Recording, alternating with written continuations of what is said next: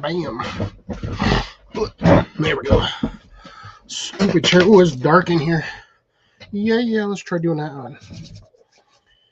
All right, greetings and salutations, ladies and gentlemen, boys and girls, children of all ages, preferably those at 18 plus. Just as a fair warning, this is not a child-proof live stream. We do use some explicit words every once in a while, and we are also a drinking channel. So for those of you who do not like that aspect of the live, you can please refrain from joining. That would be awesome. Have everything set for tonight. Don't know what's going on. Nobody's here, which is odd. Usually I got everybody rolling in right quick. So what is going on tonight? Let's see. Not showing anybody live at the moment, aside from myself. So I don't know what's going on here. Ooh.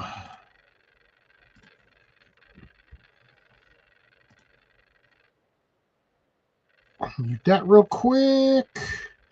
Good afternoon or evening, Grace. How are you doing tonight?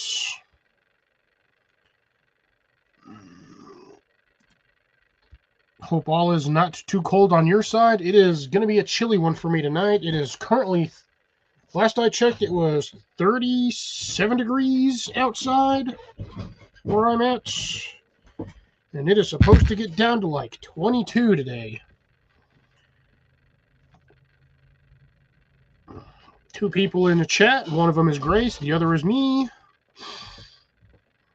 Just so I could have my YouTube chat be able to pop out. Nope, it's actually showing 35 right now.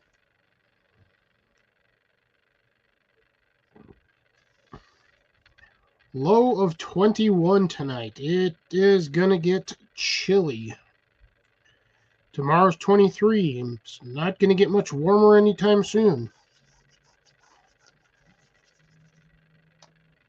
Nice.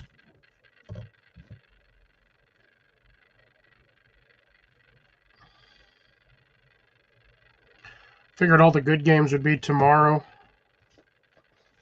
Like always.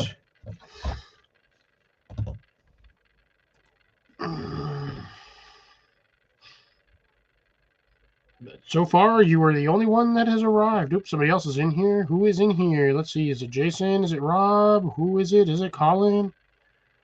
Or is it one of our glorious trolls from last week that instead of contributing to the conversation want to cry about how boring the chat is?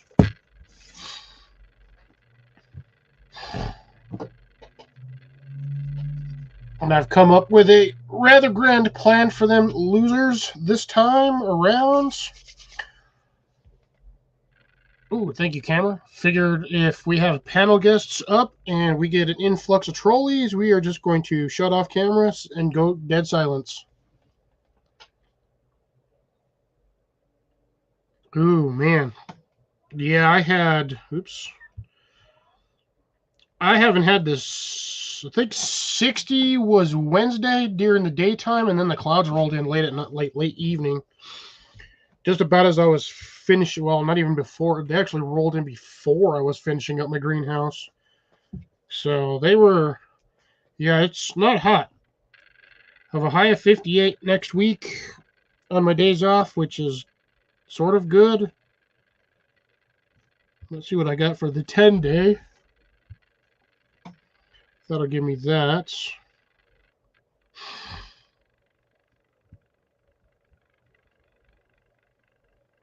Yeah, let's see. People keep popping in and out.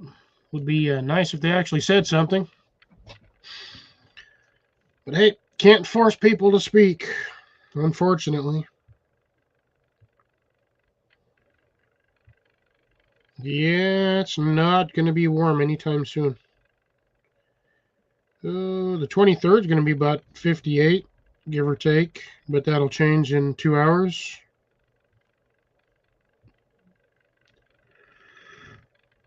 Lows are going to be all in the freezing temps for the next few days, so hopefully it'll destroy all the bugs that I had on some of my plants, because I've just left those outside. I know those plants are already cold tolerant.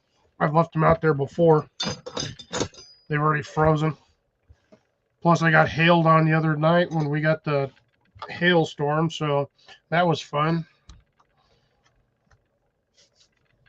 But most of those are onions, so they'll pop right back up. Just hoping it gets rid of my aphid problems once and for all. I did have to wash off a lot of the other ones that I had on some of my plants out there before, because those were irritating.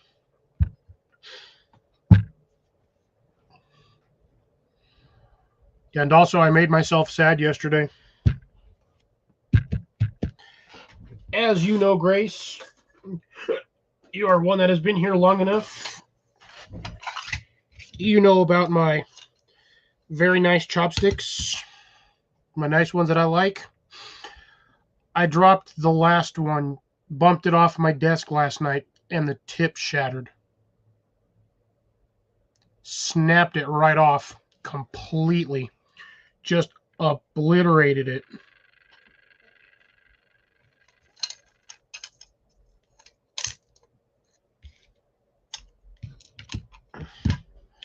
I have 3 little pieces. Unfortunately, I might be able to glue this one back together, but yep, there's the tip. There's that one. So these have officially retired. I no longer have my really nice chopsticks. Very, very sad about that.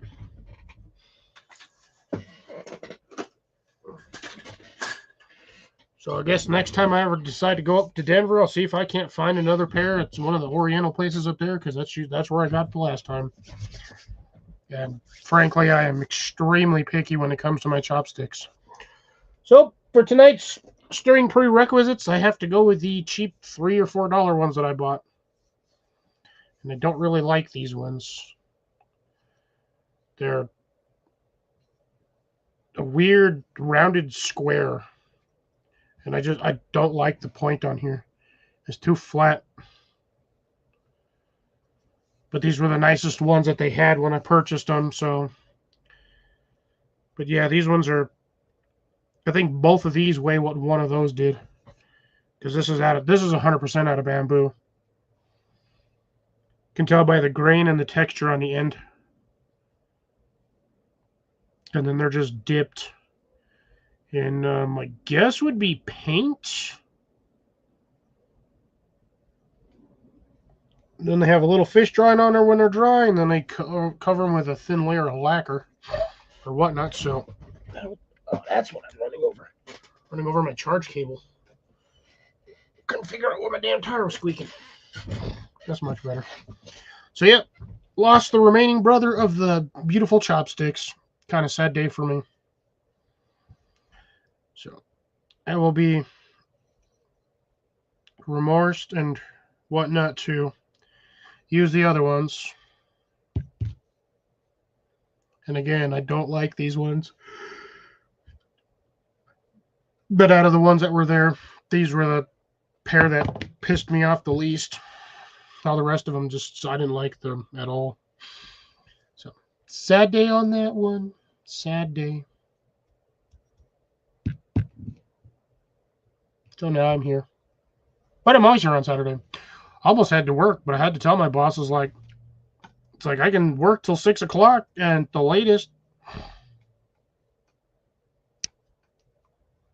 Oh, you're not the only one. Deb's tried to send me some, and same with Cecilia's tried to send me some, but I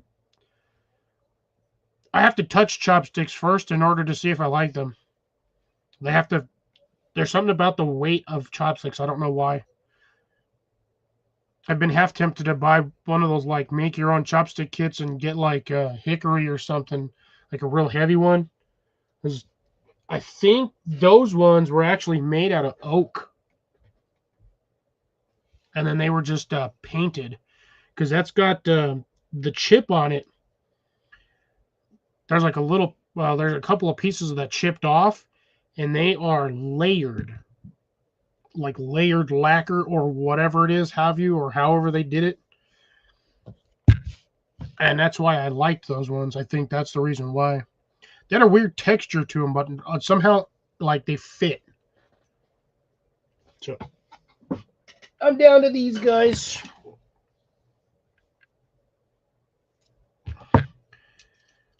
But I know for a fact these ones are bamboo 100%. You can't tell here. It's not going to show up on the camera.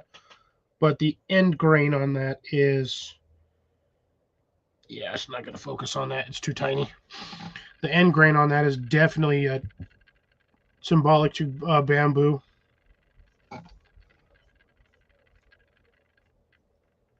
Because suppose I could round those out myself. And dip them in a little bit of lacquer or some oil or something.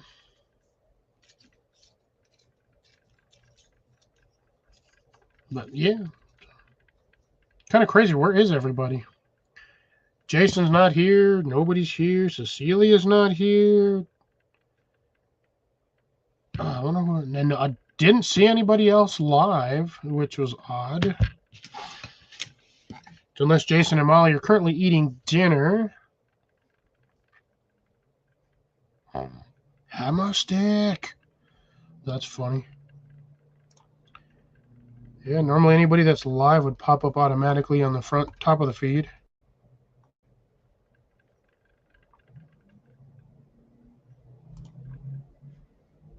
Gotta give Jason a thumbs up on the short because I did watch the video earlier today at work.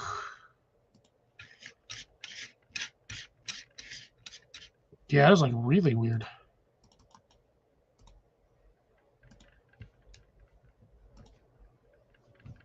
I mean, we get the randoms that keep popping in and out here and there, but I don't know. None of them ever contribute to anything, so I don't even know why they show up. They're only here for like a minute, 30 seconds, or 30 seconds to a minute. And I mean, that's not really... I mean, I suppose it's getting me views, but at the same time, it's not really doing anything for me. Conversation starters, would be nice. Somebody popped in, say, hey, how's it going? What's the topic? Something like that, but no. Got lurkers tonight. Lots of lurkers. Ooh, there's a random. There's a rando with a... Yeah, right back at you, Blakey. Wakey, Blakey. Long time no see. Or type. Long time no type.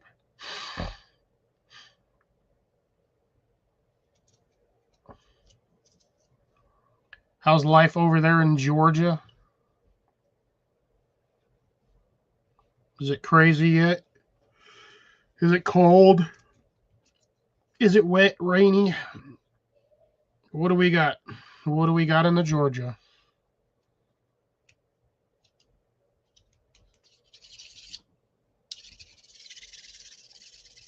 If I do this fast enough, I'll catch on fire. Psych. Shh. Send that shit this way. Wait, what do you consider hot, though? Like 65 degrees? Is 65 degrees hot, or are you like in the 70s?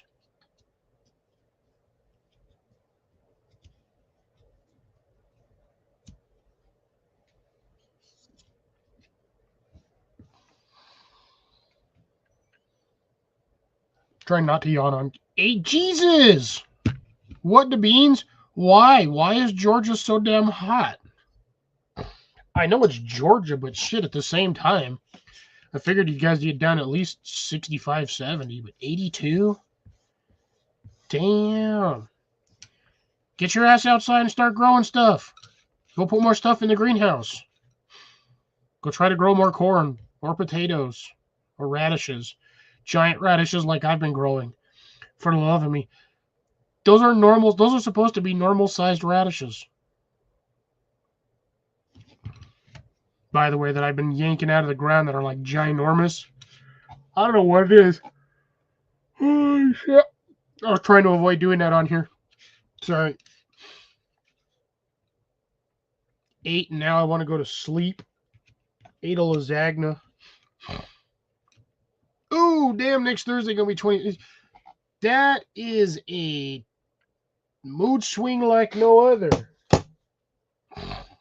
Goes from, God damn, 58-degree temperature drop. That is ridiculous.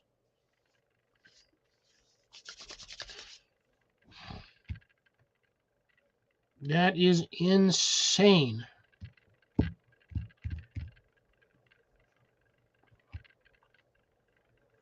Now, I'm assuming next Thursday's high is going to be what? Like 40 or 50? If it's bipolar. Jesus. Yeah, bipolar and mood swings. No offense there for anybody that takes offense, but there's only 3 of us in here, so if any of us take offense to that, well, some of us might be a little more offended. I take no offense. Yep, that's exactly what I figured. 49. Figured around in there. That is a 23-degree temperature drop. That's ridiculous.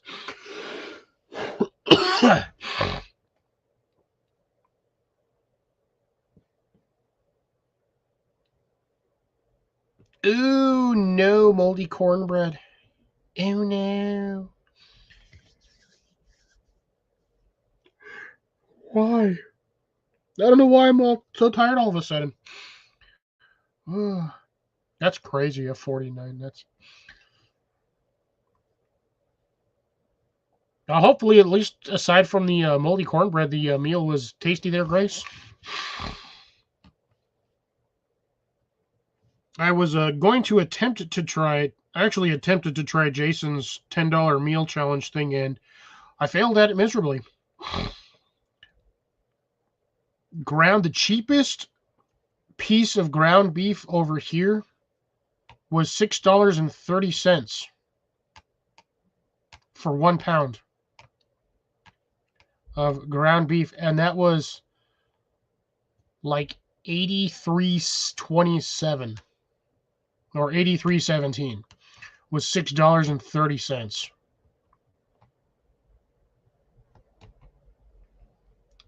At the cheapest, the entire meal would have cost me almost $13.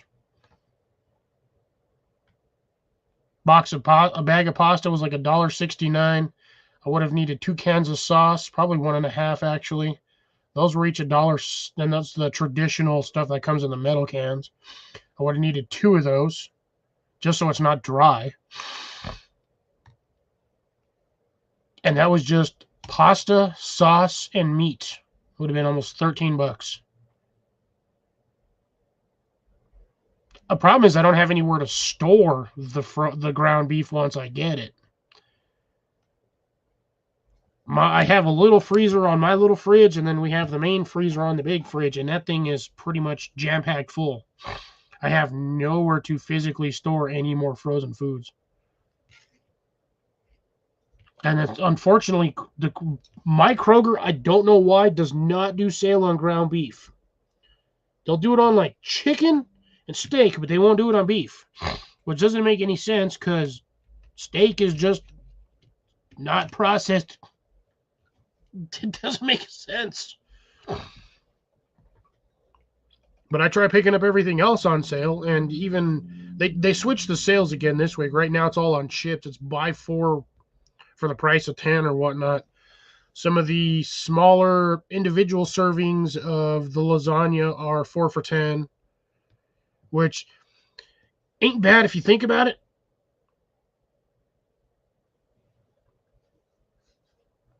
Like that's not bad at all. It's basically $2.25 for each one. My fucking hand is killing me.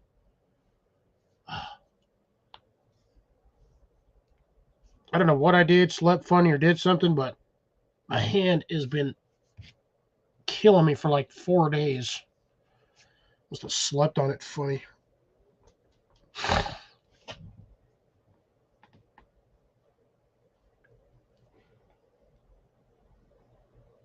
Ugh. Yeah, none of mine do. Mine rarely have the digital coupons attached to them. A lot of everything else does, but for some reason they don't do it on ground beef. And if they do with a digital coupon, it's usually only like 50 cents off per pound, which is ridiculous.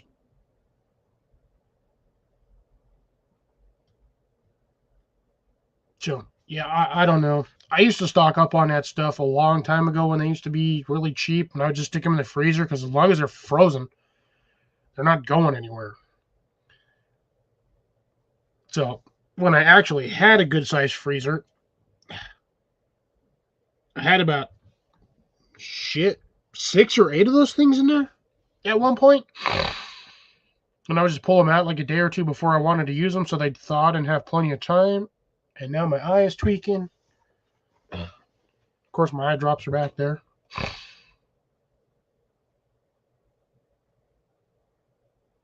And I know I did technically start this live a little late. I was caught up doing some stuff. I had to get water and then I had to use the facilities. Because I wasn't about to start my live. Yeah, the problem is I don't do the digital coupons. That's the only thing. Is the lack of... I just don't use the digital coupons. Most of the ladies over there know me, so if I buy something that has one of the digital coupons on it, they usually just scan one of the papers they have there, because they usually have all like the barcodes or auth codes for all that stuff.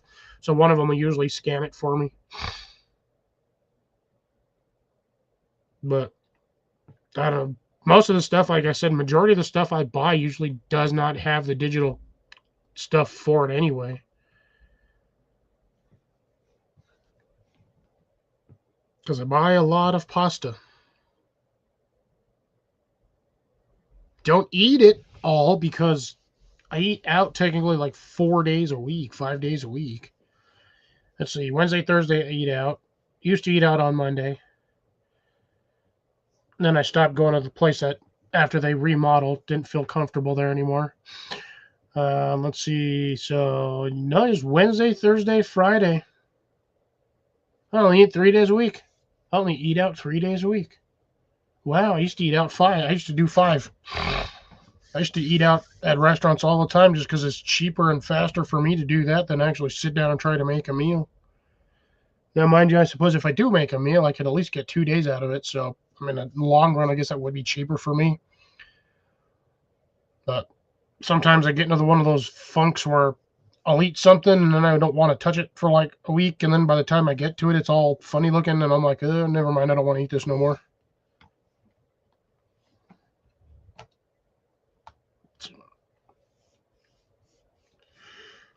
Camera away. Seriously, I am trying not to do that on here. And it is just not.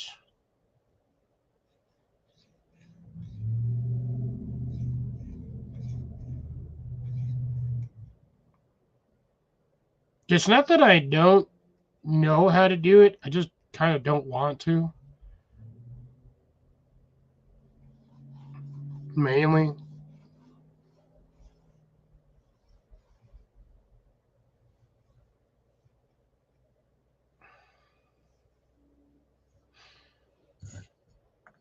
Man.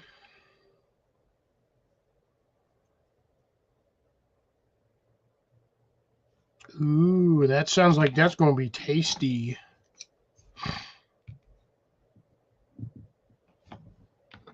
Blake, you need some of these little limes. You need a little bit of squirt of lime on there. It's really funny watching this thing dry out. You can start seeing the lines on the lime.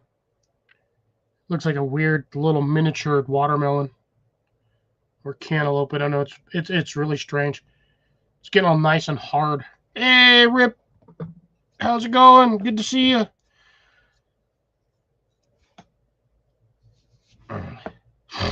Ooh, nice. Well, those ones aren't key limes. Those are actually Mexican limes. They're kind of along the same, I would say, lineage, I'm assuming. But I do also have a key lime plant, which is doing fantastic. And it's actually already gotten I've already started to see buds on it. So it'll be nice to see the key limes pop up on that thing. Also, good evening, Jason. How's it going? Look, we have Blake in the house, Grace, and Rip.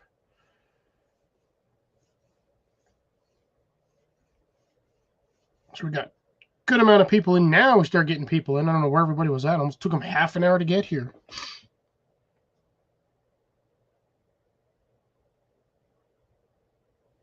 Oh, unfortunately, I can't help you on that one, Ground Fog. I do not deal with fish at all. I love fishing, but I refuse to eat the damn things.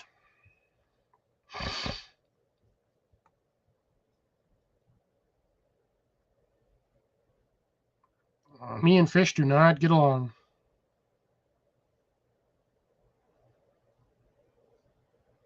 Oh, no. Did you at least save any of the seeds from the kumquats to at least reseed your kumquat plants or kumquat tree? Now, I'm assuming the kumquat tree passed away due to the that nasty windstorm you guys had a while back, or did it just actually just straight kick the bucket? Good evening, Cecilia. How's it going? To answer your question that will be asked soon enough, I had a lasagna. Because I had one left in my freezer. Figured I would eat that tonight.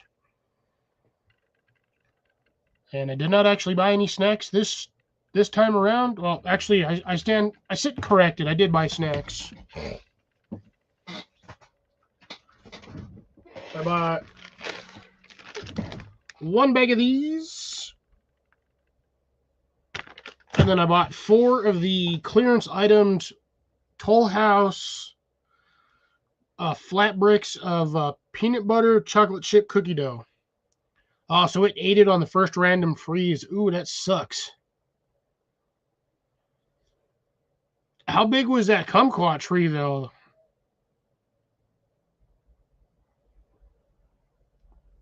And was it an outside tree? Because I know kumquat technically falls under like the citrus category. So I know those things are rather sensitive to cold temperatures. I was hoping none of my fucking tires fell off. Oh yeah, I also got something. Shit sleeves. Where the heck did I put it? Also had something to unbox today, and I can't remember where I shoved it. It's not that one. That one's been sitting there. Oh yeah, and also bought a big old thing of cheese puffs because I like cheese puffs. Where the hell did I put it? I had it so I could use the. You know what? Actually, I think it's right behind my camera. Nope. All right. Well, I had a package for an unboxing, and for the life of me, don't know where I stuck it.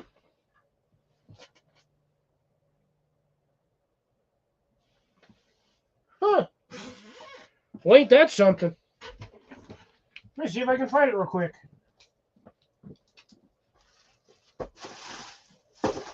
I thought I'd done put it in a spot where I could get to it real quick. Shove it over here.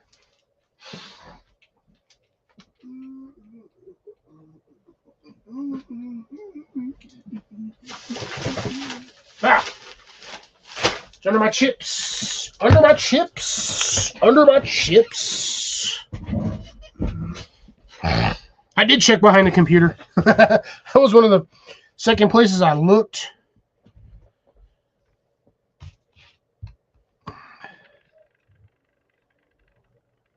Oh, so yeah, nope, yeah, unfortunately 3 feet, yeah, that you got to cover that and heat it up, because yeah, they do not like cold weather.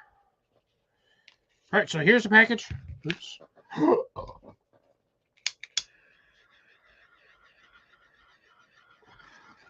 right. Try not to melt my shit over there.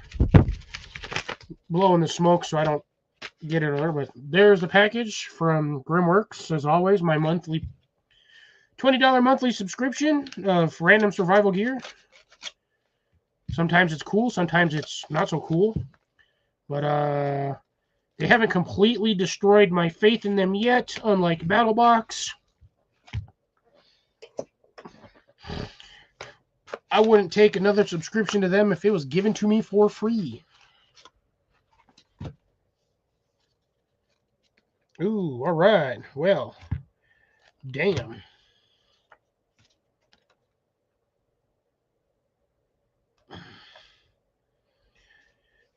All right, so, well, we get the usuals. Subscription information card, a little bit of description on there. This week we have a Flat Rock griddle, which we all know how to do this. Second card is DIY Quick Compass. I actually thought the card was dirty, but that's just a little puddle it's sitting in. So that kind of threw me off there.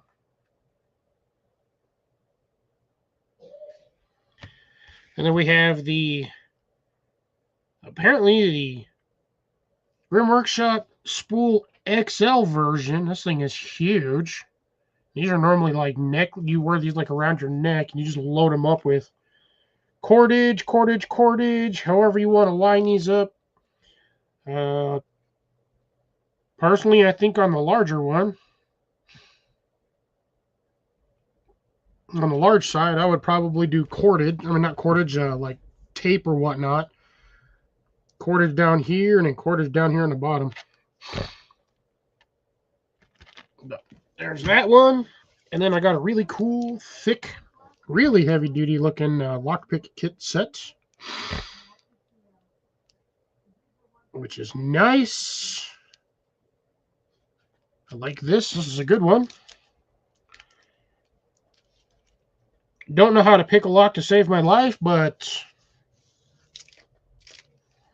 that's what we got this week. I almost feel like I got gypped on stuff, but perhaps I did not. All right, I got stuff trying to fly out everywhere over here. Go over there. Go over there. You can... This thing can go back over there. Go back in your corner. So, man, there's nothing else in the package other than the standard... What do you call those? Packing peanuts. Cornstarch packing peanuts. Also, if I didn't say it before, good evening, Jason. I may or may not have said it.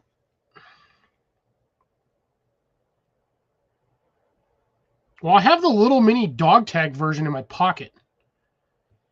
And honestly, that thing is about as useful as tits on a bear. So hopefully with that one, I've got some locks I can probably tinker with and see if I can't get them to pop open. But we'll see. We will see. Might use them, might not. Sometimes they're just fun to have. If somebody in a group knows how to pick a lock, be like, oh, I got a lockpick kit. Have at it. So I usually have everything else. Fishing gear, fishing spears, arrowheads, mini knives, tweezers, pliers, needles, buttons. I usually have all the weird fun stuff. I'm about half tempted to cut that lime open. Just because it's there and I have it. And my giant lemons. Oh, I've only got like a handful of lemons left on my tree. I keep bumping it and they keep falling off, so I just keep handing them to people.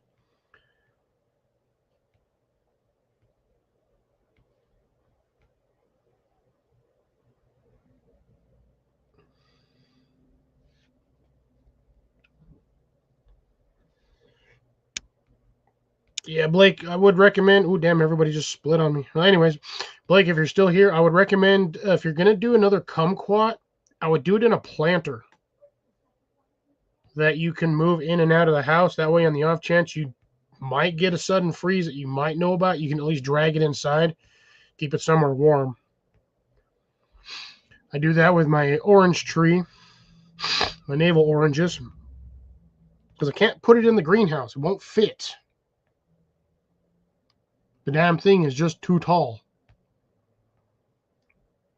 It is like 7 foot, 7.5 feet almost, from the bottom of the pot when it's touching the ground to the top of the like tallest branch.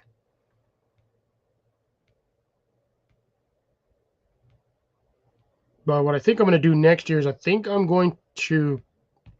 what I'm going to do. I'm going to prune it so it stops getting taller, and hopefully it'll get thicker on the base and basically try to form an umbrella. At least that's what I'm hoping, because I've noticed that with this particular variety of plant, anywhere there's a thorn has the possibility of turning into a branch, which is insane because the entire plant is covered with thorns. Like, I think I'd rather fall into a bramble bush than a whole series of these damn trees, because the needles on these things are like 1.5 inches long. They're ridiculous. They're humongous. Like, these needles on here would work for fishing hooks. Like 100% would work as a fishing hook.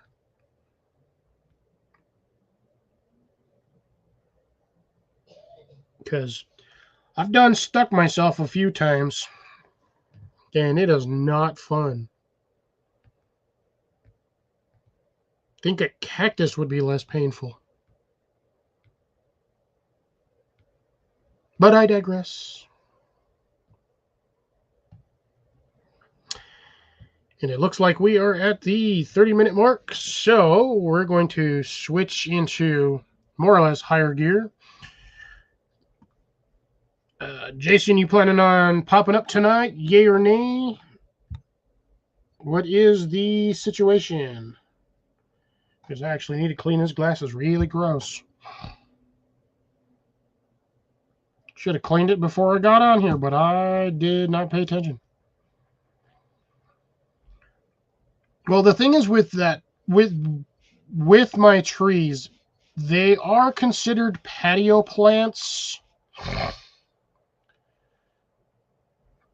but they're really for climates below zone 7.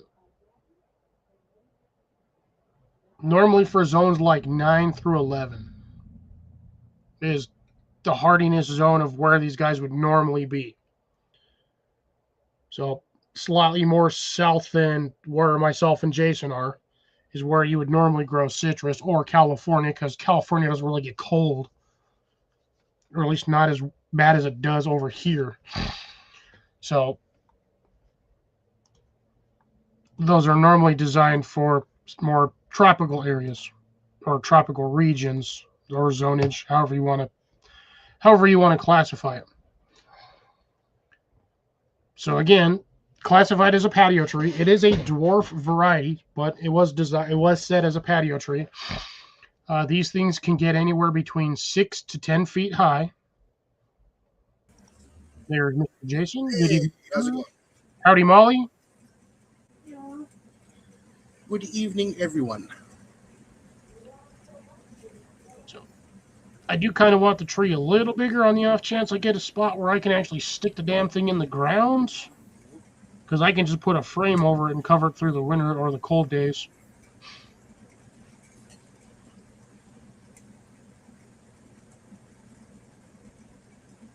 And they are still sitting there. Almost 3 weeks later. I'm just kicking back for the day. Long day at work. No, I don't have to go back to work until next Thursday? Shit. Oh, that's right, because you had your 5 days or 9 days off, and you had to work like 3 days, and you had the second half. I still got one more day to find out which one I'm going to get. Gotcha. I don't know if you were here at the beginning when I was talking about the $10 meal challenge. I couldn't do it. Couldn't do it? Couldn't do it. Why not? Cheapest it would have cost me was like $13. Really? $6 $6.30 was the cheapest pound of ground beef I could find at my store. You don't have to use hamburger. You can use something else. Chicken wasn't any cheaper. Ouch, that hurts. But then again, we also buy stuff in bulk too. So Yeah. The pasta I was going to get was like $1.69. Yes. The 2 cans of sauce that I would have needed for all of that were $1.60 something a piece as well. But the ground beef was like 60% of my budget, wow. which was ridiculous. Now, technically, I wouldn't have had to have bought the pasta because I have pasta here. Oh yeah, I had stuff here too, but yeah, I just included that in the price when I last bought it at. Yeah, I think I bought my bag of pasta or a box. I think I paid like $1.50 for one of these. Mm-hmm. But again, I also have, what's my other one? I have the whole container of spiral pasta, which is the same thing, but Even though I had some for breakfast with my toast, I still have half of it left. nice. Try it, Cecilia. See if you can do the $10 challenge. You got to make enough for at least 4 to 5 people. Sorry, between 3 and 5 people. Yeah. But again, in your case, that would be, if you don't have the 3 people, It'd be 3 to 5 meals. yeah, 3 to 5 meals for $10.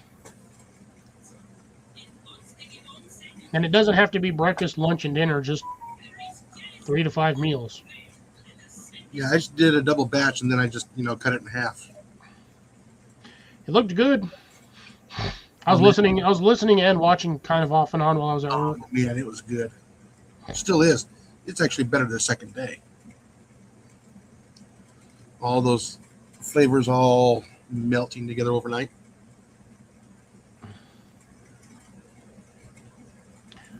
Oh, look at this guy. Long wow, there's time somebody no there. see, Mr. Woods. Yeah, no kidding. How you doing, brother? There's the link. How's life down there?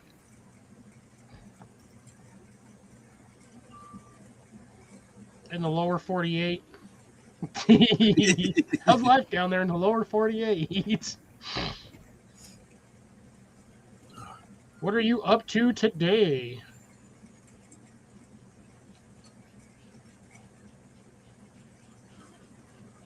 Nope, should probably pull that damn thing down just in case. Well, let's give him a chance to hit that link if he wants it. It's still up there. Yeah. Depends on what he's doing. He might be working. He might just be catching 7, me. 6, 5. 3, 1, 8. He's just typing away. Yeah, no, I mean, personally, I'm doing good over here. It's going to be a little chilly for us this week, but Yeah, it's supposed to be cold for us tonight. not Wisconsin chilly. No, not that cold.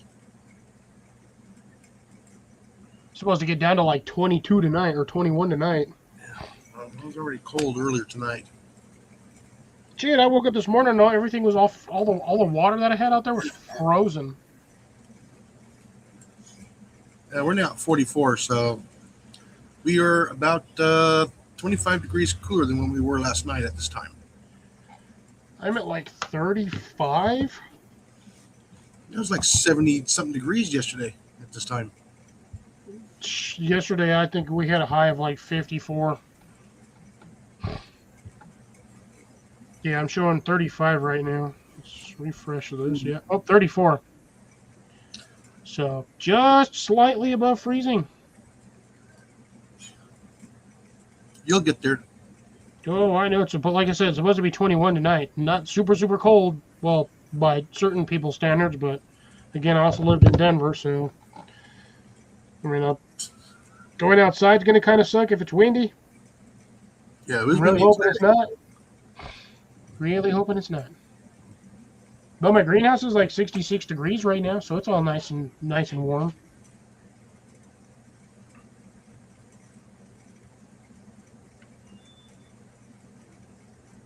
Oh, nice. Mm-hmm. He's going to be seeing everything in 3D, 1D, 4D, 2D, HD. About 53 in my greenhouse. He gets to see the world in HD TV. High def. 1080p.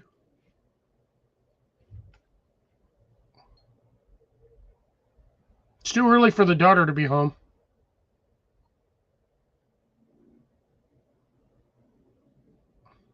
Yeah, she's at home. She's on vacation. Okay, I see. She's up in Kentucky visiting friends. The only thing you do in Kentucky is ride horses and cowboys. Jack Daniels. Yeah, that too. That'll be interesting to see videos made from Ray-Ban Meta glasses. Can't do it myself. I don't think I can. I can't afford that stuff. You don't want to go to New Mexico. No, I didn't. I didn't. I'm still down here. It's just cold as shit this winter. It's been unusually dry, but also unusually cold. No, I'm still down here. I'm still chilling. Oh, that's nice. Full coverage or copay on that one? Just curious. Yeah, my insurance covered my my contact. Nice.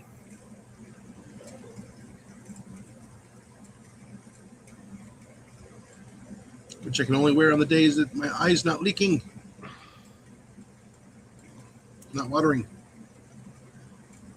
Oh, That's the best time to wear contacts is when your eyes are watering because then they don't get stuck or dry. No. Mine's held on by like suction. Mine's all glass. Copay. For a second there, I thought you were talking about a canopy, and I was like, what? You got a new canopy? Oh, he's all company was $10. I was like, God. Don't worry, I feel you on the typos. Trust me, I can't type for shit half the time on my phone anyway because the buttons are too small and I got fat sausage fingers. PHAT fat. Yeah, pretty huge and thick. Or pretty hefty and thick. Almost along the lines of Gordo, but no. I still have no idea what I did to my hand. Like, freaking finger's killing me. You bump it up against something? No, that's the funny part. It's like just in between, like right in here. It feels like but they're not locked. It's just sore. I don't know why. The advanced stages of arthritis. Welcome to getting old. Yeah, the worst part is they'll be gone in like another couple of days, and then I'll be like, why is my hand sore? In the first place, it'd just be like, eh. Every once in a while, it'll just come out of nowhere from my hand, just to go, ow, there's that pain. I don't know, what gets me is I'll be sitting here doing nothing, and then all of a sudden, the muscle right here down this side just decides it wants a cramp, and it just pulls itself in. It makes like this weird little taco indent in the side, and it does it on both sides randomly. Bro, half the squad is gone now. There's only 3 of us in here. You or 4 of us now. You, me, Grace, and Blake. Yeah, that was before me. I don't know where Colin's at. Johnny has been gone for ages. Oh God, all of our other guys have been gone. Most of them work on Saturdays anyway. Or Daniel's always. Oh, Cecilia. Oh, Cecilia was Wood Squad too. Ooh, there we go. Hey, and there's Lori. How you She doing? made it this week. She didn't make it last week, but she made it this week. Yeah, right on, Lori. We're just chilling in. How's the weather in New York?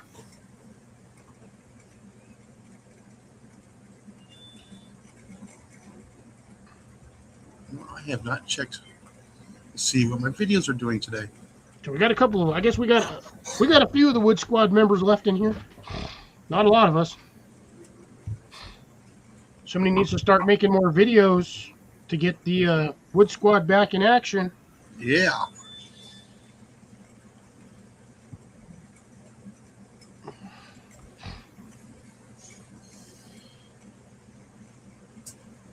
Yeah, there's the other one, Will. That's the one I couldn't remember. Will's always busy though. He's always visiting family on Saturdays. Yeah, Mallow did a video on her French channel the other day. I was listening to that one. Her and her man were out there ice fishing.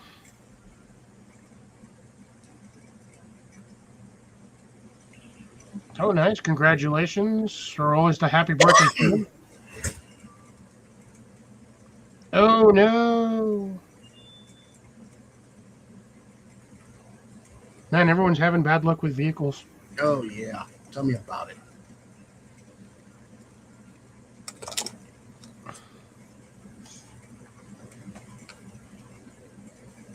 Is she about to launch another one? Because I know she was doing her the French one, just Malo. And that's usually the one she's out there with her her man squeeze doing ice fishing and whatnot. Lying there with a cat. Sounds like a relaxing night. Chilling with a cat. Bottle of wine, some snacks, some crackers. I don't know why the bottom of my glass is dirty. Speaking of snacks,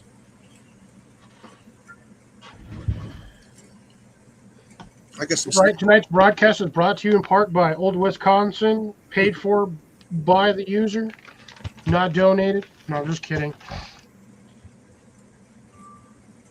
This is what I remember for some the Old Wisconsin one. These are what I remember beef sticks like tasting like.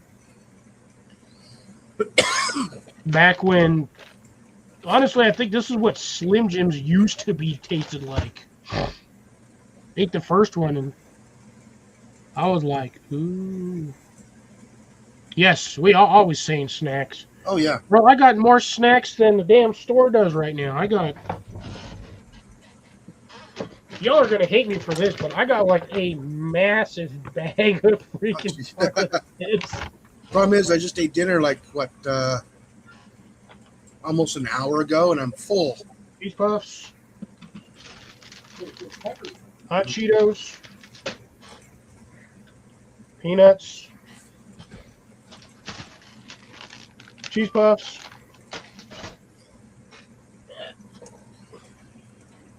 What used to be a cheese puffs container, but I bought like 4 or 5, like 6 bags of Chex Mix variety bags and some Gardettos, and I shoved them in here. Now I have this big old ass, massive 5-pound thing of Chex Mix. You just need peanut butter M&Ms to put in there now.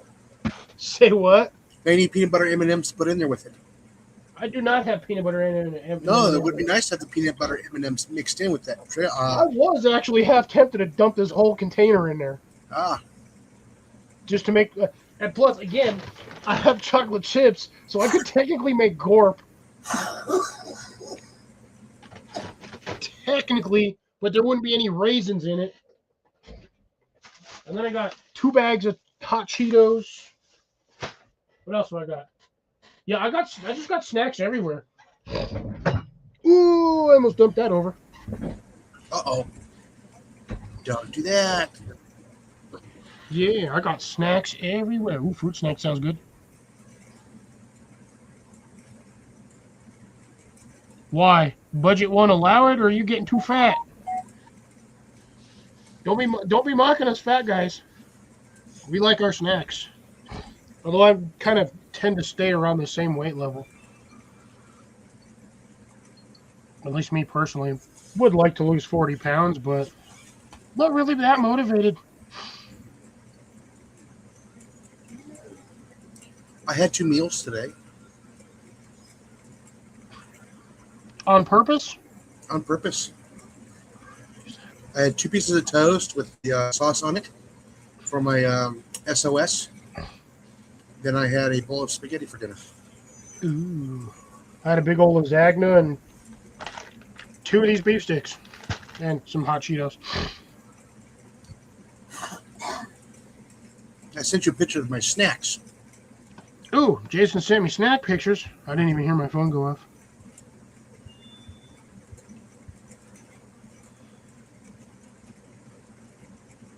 Oh, damn, that sucks. I'm sorry to hear that. Well, they gotta hide something in the man cave.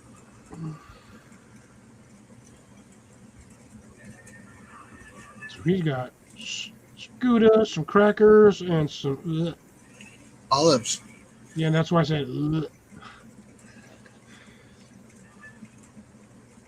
Look like a snack, almost like a snack subscription box. No, the daughter didn't like that kind of stuff, so she gave it to me.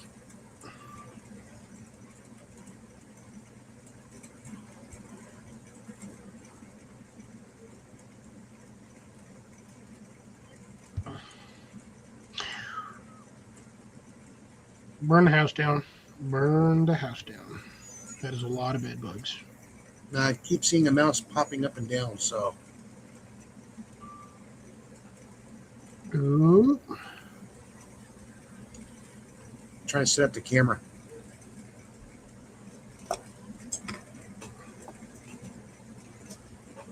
Spelunking.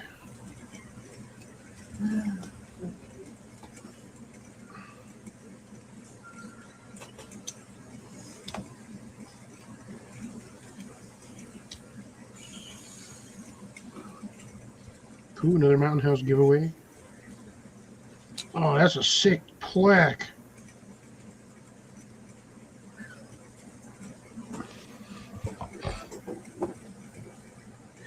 Okay, where's that camera pointing? Check this sucker out, Tyler.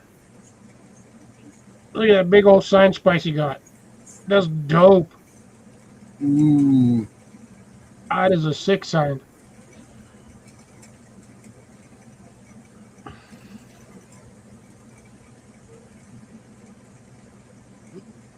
Nope, I didn't want a video.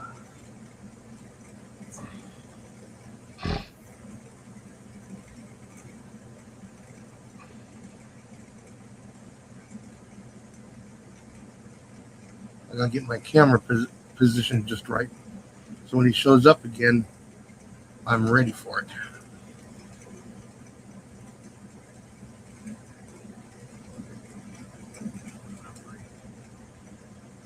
That's a dope sign.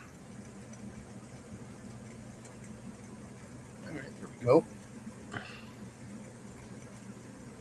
Nice field of view.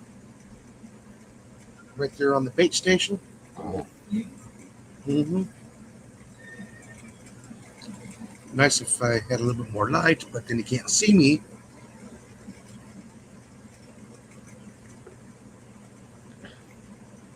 Okay. Einkorn or acorn? Might be einkorn.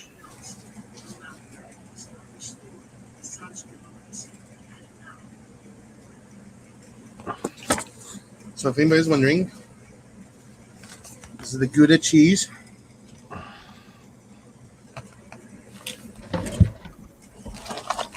The crackers. Crackers. Mm-hmm. Then the olives. I don't know if they're black or if they're green or mixed. This is from the Easter style whole mixed olives. So I guess it's going to have both in there. I know he's going to stay big for a while because I had to go get my drink stuff. Mm-hmm. My dented can that I dropped in the middle of the freaking store.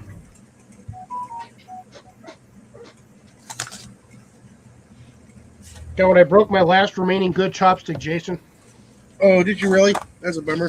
I bumped it off my table last night and the tip snapped. The tip just shattered right off of it. You broke your tip off? Yeah, I literally snapped the tip off. If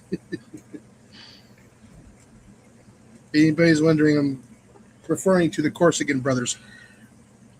The Starlink only works in an area without trees. If you got an area that's got a crap ton of trees, it's useless. So you have to have like a very good treeless area. For your camp property, it would work good, Tyler, because you ain't got hardly any trees out there.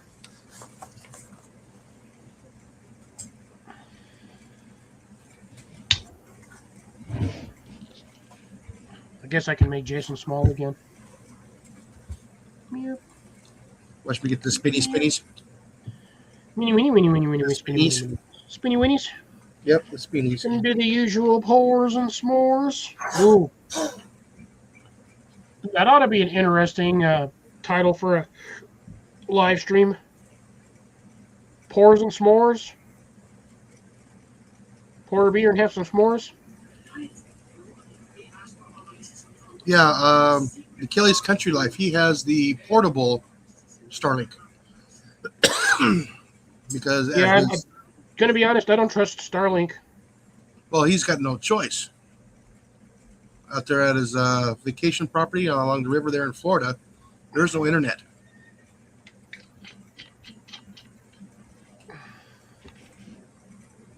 He's got no other option. Tyler's saying he's got no other option either. Yeah. Yeah, I'm sorry. I just don't trust that stuff at all because this is exactly how Terminator started. I already say because you don't trust the Skynet. Yeah, I don't trust Skynet. I've watched far too many videos. I'm sorry, movies, and this is exactly how it started. So we're not doing the normal Red Bull tonight. We're doing the watermelon. Ooh. Watermelon, which again is still really weird that it tastes like a cherry Jolly Rancher, and I do not know why. I still can't figure it out. It's watermelon Red Bull. It tastes like watermelon. But for some strange reason, when it's mixed together, shit tastes like freaking strawberry Jolly Ranchers. Or cherry Jolly Ranchers.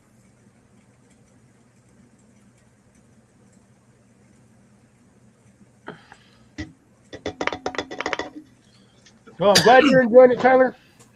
Yeah. At least we got you tonight. So we also, for Signal, so that is a bonus plus. I mean, if it's the only choice you got, and it's 106. Yeah. Got to use what you got. Got to use what you have available. Resources. Oh, there's look at that. The foam. The head on the foam is pink. It's a peach colored.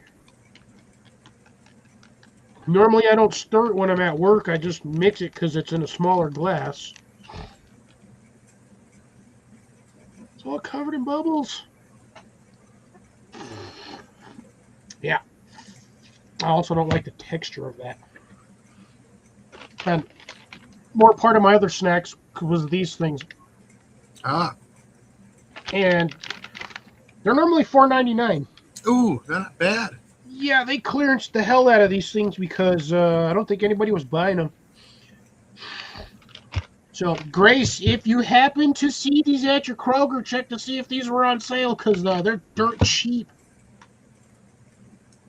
Yes. Okay, so watermelon. The Red Bull is watermelon flavored, but the mix of the other part is Jaeger. But for some reason, when both of them are mixed together, it tastes like a cherry Jolly Rancher, and I do not know why. Because your brain is playing tricks on you. So, yeah, I don't know if this is going to be really hard to show this on camera. Oh, wait. Oh, where the hell my camera? Sorry, I'm trying to figure this out while not trying to knock my glass over. Yeah, we don't want that to happen.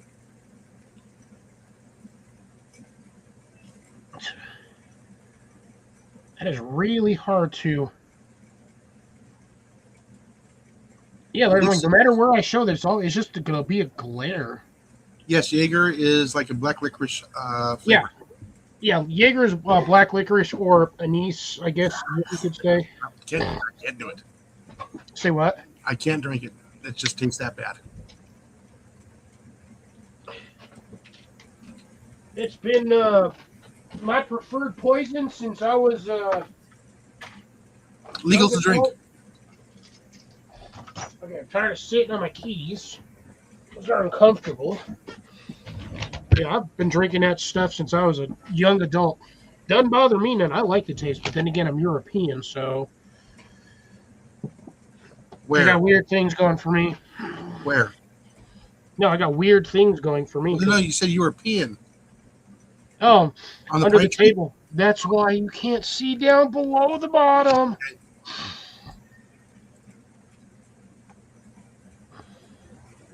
Well, no, that's the weird part, Grace. It was just these ones.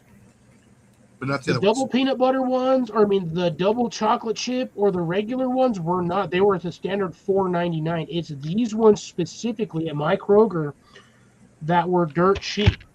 I don't think a lot of people like peanut butter chocolate chips. Me personally, I don't care. Well, I like peanut butter and chocolate chip.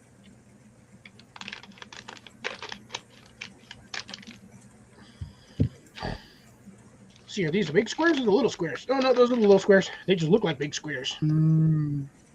Cookie dough. Oh, it is cookie dough? Yeah, it's Toll House cookie dough. Are you going to risk it? But, bro, I've been eating these things raw for years. I still ain't dead. I know. Raw cookie dough. Just every once in a while you get one. That's, upsets my stomach. Here. Everyone think about it. Nom, nom, nom, nom.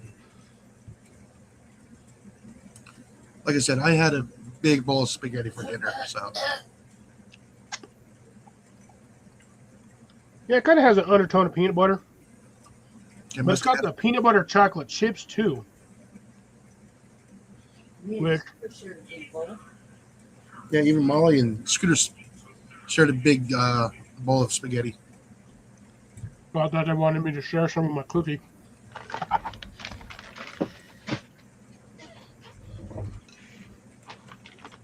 Yeah, ain't none of this stuff killed me yet.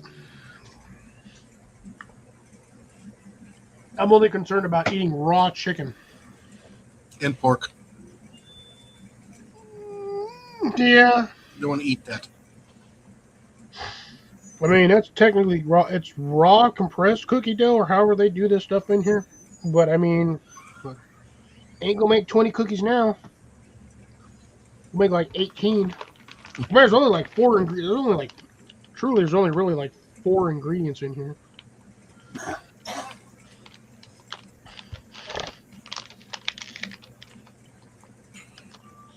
Now I can't even read the ingredient list because I decided to stick the tag on there. Okay, so there's a lot more than 4 ingredients apparently. Grace said she baked 14 different kinds of cookies for Christmas.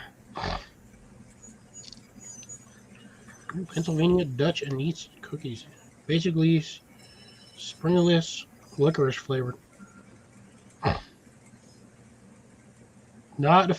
Cecilia's not a fan of cookie dough. Those cookies sound good, Grace. Sugar, bleached wheat, flour, peanut butter. And then it goes into all the weird shit. You got vegetable oil, water, Nestle Toll House milk chocolate morsels, peanut butter flavored morsels. And Tyler says he's been crazing the chocolate covered orange peels. Or the orange flavored, chocolate balls that we got there at the meetup. Right. No, I think he actually has the actual chocolate covered orange skins. Like what Grace from sent me. Grace, yeah. I forgot about those a long time ago. Yeah, what Grace sent me like 2 or 3 years ago. Yeah. I think she sent me the... God, I forgot which ones they were.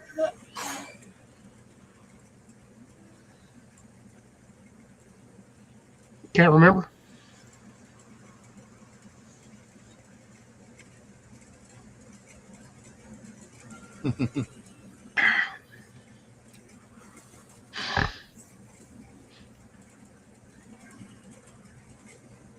See, I set up the camera and then there's no more movement. It's because you set up the camera. Yeah, I know. He's only about yay big with the tail. Oh, he's a little one. Mhm. You've seen what happens to the little ones. Yeah, they get turned into inside out. Yeah. A pink mist.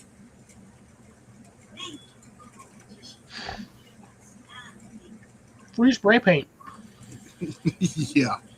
And they gotta change everything in the background. What happened to your wall, mouse? How'd a mouse do that? Can of spray paint.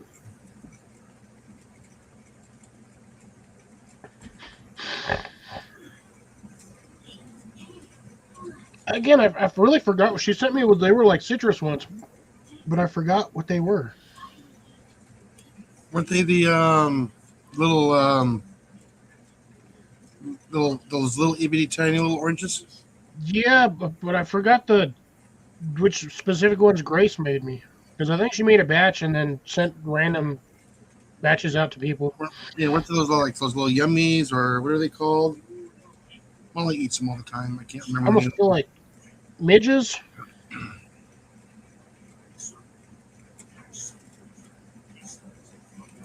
Molly, what's the small oranges that you eat? They're mandarins. Oh, the mandarins? They're called peels. Peels? Peelz. Peelz. Peels. Little mandarin orange ones.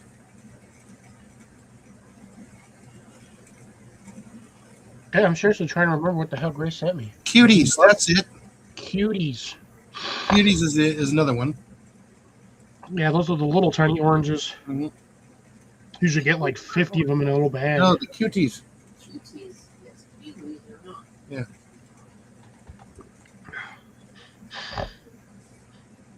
Actually, I like to roast the kiwis. Apparently, you can eat the kiwi skin, but nobody does it because nobody wants to eat fur skin. It reminds me of the fur on a tarantula. Foreskin. Fur skin. Yeah, like I watched a few people just like straight bite into a kiwi, and I was just like, I was like, why? No, it's like a prickly pear. You gotta roast it. You gotta get rid of the glockets off of there with the fire. They're just fur. It's just It's like- just hair. And it's just like the kiwis. I like them roasted. I mean, I can understand roasting a kiwi, but eating the whole, just biting into the kiwi without peeling the skin off. No. It's like eating a banana without peeling it.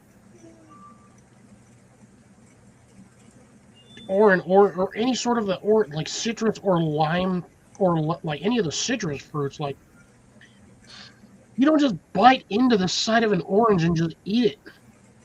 Some people do. Some people actually eat the The rind. Peel. I mean, you Rind, can technically, but do you it's really too want bitter. to? Oh, it's bitter as heck. Yeah, what you do is you peel them off and you dry them out. Mhm. And then you grind them. Well, it's like with Molly. I gotta actually peel the zucchini so she'll eat it because the rind on that's pretty bitter too. Yeah, I don't like the skin. She doesn't like the skin on the zucchini. So she likes them skinless too. But were you on Dez's live last night? No, I actually just missed. Oh my god, I was. That was a funny live. Oh no, I got caught up playing solitaire. Ooh, blood oranges. I wouldn't mind growing one of those, It makes nice juice. but I think that's a hybrid anyway. I don't know if the seeds from an actual blood orange would generally produce a blood orange clone. I think you would get one of two, because I know it's a hybrid. So you got a 50-50 chance of getting either the mother plant or the father plant, but not the child. Well, it's like it's the same when you buy seeds. You get those like hybrid seeds. Mhm. When you plant them, you have a 50-50 chance of each seed being one partner or the other between the two cross species that generated that particular seed stock. That's why you got to do it as a graft or a clone. For the most part, yeah. But again, what do you graft it onto? A For lemon. blood orange, the only other thing you can graft it onto would be either an orange tree or a lemon tree. Yeah, onto a lemon. And you can imagine a bitter blood orange bite into that sucker and your face just goes like, you remember those old bitter beer face commercials? Oh yeah, those were funny. Bite into one of them damn things and your whole face just like squeezes into itself and you're like, ooh, what happened? Or what's that nasty orange? It's an ornamental orange. What's it called? It's the same city that's in Southern California. Oh jeez, what is it? No, not Anaheim. It's Anheuser-Busch. no. I'm trying to remember the name of the orange tree. That's ornamental. It grows really, really good, really, really fast, but it has just the absolute sour orange. Oh, I know which one you're talking about. It's the same thing as the city name of the city is in Southern California. I just can't think of it right Yeah, now. we talked about this tree on one of the lives a while back. Oh, geez. What is that? Persimmon. No, not persimmon. On the road. Let me go right now. Grafting it onto a willow tree? No, not the same species. So yeah, I was gonna say you have to have similar to graft them on there because that's why apple trees are usually grafted onto hardy apple tree stalks, and same with the citrus. Something in the I wouldn't think you'd be able to do a blood orange on a willow like the tree. rosé family.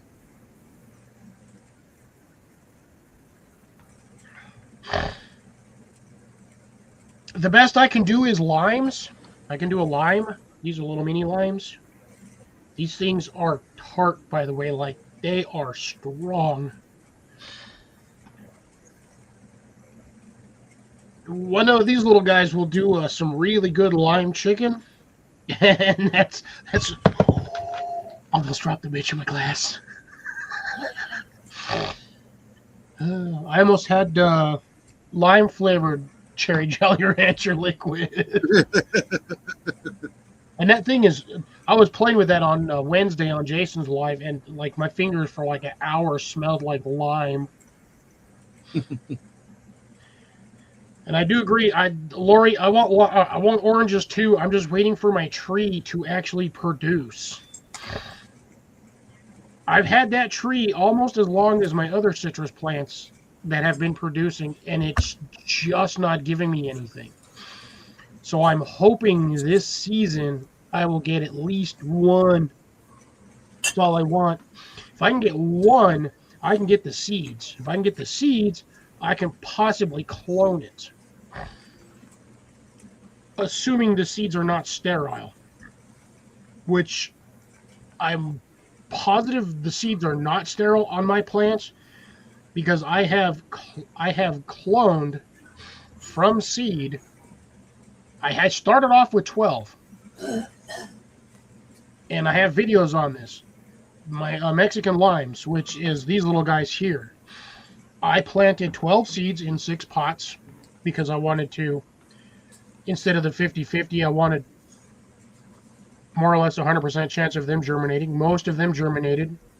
I think all of but like maybe one, so I had 11 germinate. Most of them kicked the bucket after a couple of weeks. Just Valencia. Oh, Valencia oranges. I actually found it faster on my Or no, book. sorry, those are lemons. Map. Those are lemons, aren't they? Yeah, Valencia lemons. No, they're an orange. Hey, you also got Valencia lemons too. I know them as an orange. Yeah, well, that's an orange. Yeah, I know the Valencia oranges, but there's also, I believe, Valencia lemons. And it's an ornamental orange. So it's like super sour. Oh, you know what? I gotta see if I can get a hold of some clementines.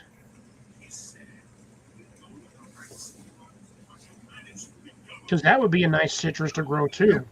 California, Arizona, and South Texas. It might be too cold for your area. You would have to protect it. Well, that's why I have the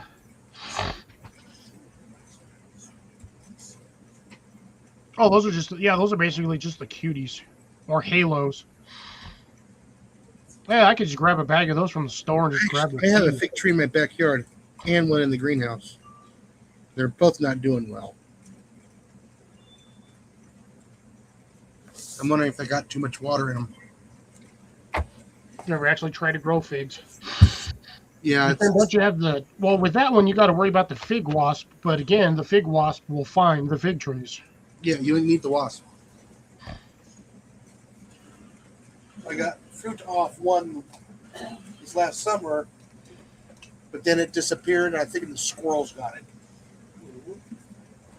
Yeah, I still find it weird that in order to grow a fig, the fig blossom has to have a parasite crawl in its butthole, do whatever it's got to lay its eggs in there, and then you have a fertilized fig tree, which still does not make any sense to me.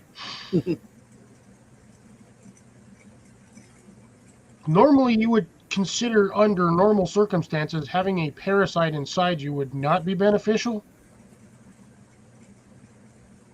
unless apparently you're a damn fig tree.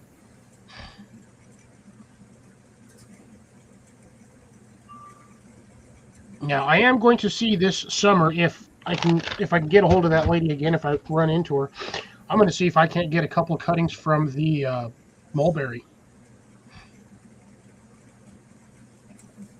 Well, you can also grab a couple of the seeds, throw a bag over it so the birds don't get it.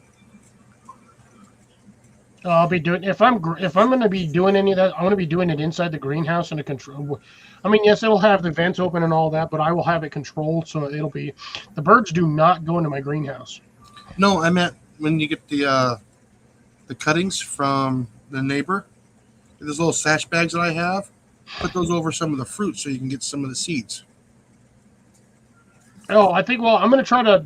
I think we were talking about getting that stuff early spring, so like right when the trees are waking up, so I can snip a cutting. I'll take my container over there that I'm going to be doing it in, because you remember the test subject that I'm doing with the rosemary in that glass container with the.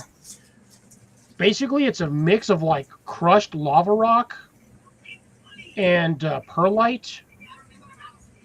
That plant is doing fantastic, by the way. Oh yeah. Like, I'll go grab it again. I still have it inside, but this is the one. I'm doing 3 more tests. Oh, by the way, I planted those coffee beans that I got. We'll see if those come up this spring. Now, once again, I forgot the channel name that I ran across this on there, and I'm pretty sure this is in gardening books somewhere. I just never got to it because I tend to half-ass read stuff. Oh, that thing's setting roots on the other side already. Oh, yeah. So here is, let me go big real quick. Set this guy somewhere where I don't knock him over because I do not want to deal with the sticky-ass mess. So these are rosemary cuttings that I pulled off of my plants. So You still got the label on there. yeah, you can see right there, that is a root. There's also a root right there. The white lines you see striations on here, that's just from the cracking of the label, except for these ones here. Those are all roots. Mm-hmm. As you can see, that thing is doing fantastic in here. A little bit of rootage. How you gonna get it out? There, you can see him there. How are you gonna get it out? I'm just gonna pull it out. It'll just. This is light gravel. It's like pea gravel. Oh, Like okay. what you'd put in like the bottom of a fish tank. Okay. So you just shake it and it'll come right out. Yeah, I can literally just slowly pull it out and it'll just come right out of there. So I'm going to wait for this to go a little bit more. I don't know if you can see in the top of this, but Yeah, once it you starts kind to of see swirl. down here that little white line right there. That looks like that's actually a root coming from the top of this branch. Yeah, so once it starts to swirl in there, just give it a good shake, loosen it up, and pull it out and plant it. Yeah, so I don't know how the second one's doing. Just the little guy here with the little eggs sitting on here. I don't know how well this one's doing. It doesn't feel like it's doing anything, but I won't know until I get ready to actually plant these during spring. But so far, this method only took like 2 weeks before I started like 2, maybe 3 weeks before I started noticing roots. Did you put the rooting hormone on? Excuse me, the rooting No. hormone on it? No? I did not. All I did was I took 2 cuttings, which sat over here under my shade house in a pot for, I don't know, 4 hours while I was doing this. Was all I did. All of this when I redid the rosemary, Oh, okay. when I did the repotting of it, and Yeah. because it was kind of leaning one way, so I had to re-straighten it. I did all of this on these 2 on the same day. So it's been like, I think about a month now, or 3 weeks, something like that. And again, I had the cuttings were just sitting out in the open for hours. And then I was like, you know what? I'm going to try that method I saw. And then I did that. I found some stuff that I could use for a medium. And all I do is I give this water like once every week and a half, 2 weeks. And it just goes. The water, because of the design, actually not even the design, just because of the porous nature of the crushed lava rock, it retains a ton of water. And there's also lots of nutrients in with the lava rock. Yeah, and it's mixed with perlite too. So again, and the bottom half, the bottom portion of this medium is actually just a couple of like little pinches or handfuls of random dirt I janked off the top of like 3 or 4 pots, and that's what that's what the video recommended. You just take, you scrape away your topsoil or your covering, your mulch covering or whatever, and you just you like scoop a little bit of the dirt off one plant, a little bit off of another plant. Basically, get all the high end nutrients from those plants. You stick them in a little container. You kind of mix it, I guess you can if you want to. A little bit different mycelium too will probably help too. That you're pulling off the top. Yep. And then just line it. I mean, you can still see the water in here. I don't know if you guys will actually be able to see this. I got some bubbles down here. Oh yeah, you can see it. So I still got a good bit of moisture. It's been sitting in my house for about, I don't know what, since 2 weeks ago. Mm-hmm. So yeah, 2 weeks now it's been sitting in here. So I think I'm on, week 4, either week 4 or week 5. But yeah, this method has seemed to have worked really well for me. So I'm going to continue this method. Now, rosemary is a slightly easier one to propagate. This is actually the first time I've been successful in doing it. I've tried it before, had absolutely 0 results. Not due to lack of knowledge, just did not have the proper setup for it. Oh, sorry. I forgot I was too big screen. My bad, Jason. So, I didn't have the proper setup when I initially did it. But now that I've tried this method, I think I'm just going to continue doing it this way because it seems to work fantastically. I will only know if it's successful if I can do it with citrus. Yeah. That is going to be the test. I have 3 cuttings out there already. 1 lemon, 1 lime, and the other one was another Mexican lime. If I can get those 3 to grow legs, then I will probably be using this method from now on because it seems to be working. You got a budding and grafting knife? My grafting knife is a pair of snips, and I just cut things at a 45. Oh. I mean, I could technically use that as a grafting knife if I really wanted to. It's sharp enough, it's thin enough, it won't cause too much damage. But for the most part, no, I don't actually have a physical grafting knife in the actual traditional grafting knife sense. This is a budding and grafting knife. They don't look Yeah, like yours is worn out, by the way. Yeah, You need so a new one. I know it's pretty much done. But yeah, so Up so you can see it. oh, there we go. So usually,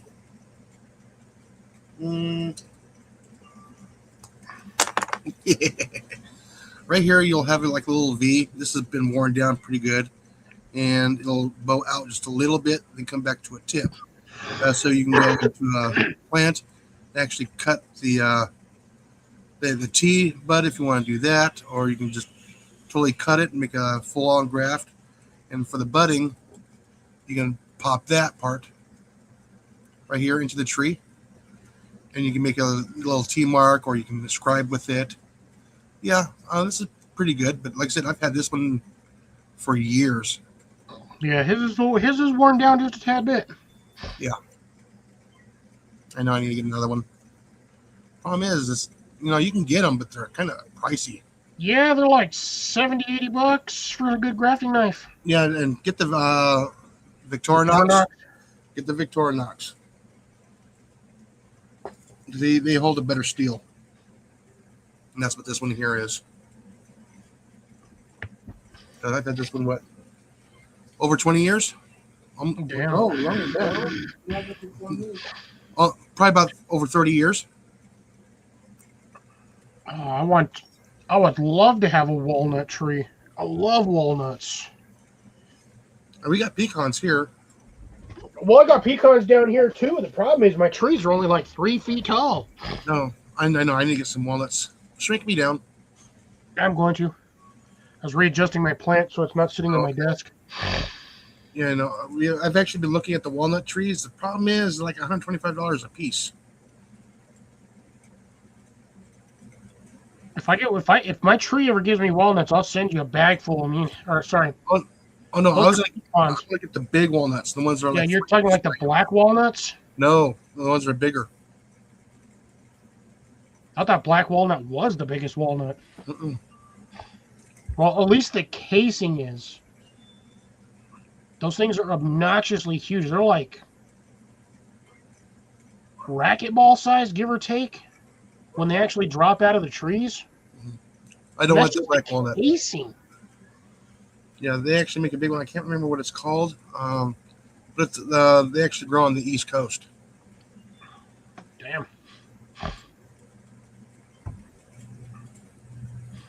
And just the shell alone, not the rind on it, they're like 2.5 inches in diameter, 3 inches in diameter. It's a good sized walnut. Yeah, that's not a walnut. What that is that's freaking tree ammo. No, you think about it. You put a paper wad behind that and shoot that out of a cannon, Mm-hmm. shit gonna hurt. I got Oh, one what you- that'll fit. What happened to you? I don't know. I think I got hit by a walnut. Now you got squirrel tree warfare, and they're just dropping walnut grenades on you. Bam! Ah!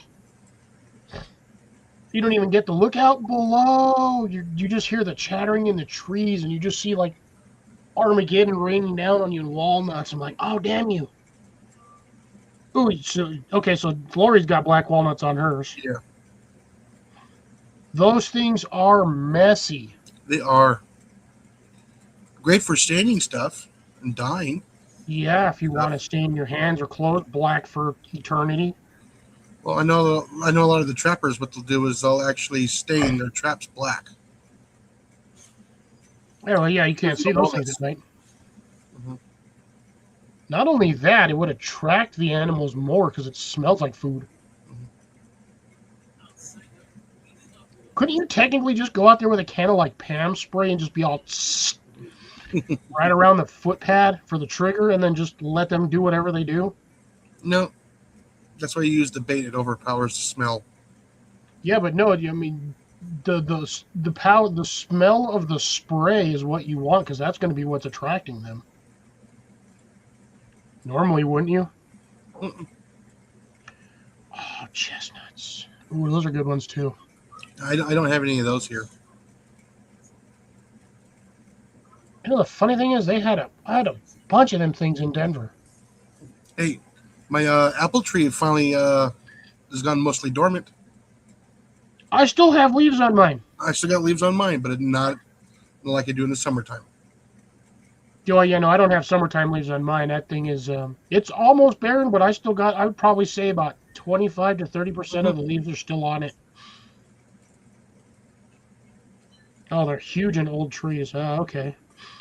Well, Lori, before they get too far gone, get some cuttings from some healthier branches and at least try to clone them.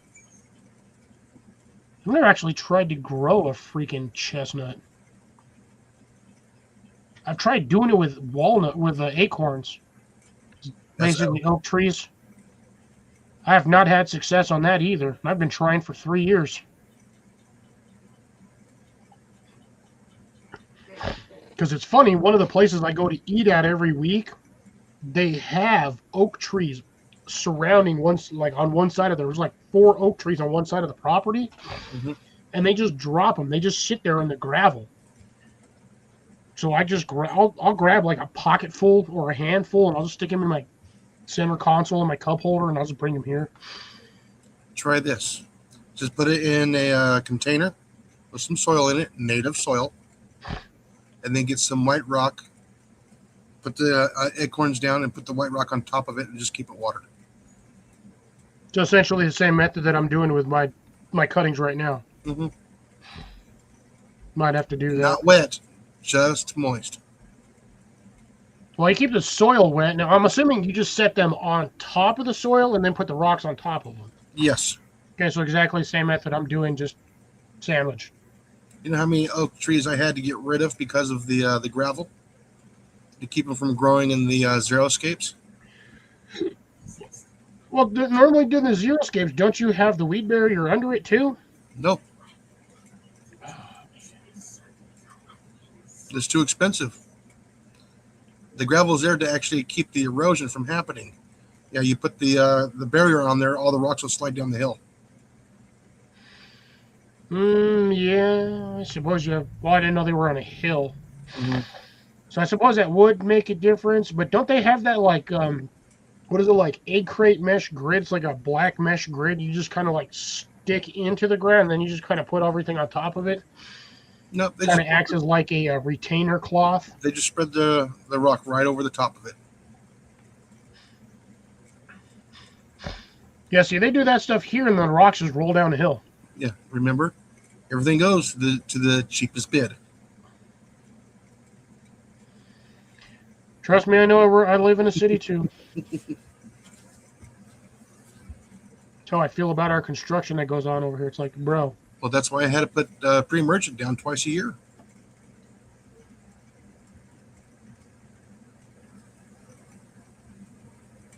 Yeah, that's for the walnuts. I can see on that one Mm-hmm. because a friend of the family has one technically between him and his neighbor. It's on his neighbor's property, but like I'd say a good 40% of that tree is on his side of the fence because that tree kind of grew at a weird angle, but the base of the tree is in his neighbor's property, but that thing grew at like a weird like 15, 20-degree angle. So it kind of went up like this. It's weird. Huge freaking tree. I'm talking like 80 feet tall, probably about 40, 50 feet wide. Massive tree. Does it We produce? drop like 50 to 60 pounds of that stuff every season. Ooh, Oh, he would just give us bags. Like just bags. We'd have like 4 or 5 just bags full of walnuts.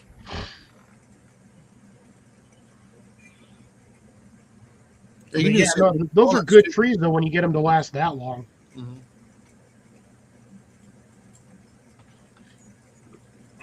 Yeah, I kind of want a helicopter tree. see, no, my problem here is I got the squirrels that get up into the tree, and they'll bite into it and they'll ruin the pecan. Yep. And then they'll just drop it on top of the house. Funk. Yeah, that's what it is. Pecans. Mm-hmm. Was it pecans? Yeah, it was pecans. No, it was walnuts. No, I get pecans here. A pecan tree. Clone it. See if you can clone it or get any of the fruit to germinate. I'll probably grab a couple of the nuts and see if they'll go. Yeah, because I've tried some of the other methods where a lot of people, they tell you to like braise it or just breach the skin or the shell of the thing and then plant it. Mm-hmm. I've done that. There's other methods where you basically just take a thumbtack and you just poke a hole in it and you do it that way. I've done that method too, and I did that with like 15 of them. I did not get squat. Oh, damn, 10 walnut trees in a group. Jeez, that's a lot of walnuts. That's thousands upon thousands of walnuts. That is a lot. That's crazy. I really wish I was in an area that had like a good amount of nut trees, because I'm not allergic to them. The amount of stuff you can do with those nuts. Oh yeah. I mean, first off, if you got 10 walnut trees, that's a profit right there. You can just sell walnuts at Big the time. freaking local flea markets or farmers market. Do like a small bag for like $5, $10 if that, shit, fill a whole paper bag. Was he there? Yes.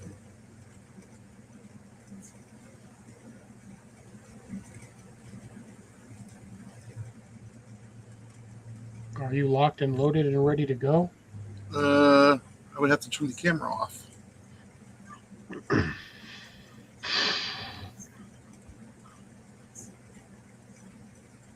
Do you realize I can just put you in the basement temporarily? Will I still be able to talk to you? Negative. So that's why I'm going to do that. Yeah, I was trying to see if I had the option of. Oh, it's been so long. I got to bury.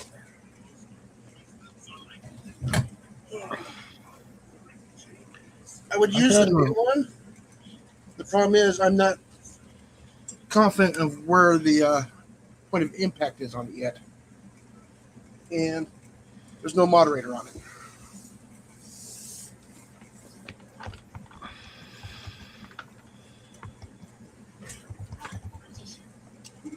Oh. He's darting back and forth.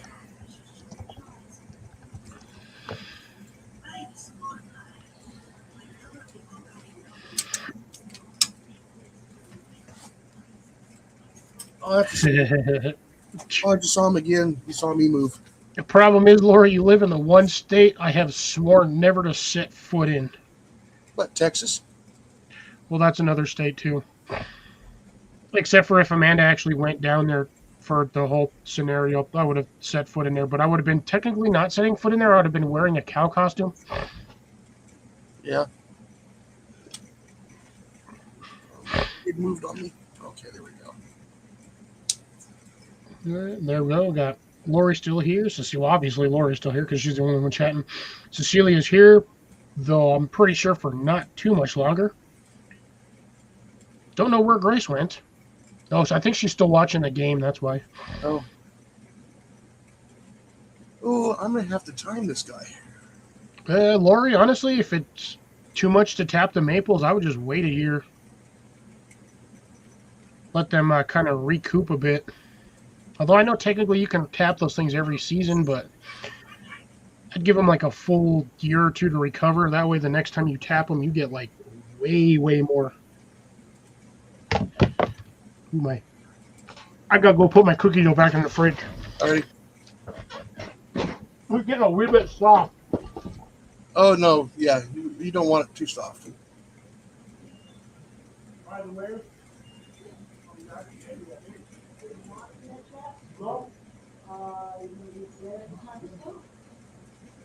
well, that depends on whether or not the peanut butter chocolate chip cookie full hot start is contaminated or not.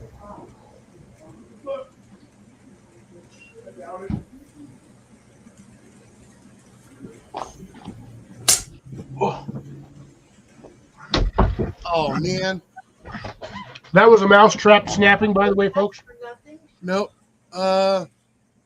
I committed right as he bolted. That was still a mouse trap. No, that was not a mouse trap. Yes, Jason, it was a mouse trap. Okay, it was a mouse trap, yes. You and I know what it is. But it was a mouse trap. Yeah, I know. It landed right up against the metal. Is that a brand name of ice cream or is that a flavor? No, Laurie, I got you, dear. I'm not saying you got to do it every season. He didn't give me a whole lot of time. Alrighty, let's take a look at that footage. Roll that bean footage. Yeah. Except I believe I did miss him. I mean, he turned and bolted. I mean, right as I was committed. Oof. And Lord, like I said, just do what you got to do. There's no pressure on stuff. I wish I had the opportunity or option to do what I'm doing now 10 years ago, maybe 15 years ago. I think I would have quite enjoyed it, honestly. I'm getting technically a late start. I've been doing this now since I was 39. I started gardening on the slow end, and now 5 years later, I would say rather committed.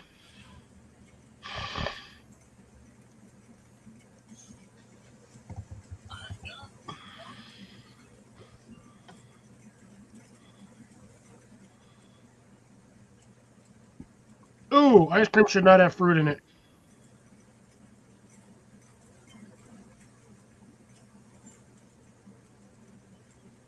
Now, I don't mind the flavoring, pistachio, cherry, and chocolate. Just don't like the fact that that stuff has Oh, fruit mixed shoot. in with it.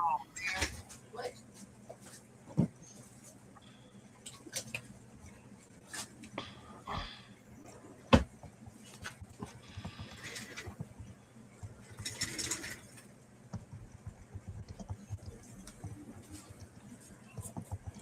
Did you get it? I'm about ready to go check.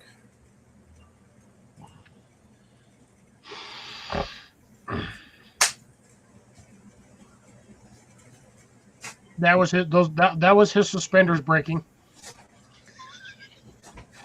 Just kidding. Lori, I'm 44. This is what happens when I shave. I look like I'm in my 30s. Yeah, no, I've been gardening since I was 39.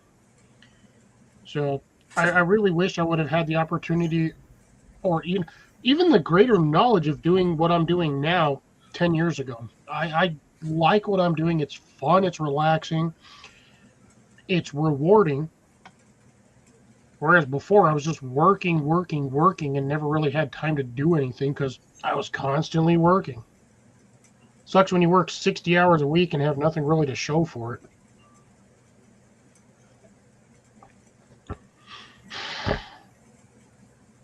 But I think this year, I really am going to try to at least visit one or two people to help them on their property.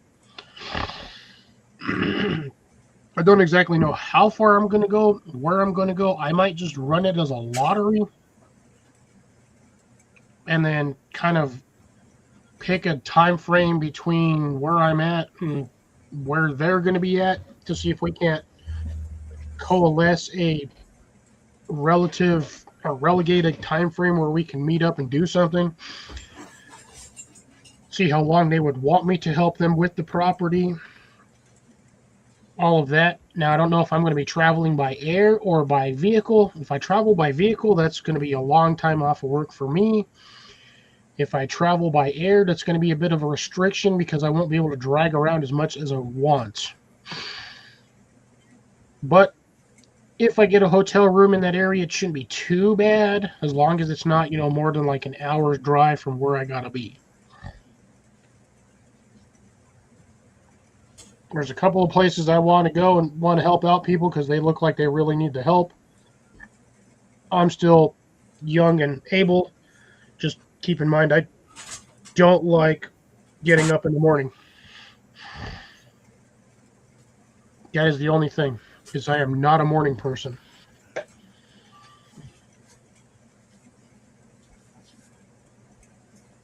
Although, truth be told, if I was helping somebody,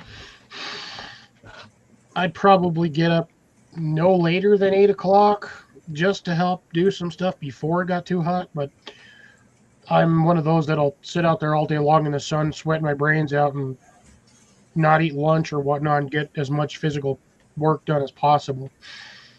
So I do that here at my house in the middle of summertime, and God, it's like working in an oven.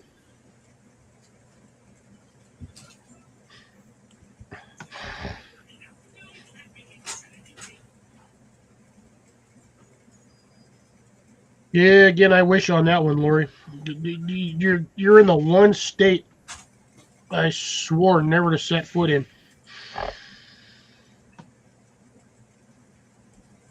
due to incidences years ago. That, yeah, we'll just say that. We'll just leave it at that. I don't want to offend nobody. I'm a broken individual. But yeah, I mean, I just got to get out more. All I do is I go to work, come home, tend to my garden.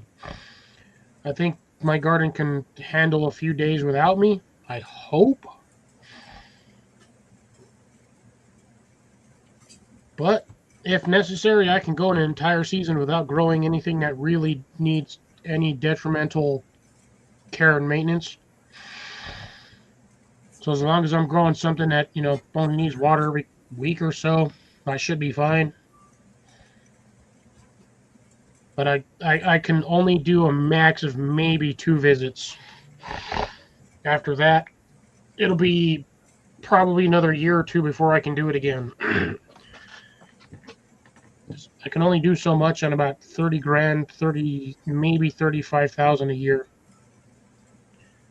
with still paying a truck payment of $500 a month. So I'm making basically, my basic living wage is roughly around $950 a month. Actually, it's actually less than that. Truck payment's like $500. Insurance is like $300 because I have to have full coverage because it's a new truck. So that's $1,200 right there. And I average about $1,600 a month, maybe $1,800. So I got a limited budget. I make up for it by not having to drive constantly. And that's the one thing that's a saving grace, is that I do not have to drive 30, 40 minutes to work every day, there and back. And my truck does really good on gas mileage for the most part, so I can go like 2 weeks on a tank of gas. Sometimes 2.5, depending on how really bad I decide to step on the gas.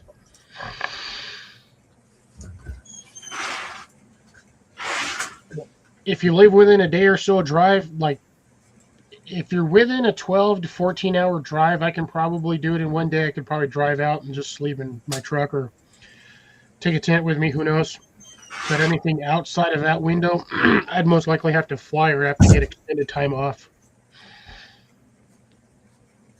Now, here's something that would be fun.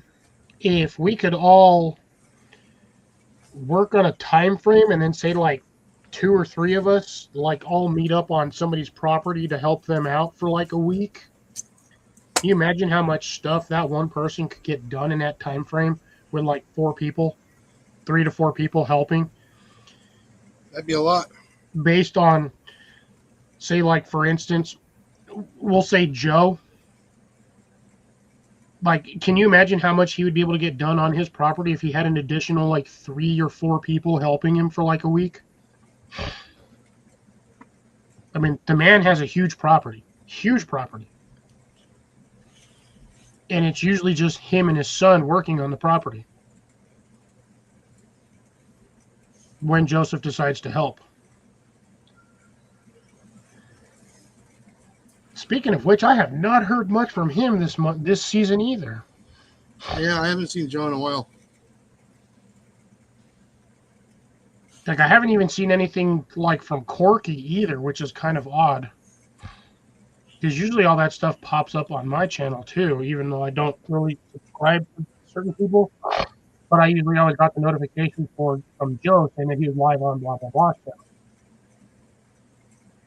So I wonder if he's just taking it easy this season and doing more of the Uber, or I think he said he got a new job though. If I'm not mistaken, I remember him saying he was easing back on the Uber because he got new work. I don't know. God, I forgot his channel name, but I have it. I can find that easy. It's not that. But Garden State Gardener. Garden State Gardener. Oh, Gary's live.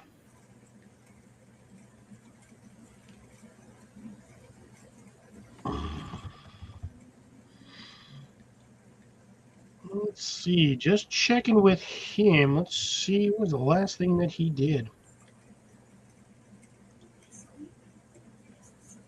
5 months ago was the last time he did a video. Yeah. Jason, are you sending me dirty pics again? Play it back slow. Watch it. I don't think I have that option over here. He's done a few shorts. Yeah. Last short was, like I said, the way he flew, and I got fur on the back. I think I might have got him. I just haven't recovered him. so he kangarooed somewhere. Yeah, I mean he went right off the table or off the bench. Damn, how long is the video? Oh, I sent you the time frame. Where to go look? Well, yeah, they gotta wait for the damn thing to load first. Oh, we got to wait for it to load. I'm actually gonna look it up a little bit later on and put it in slow motion on my editing software. Boy, this bastard is taking forever to load. Well, yeah, it's like 2 Oh yeah, minutes. he's a little guy. Oh, he's a skittish little guy.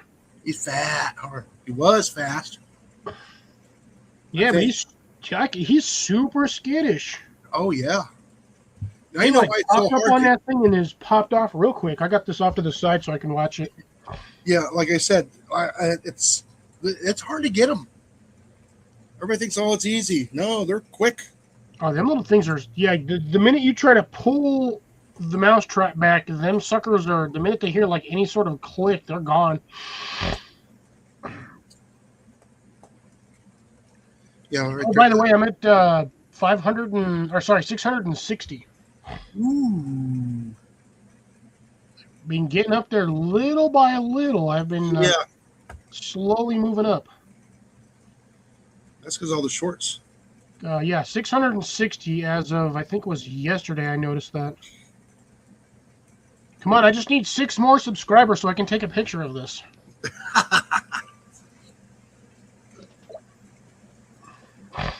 But I'm getting there. Here's the funny thing. So all 3 of my shorts that I did for the greenhouse, like the first one didn't do squat. Second one did pretty decent, and the third one was like just taken off for some reason. Now all of a sudden, all 3 of them are over 1,000. Oh, that's good. Yeah, he has not come back. Yeah, look at the 1 minute 50 seconds. Yeah, I'm at 1 minute 50. I was right 4 seconds ago. There he goes. It's like 153. Look how he bounds though. Was that part of the mousetrap snap when you got him when he flew off? Yeah. Because like he popped up and then just like jetted right off the shelf. You need like a bag or a trash can right under that area. The problem is I have it straight underneath it, but he bound all the way over to the left. Oh, so he was still hopping before he Oh yeah, like I said, if you look, he totally missed the bench. Oh, Joe posts in. Yeah, I don't do Facebook, so I don't know what's going on with him. Yeah, it didn't even look like you just grazed him on the back of the spine. It's 32 degrees right now. It is technically now freezing outside. I mean, yeah, he just went right off the front edge. Yeah, he like hopped up there and like just it looked like he hopped up, got spooked, and then jumped the wrong direction. Yeah. Oh, Joe posts. Is that posts in or on Facebook? Because again, I don't do Facebook, so I don't have the option of keeping track of a lot of people. But yeah, the last post he saw was like 6 months ago. Like, 'cause I got him on Instagram too, and normally I usually get a notification here, notification there, but I haven't gotten anything from him like at all. So I wonder if he's taking a break this season or what. So I think at this rate, the one that I might be going to help might actually be Bill.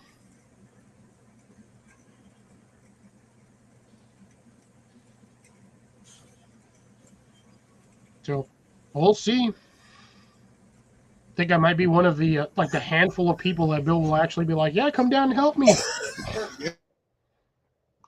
Okay, busy with work. That's what I figured. He is working then? Yeah, I remember him. But again, I don't know if he's doing the Uber thing or if he had gotten another job. I honestly I can't remember because it's been months. I'm about half tempted to refill this with normal. Because I mean, I got to work tomorrow, but I got 3 people. I'll have 4 of us at work tomorrow, so it won't be too bad.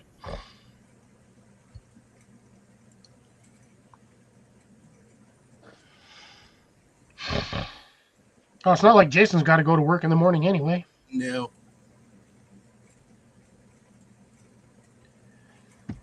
Yeah, I think we got to do it again, Jason.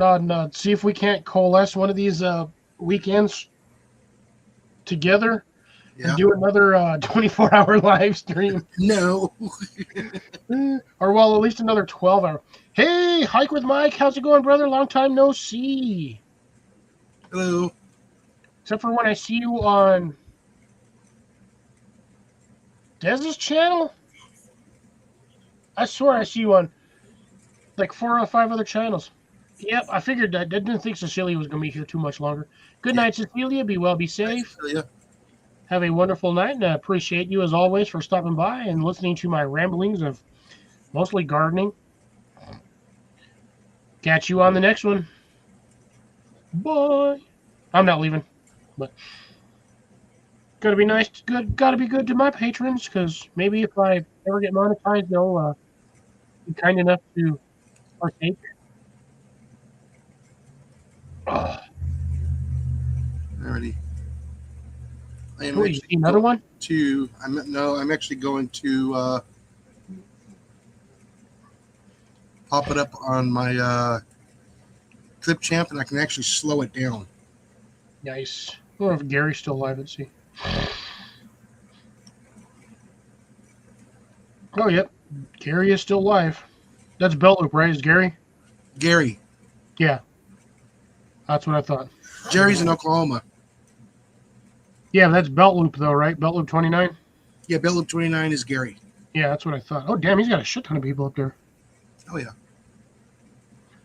He's got, oh, Eddie's up there giving him crap again. You got the other Eddie. Eddie Hole. You got Eddie Hole. You got Whistle Stop. Whistle Stop is also Ed. Yeah, or Eddie, depending. You got Jerry's up there, too. Damn, he's got the whole crew up there. I have one question. I am not trying to be a dick or nothing, but I have one question. Why is it that majority of the channels we follow are all a bunch of fat dudes? Because we got to hang Somebody out. explain this to me. It's one of those things. Like, I'm a fat dude. Colin's on that side. You got Jason. I mean, you got Gary, Eddie, except for Whistle Stop. He's the only one that looks like he needs more food. You got Big Matt. I mean, like, all of us are big dudes. Why is it all, why? Why is everybody that we watch all a bunch of big dudes? I have no idea. Like, we just like, what is it? You remember that Family Guy episode? you know exactly which one I'm talking about. I never watched Family Guy. Oh, there was a coalition of fat dudes, Oh, and one of the just Google coalition of fat dudes, Family Guy, and you will die laughing at that shit. It is hilarious. Stewie comes down, he goes, "There's a half dead fat guy eating a dead fat guy upstairs. We can do anything about that?" And everyone just ignores him. He goes, "All right, I guess we're not going to deal with that." okay. Where did it go? There it is. No, we want to slow it down, not speed it up. For his size, Grace, he is still in that range. Now, he's not as rotund as he was before. Considering I'm 6 foot and I'm on average between 210 and 220. I consider myself a fat guy. Colin's like 5'8", Yeah. and he's like 240, 230, 240 around that range. He is still on the rotund side, but he is a lot better than he was before. At the what was he at the 290 mark, something like that. I think that's one of the biggest reasons why he's having issues with his knees is he needs to lose, for his knees' sake, he probably needs to lose another 20, 30 pounds. I'm just saying. I'm not trying to be an ass. I'm just saying for the sake of his knee.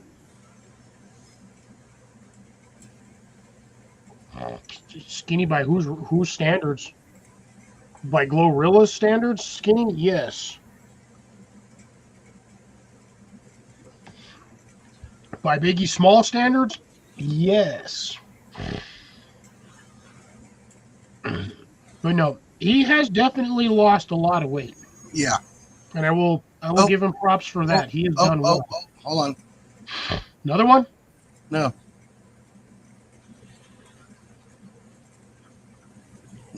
Oh. I'm waiting for it. I missed it about like 5 millimeters. So you didn't even skin the fur. You just above him, and he hopped off sideways. Right above him, and then he jumped because I blew it up and I slowed it down. I slowed it down and I blew up the picture, and I have a white background, as you can see there. I can see the hole in the paper behind it going into the saw blade, which was that sound that you heard. You heard the slug hit the saw blade. But yeah, I'm looking right at it, and give me a moment here. I don't know if they'll be able to catch it off of here. I just find it odd that they manage to every season somehow find the world's largest goddamn pine tree to stick in the middle of freaking New York. And okay, I almost feel like when they find the pine trees, they groom them specifically so it has that pointed, classic, iconical pine tree shape. Or basically pointing arrow. Okay. I feel like they shave that tree down just to stick it over there. Well, they're also using a spruce, not a pine tree. So it holds that shape. Isn't a spruce a pine tree? No. They're actually different. I still find it odd that they manage to every year find like a 40-foot tree to shove over there. I'm like, bro, where the hell are you getting these trees? At Three Kings Day. Alrighty. Really should not be a word we use in this country. There we go. I just sent you the picture. That's how close I missed them. I'm waiting. The little tiny little black dot right between his ears. Oh, you skipjacked him. That's what. Damn you, phone. Come on. You sure you sent it to me? Yeah, I sent it to you over Yeah, I'm assuming Messenger, right? No, Or it's you send it IG. Messenger. Nobody's gagging over here. Yeah, so I'm still waiting for it. Molly was coughing, so Lori might be behind. Well, possible. I'm gonna have me another one. I really don't care. It's not like I got much to do tomorrow. I just saw him run across. Damn, he got back up there that quick. This is a different mouse. Yeah, you sure about that? Oh, yes, this one's bigger. Ooh, So I'm going to stay dark. that's fine. I'm gonna go get a refill. Cause it ain't like I got anything better to do. Mhm.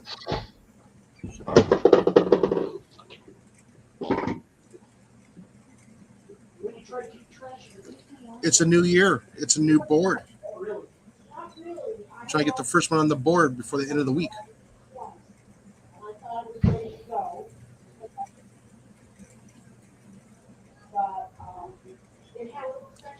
This is the first time I've seen them in the evening time. Usually I've seen them in the morning before I was going to work.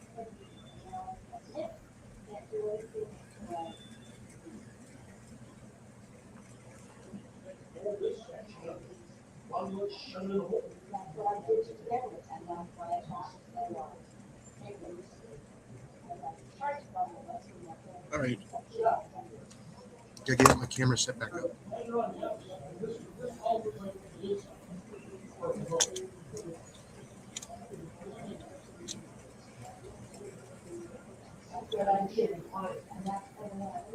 See him running around back and forth there.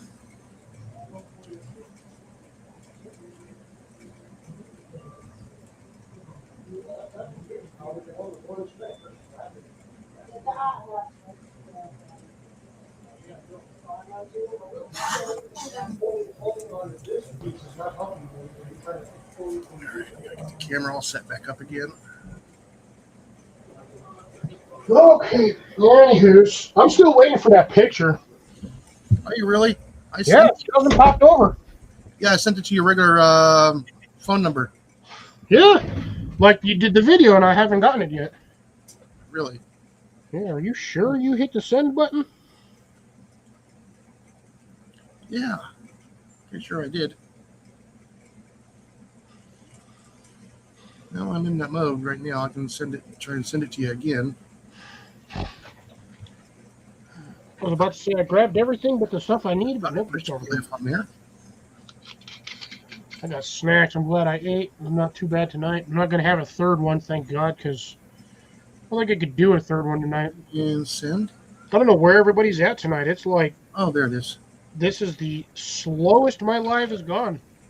Really? Wow. There's only like 3 of us in here. It's you, me, Lori right now, and Grace. There it is. Now you sent it. Yeah. Oh, man. You see that little black hole right above his head? Yeah, you split the ears on that one. Damn, that's like literally 5 millimeters. You missed him by the thickness of a fart. And I just realized I had it up against the wall, and it's a free-floating barrel. Oh. So now I know where it's going. Yeah, there's only like 4 of us in here. I don't know where everybody's at tonight. I don't know where Colin's at. He's usually here. Oh, they might be fishing though. Oh yeah. Because I remember him. I think they were going to do the meetup this week with him and Dan. Dan and Jared. Is it Jared?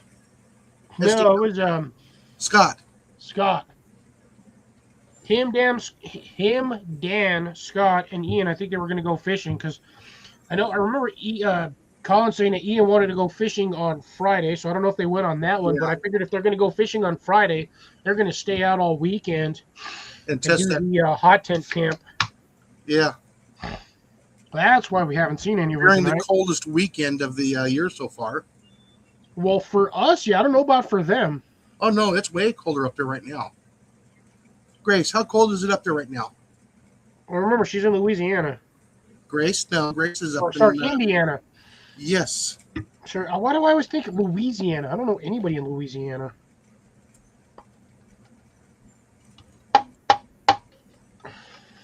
I don't think I know anybody in Louisiana either. Yeah. I used to Gary's did. in Mississippi. Oh, he's in Mississippi. I used to did know somebody in Louisiana, but they ain't been on my channel in years.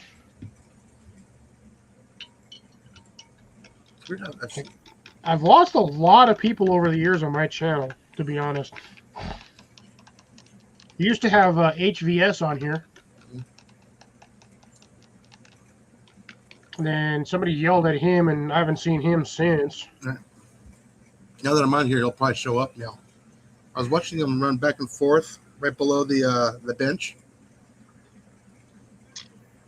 but I haven't seen him gone up to the bait station yet. The beater yet? Yes, guys, welcome to the excitement of sitting in a shop doing a live stream. Staring at a wall. You know what's weird is it's only what 30 feet, 28 feet. Give something like that. It's not that far. Maybe 25 feet. I'm actually shocked that you don't have that door closed this winter. Oh no, it's not cold enough yet. I still got the window up. Yeah, that's what I'm saying. Normally you have that thing closed over there. Well, no, it's not down in the 30s every night. Yeah, I know it's not that bad because half the time you're sitting over there with the damn air conditioner on still. Heater's on right now. Oh, heaters? You got the heater going today? Yeah, I got the heater going. And it's actually keeping up, so it's not quite that cold outside. Grace said she's not as far north as Colin, but 60 the past couple of days, colder in the mid-30s. Yeah, so yeah.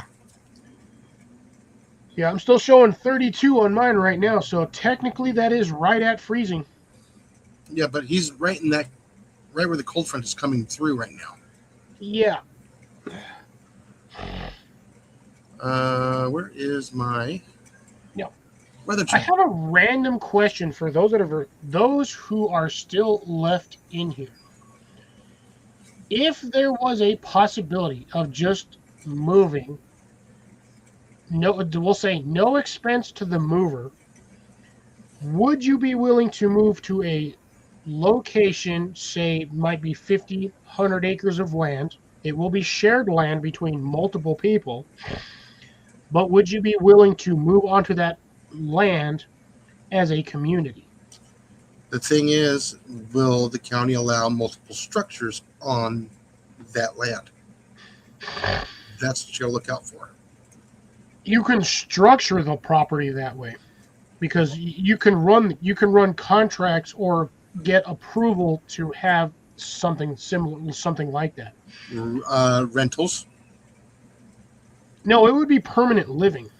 No, but it would be a rental or a Or yearly yeah, lease. I see. Yeah, I see where you're going on that. So it would be listed as rental property, but No, I'm comfortable right where I'm at. yeah, there you go. Grace is good. Jason's good too. Because I was just thinking if like somehow I always have the fantasy of like if I win the lottery, I'm gonna buy like 150 to like 500 acres of land, section it out to whatever I got to do. But that doesn't mean you cannot sell a certain amount of square footage to an individual to put a house on. True. In like a little corner piece and have it a community with its own little zip code. And Well, I mean, I would assume everything in that same area would have its own same zip code. yeah, You have individual addresses, or we'll everybody- say minimum. We'll say each parcel has 2 to 5 acres. Mhm. I mean, and again, free. There's no moving expense. it would be paid for by said landowner or whoever the hell, if land, won the lottery. But I've always just wondered if anybody would actually be willing to do that if they didn't have to pay a dime to get there. Well, I know as soon as somebody gets their veterinarian license, would probably want to do that. Now, with a vet license, though, all you got to do is take a refresher course, as far as I would know, and you'd be certified just about anywhere. Mm-hmm. You know who I'm talking about. Yes. Mm-hmm. Now, that one I know would move over here in a heartbeat. Just don't tell her there's cows there. It'd be in. It'd be on a 500. It'd be on like 500 acres. I doubt she'd even see a damn cow. I think she'd be fine with it to an extent, as long as she doesn't have to physically deal with the cow. Yeah, I think so too. And if there was an instance where that particular farm animal needed assistance, knowing said fear of said item, I would probably just hire an outside source, because, I mean, again, if I won the lottery, I'd be freaking loaded anyway. Yeah, everybody would still have to Make a help, big change. make sure you make your taxes and everything else. Shit, you just pay that for like the first 10 years and be like, fuck you, county. Here's 10 years worth of taxes. Eat a dick and don't bug me. Yep. That's Molly's game. Nope. And Lori's saying it's 35 over there in New York. I figured you guys would be buried in snow at this point. They're about to, because the storm. I know normally in wintertime, New York just gets buried under like 4 to 8 feet of snow. Yeah, the problem is we were abnormally warm past week. No, this whole season has been abnormally warm. Yeah, Illinois is just about ready to get cold. I mean, I can see the cold front right there. Oh, that's going to suck for my sister, because she's been sick the last week and a half. Mm-hmm. Oh, that's another one I actually have to go visit, and I got to help them with stuff. Oh, yeah. All right. I think that's actually, honestly, that's where I think that's where I would have, had I won first place on that giveaway. Send it to your sister. I think I would have gifted my sister the greenhouse. Oh, she probably would have loved that. It was only a 6x8. Well, I think it was was it a 6x6 or an 8x8 greenhouse? But it was a nice one. It was a real built one. No, the thing is, here's the funny thing: that exact same greenhouse, if you shop online on Costco, you can get that exact same greenhouse. That is for some reason, that is like a standard Costco online greenhouse. And I don't know why. And I forgot the damn name of that channel. What the hell was the name of that channel? Oh, look. Annie's been doing stuff.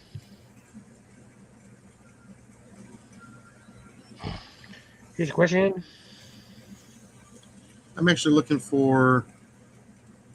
I'm going to give her crap. When is the next live?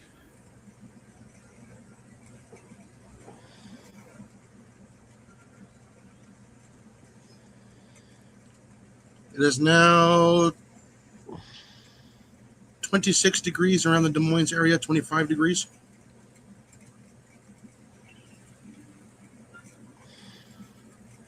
Oh, yeah, no, Colin was supposed to get a freaking cold front this week. Yeah, it probably went through yesterday afternoon.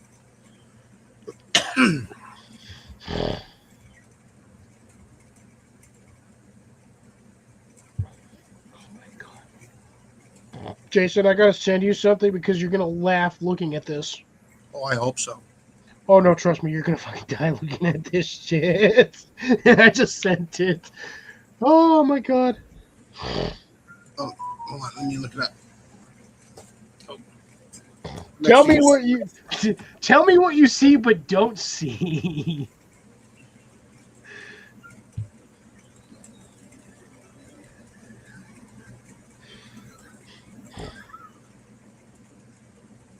Which way did you send it? Instagram. Because that's the only way I could send it. Because I just happened to be on Instagram looking at it. Oh, come over here, dying. But look at the name of that thing on top. It said cart baits, but look at the tent. Mhm. That's what Yes, got me. I know. I see it. Like instantly, the second I saw it, I was like, "Are you kidding me?" It's still funny. Yeah, it gives a whole new meaning to erect a tent. Yes.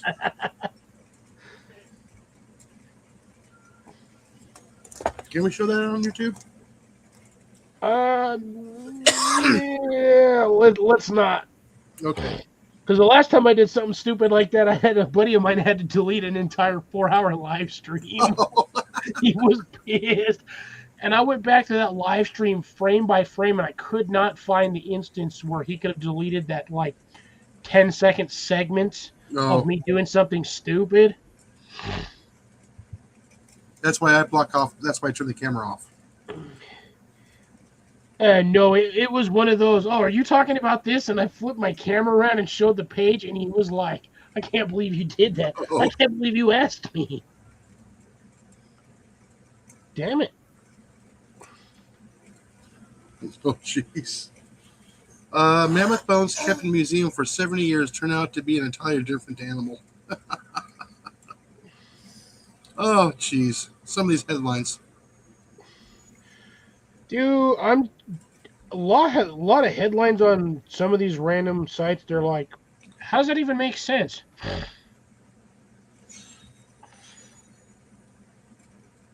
Wait, Grace, I thought you were single when Mike and his Mike. Never mind. I know my brain hurts. I'm sorry. My memory sucks.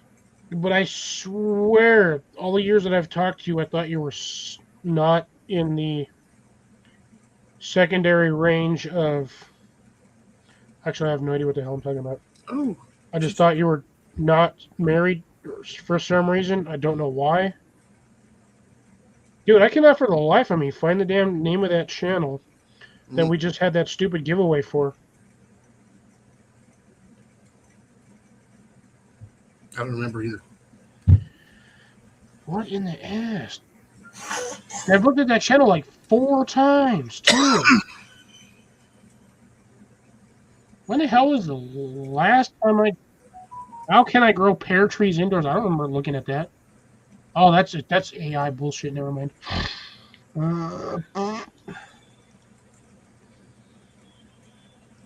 Here's an idea. Let's just go to my Yahoo, because it's in my mail.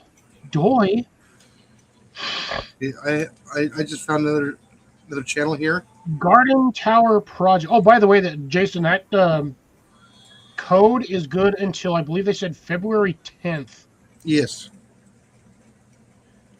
So it's Garden Tower Projects. And now I forgot what. Oh, yeah, that's what I was checking on. Seeing what the shit was. There we go. Oh, it's already in here. Damn it. I could have just hit my search bar and it would have popped up automatically. Man, I feel stupid.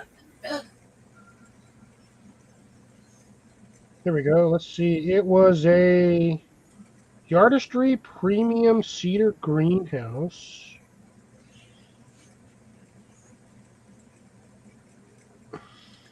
Yeah, I think it was a 6x6 greenhouse. It's like 6x6 by like 6.5 foot tall, I believe. It's not big.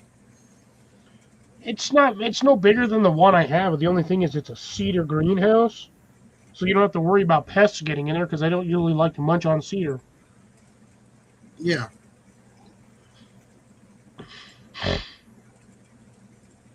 Ooh, and apparently I got some stuff I can get at Harbor Freight. What is this?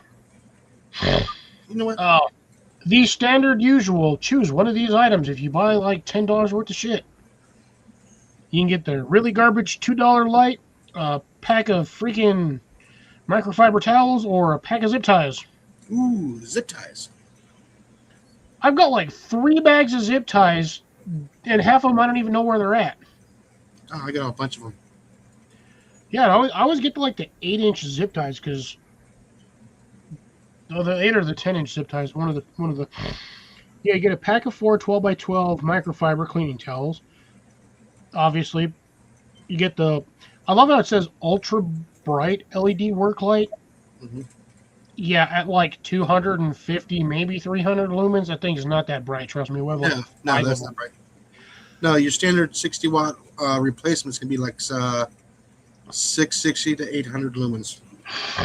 Yeah, well, it depends on whether or not it's warm white or cool white. But yeah, and then you get a 100 pack of 8-inch cable ties.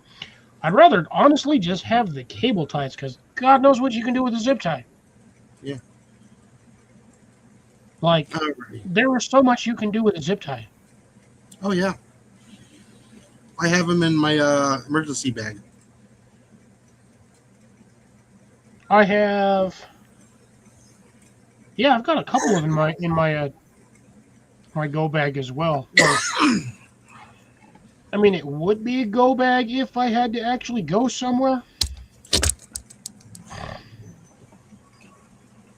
Well, I've been following another channel lately, and she is actually out of England, and she has currently 81 subscribers.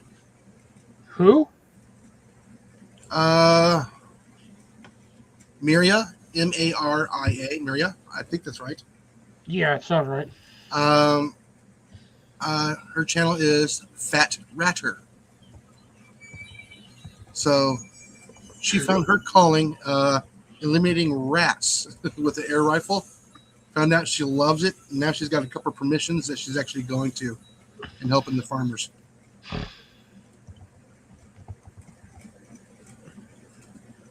Oh, sorry. Apologies on that one, on that typo. I should not have typed that word in twice. What? What I just asked Grace, my brain is not working right now. Damn. I mean, that's still, I mean, it's a nice tower.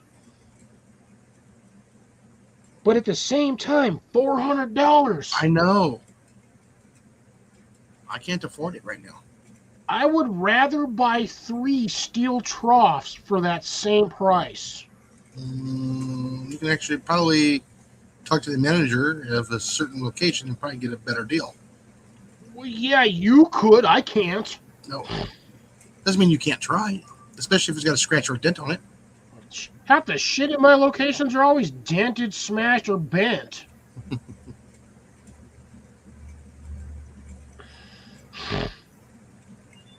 But I'm looking at this. This is a funny one. Check this shit out, Jason. You'll get a kick out of this. Look at this thing.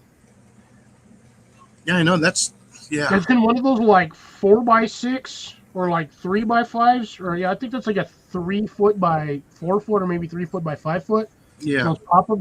That whole thing takes up the whole center rail of that bastard. Oh, I know. Hey, I'm gonna go get some coffee. I'll be right back. What? Coffee. Alrighty. Jason's gonna get coffee, but Yeah, coffee. oops, I don't know why I put you big screen. Let's try that again. So yeah, so this is one of the things that me and Jason we entered a while back, and sorry for those of you who we did not tag or post in there, we apologize. But essentially, this was a garden tower planter from Garden Tower Projects. It is a very nice vertical tower, roughly 4 square foot footprint. And it's about 4.5, I think 4.5, 5 feet tall. I think more along the 4.5 foot range. And it is a 50 cell, but not individually packaged cells.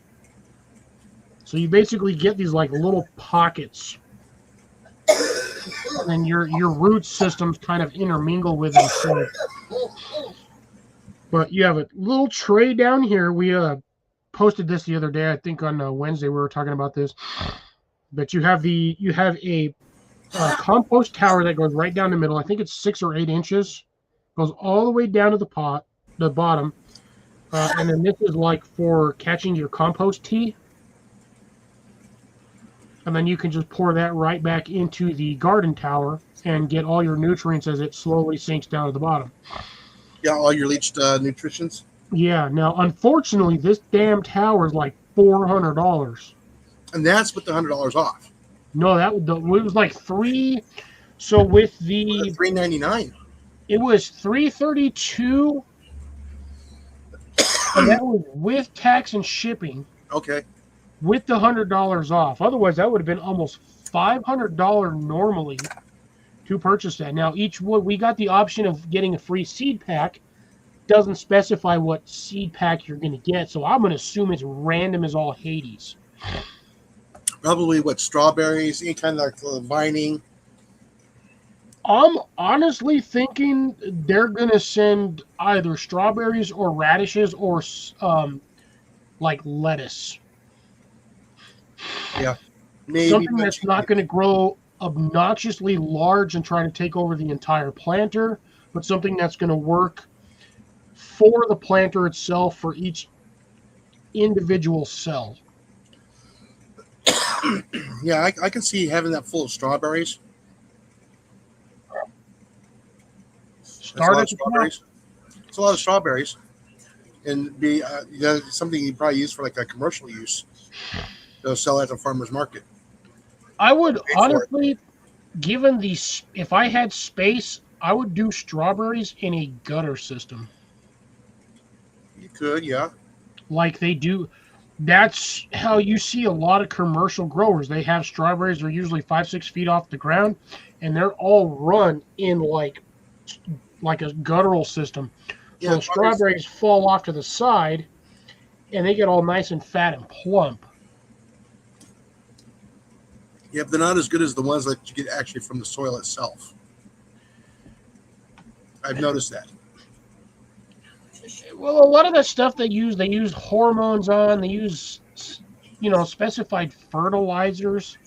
So, I mean, a lot of us non-commercial growers or home growers, we're not going to be sitting there using, a $40,000 jar or bucket of freaking commercial grade fertilizer.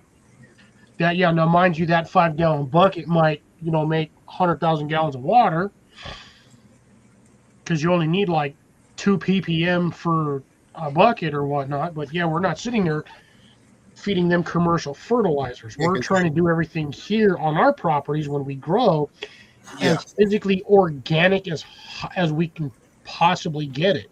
Yeah, because most of those ones you see on the gutter systems, that's like a hydroponic type thing, Yeah. and it's just running nutrient water.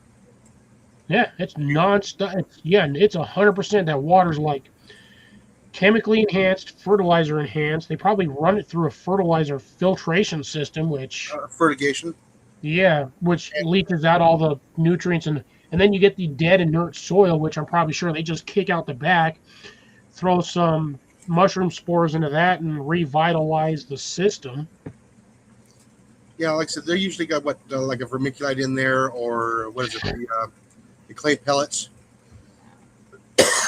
So there's not really much soil in there. Yeah. But if you're using like a vermiculite, just to help hold the roots still, it's just trickling through there. I mean, you're not getting all the micronutrients unless they're actually putting it in the water. I would assume they'd be putting it in the water because that's the only way you're going to get it to the plant physically. Yeah. So that'd be like running the tower hydroponic systems where you get the PVC pipe and you just drill the holes in it. Yeah. And you do like the tower version. You just kind of stagger them back and forth at a 28-degree angle or whatnot. And then you have like the 5-gallon or 10-gallon bucket at the end with whatever water in it. And then every once in a while, if you felt the need to, you just mix a little bit of fertilizer in there and you're good to go. Mm-hmm.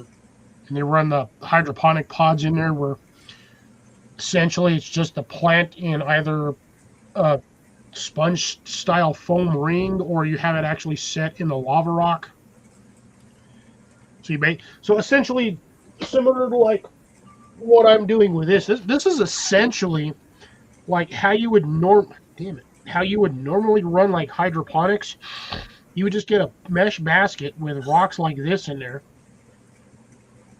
and just add water, or the water would run under the bottom of it, maybe quarter of the way up. Just enough to wake it up.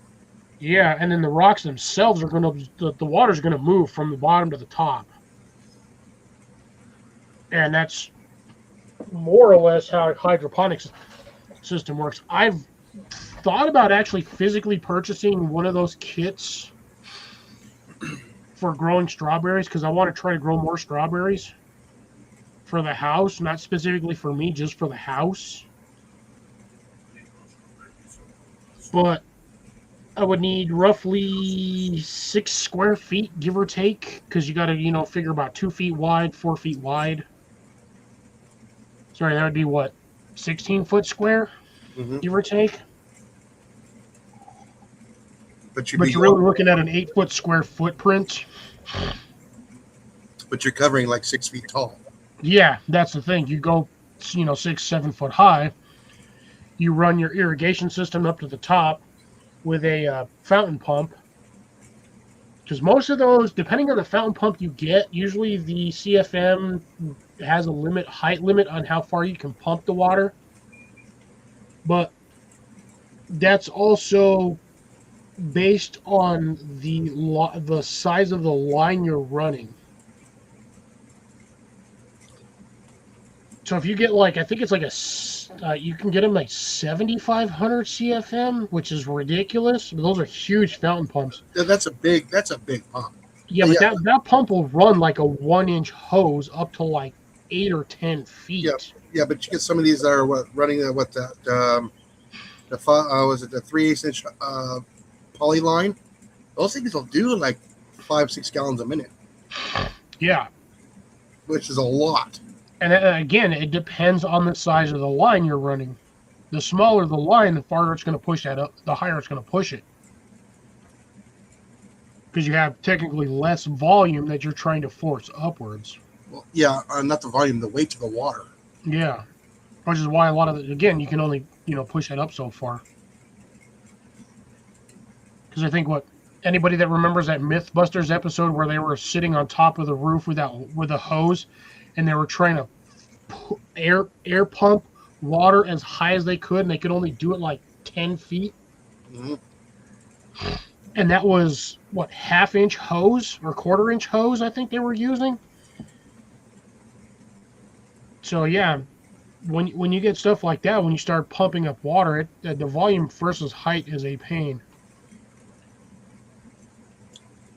Which I think is why Russell was having so much of an issue pumping water from his pond up to the cabin. I don't often mention him because I don't think he likes me, but anyways, he was having issues trying to pump water from the pond up to his garden, which is on a rather steep slope, but it's only like 15 or 20 feet. Yeah, I would probably done with the correct pump. With either a 1/2 inch or 3/4 inch line, you can do that because that won't be so much weight. But if you put a 1-inch hose line on there, you got to pump against the weight of the water. Yep. Yeah, I think honestly he would have been better off with either a bilge pump or a or some ram pump. No, I think he would have been better off with a ram pump. Oh well, ram pump you need moving water for that.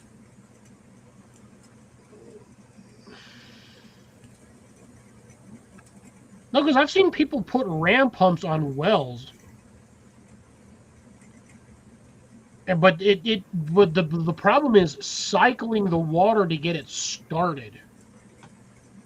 And then I think once you get the water cycled and moving, then it just kind of continuously vacuum pumps that water to the top. But to be dead honest, I have no idea how the hell a ram pump works, considering that shit does not make any sense to me. It works off of air pressure and water volume and the speed of the water.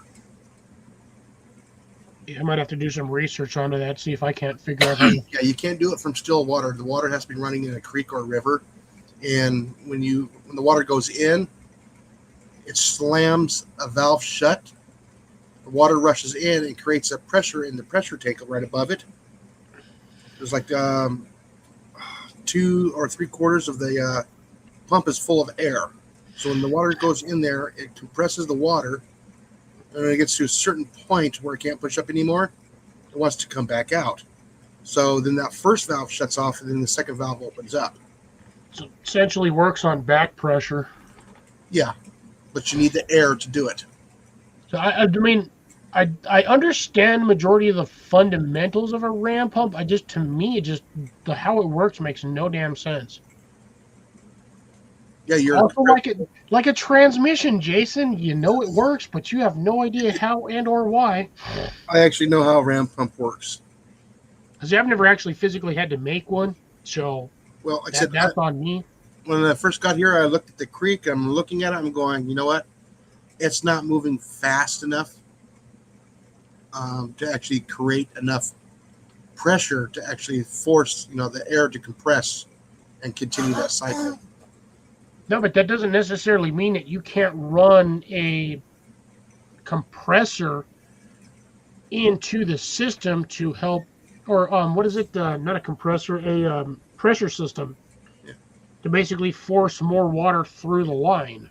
Now, what it could probably do is use an air compressor and percolate the water up into a reservoir up to the top. Yeah. That's what most people here actually use for their deep wells. They'll actually have an air compressor go down inside the tube. It'll only stop about a few feet from the bottom of the water line. Let me do this here and get a piece of paper and pen here.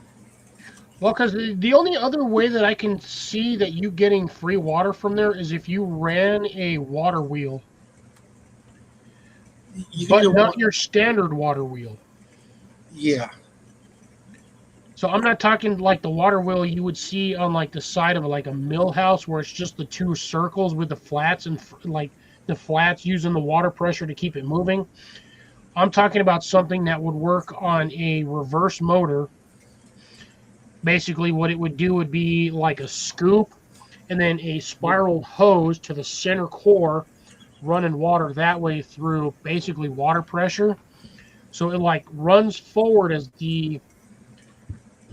I guess we'll say the stream is running one way and the housing runs counterclockwise, and then you basically fill the tube and then you go that way. Because I've seen those, and those are fairly inexpensive. It's just a matter of getting the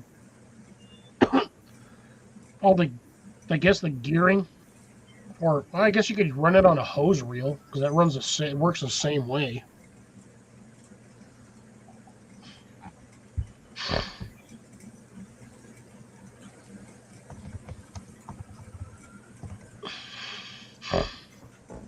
Not your standard water wheels. Could run a reverse turbine. I still think that given the proper method, you could actually run with a water wheel perpetual motion. It is, because you're actually using energy that's also moving, and you're transferring the motion into a different motion. But no, I've thought of a method. I don't physically know if it works because I have not tried it yet. Standard water wheel, yes, it's technically perpetual motion due to the fact that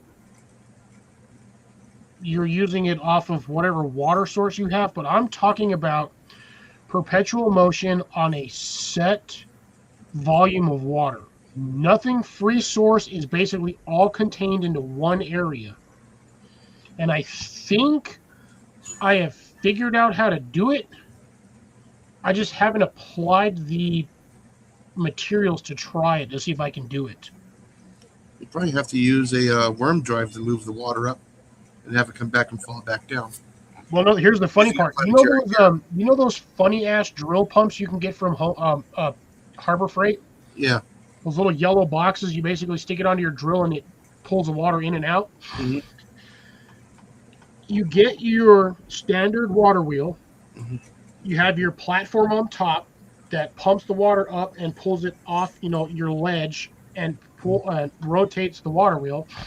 You run that water wheel on a gear ratio large gear ratio to a smaller gear ratio on that water pump or the drill pump, and you run that pump back up to the reservoir on top. And I think with that method, once you get to a certain volume of water, it will just continue to go. It might. But you have to initially start the wheel itself Mm-hmm. just to get the motion rolling. But I think under the guise of that specific mechanics or physics, it would by all rights be considered perpetual motion under its own power. Alrighty. I don't know if you guys can see that. Okay. Alrighty. So, where am I at here? So this is going to be your air pump. This is going to be your cistern. And this is the water line that goes down. Okay. And then you have the air line go inside the water line. And the air line goes down to here to the bottom. And you'll see here where the this is going to be the caisson right here. That's a 1-inch line that comes down here. Then they have an air line that terminates just below the bottom of the 1-inch pipe. And what it does, it pushes air down in here. And see the water levels like right here. It'll actually percolate that water up into the cistern. And that's how they get their water here. And then they'll use a booster pump to go from the cistern to the house. So similar to the method of like a coffee percolator. Yes. Yeah, that makes a little bit more sense now. That's how they get the water here out of the deeper wells without having to put a submersible, a $500 submersible pump down there. Yeah. Because that actually makes a little bit more sense now. Yeah, you don't get a whole lot of water, but you're also talking an air pump. It's not going to be your standard air compressor because it doesn't produce enough volume. These compressors produce volume of air. And then once the cistern gets so full, it turns the pump off until it gets down to so far. Then it turns the air pump back on. It continues to percolate until it's full. And then they'll just use the water out of the cistern. They'll use a separate water pump to pull off of that cistern.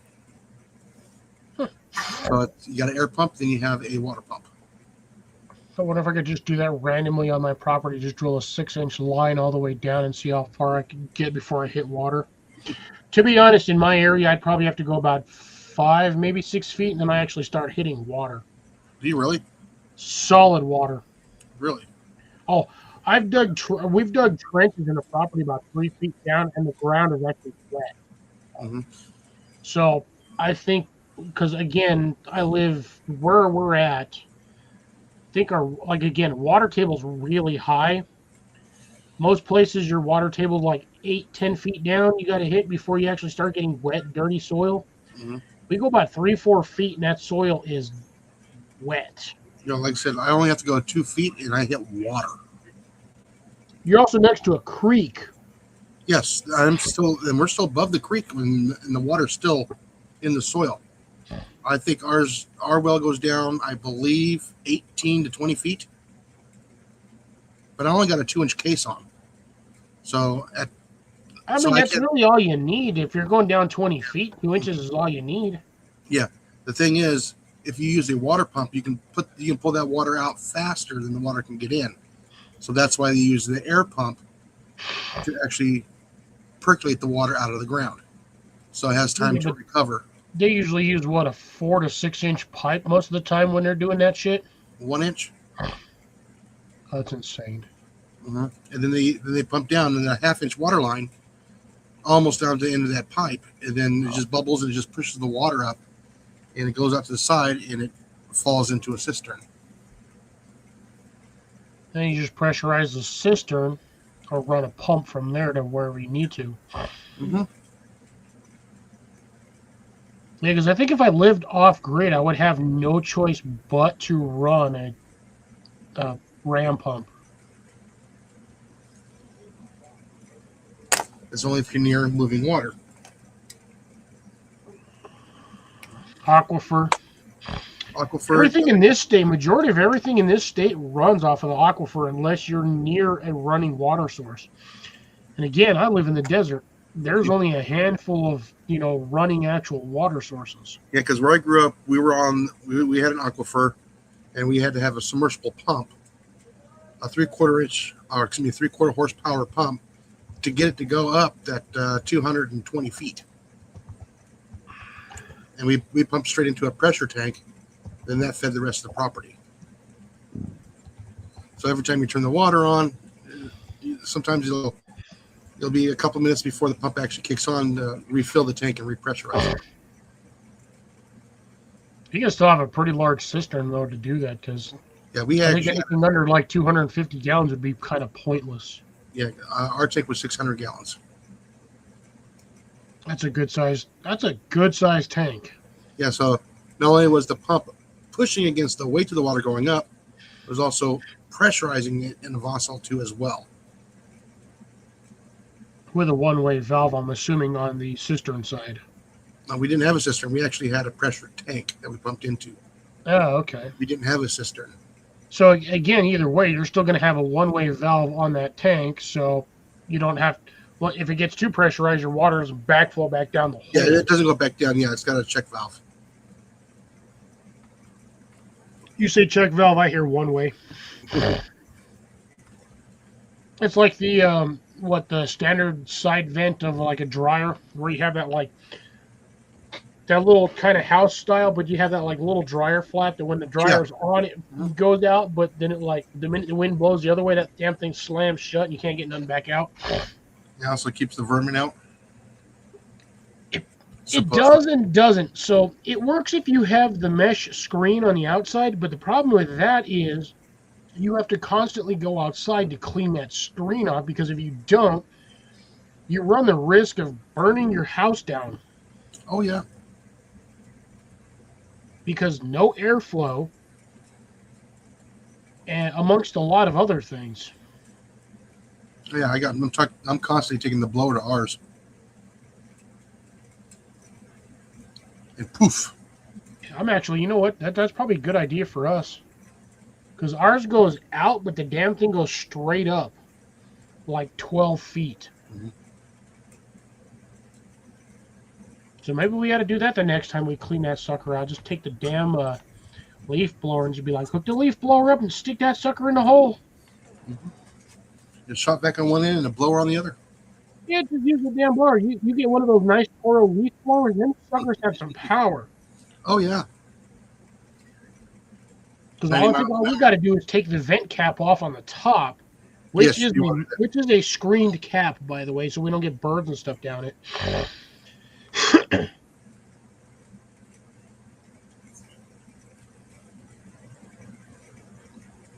Oh, okay. Well, I mean, you can technically do that with the plastic zip ties too. Yeah, you can use a small little precision screwdriver or a little punch hole. Pull that tab up and release them. I usually use my micro screwdriver on my Leatherman. Or if you happen to have one, surprisingly, a very small paperclip works. Mm-hmm. You just slide that up under the backside where the latch catches, and you just push it up and slide it through, and you just pull the whole zip tie out. But those metal ones, you got to be careful because they will slice the crud out of your fingers. They're great for holding something damn near eternally, but ooh, they are sharp. Yeah, like those little metal bands that hold sides on the poles. Those things will cut you up in a heartbeat. Oh shit, yeah, they will. Even the ones they do for bales of wood or whatnot. Oh yeah, when they use metal bands. Oh yeah. Oh, them damn things. They are, and it gets me how they're literally held on by like a Z-shaped freaking metal wiggle. Oh, for the nylon straps, yeah. Yeah, they're friction. But I'm like, how though? It's a weird shape. Mm-hmm. And I understand the concept of it. So it's no different than getting like two buckles and then just running them kind of in, and then once you get the tension on there, they hold. But at the same time, that shouldn't be physically possible. Well, it's like a ratcheting strap. I mean, held under tension, but I mean, again, you look at them, and you're like, I always, every time I see those metal ones set up like that, I'm like, it would just take one instance for that thing to fail and that band to just slap you and slice you open. Yeah, because the metal ones that we have to do at work, they're actually pulled through. There's a little buckle. Yeah. And they actually use a hammer, and they'll actually put a dent in it all the way through it, and that locks it together. Okay. Yeah, I don't normally see those, but I mean, it could just be variant between region and region, or like the packaging manufacturer, how they do them. Mhm. Because normally ours, like you said, they're through that weird little compression, that little weird metal Z-shaped or like Looks like a figure paper eight. clip. It's Looks like a figure eight. Yeah, it looks like a paper clip. Yeah, and it locks in there that way. I understand the fundamentals of it, but I don't think I've ever seen ours nailed, basically locked together, basically with a punch hole. Yeah, you put those things tight enough, they're not coming undone.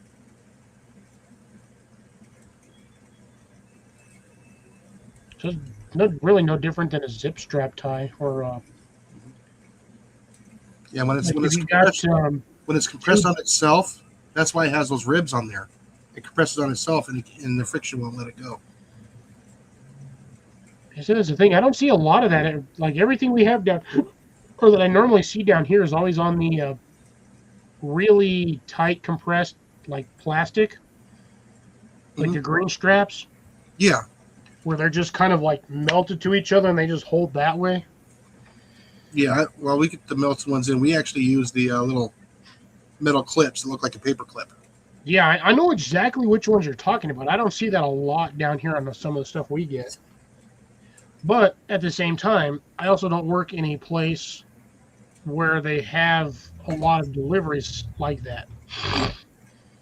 So majority of the time, every time, like when I see loads of lumber, they're already skinned, deep, whatever you want to call it, skinned, whatnot. They don't have that on there. All right, have you been in the lumber department in either Home Depot or Lowe's? No, but all of my stuff down there, I never see that strapping on there. Yeah, if you walk around, you'll see a little hand cart. It's got a big spool on there, and it has that plastic strapping on there. Yeah, I see the plastic strapping here and there, but what gets me is there's never the tool that clamps or crimps all that stuff super tight. Because it doesn't look like a normal tool. It looks totally weird. No, I know what I know what the tool. It's gonna be. It's. I've seen the tool before. I know what it looks like, but I don't normally see that over there because again, we usually don't sell an entire pallet, or like in my stores, I don't normally see them go out an entire forklift tray of just solid lumber going out to somebody. That's usually gone by morning. Yeah, because everything's already loaded onto the supposed shelving or whatnot that they have on that stuff. And ready to go out. And again, I don't normally drive around the backside of the buildings to where they normally have the excess stock. Oh, no, you'll actually see it. Like I said, in our store, it's actually in the lumber department floating around.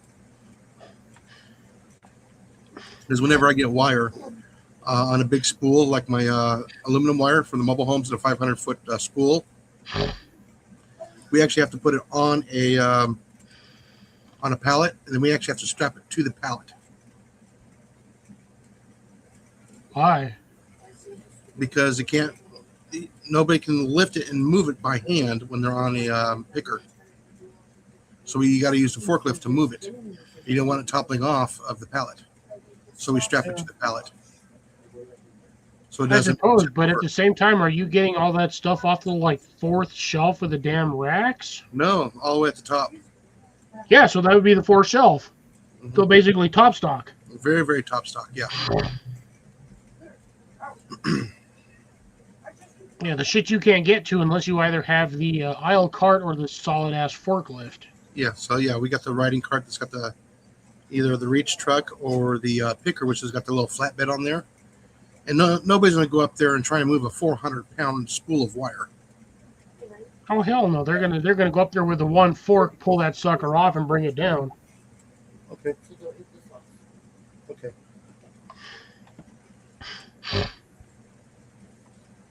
Yeah. So we What's just Molly? basically, What's Molly talking about? about the leftovers from tonight. Don't eat it. Well, she wants it for It's- tomorrow. Yeah, it's planned for American. Was it Goulash. well, goulash? A lot of people call it the. Was it American chop suey? Basically, whatever you throw in there with some noodles. Hey, I mean, if you've got enough, honestly, with what you have, I kid you not, Jason, you could probably throw a pack of ramen in there minus the seasoning and what? that's a A big. couple nut. bits of like a little bit of beef or some shredded chicken, and you guys got another meal for like another 2 days. I'm still trying to finish up the one from last night. Okay.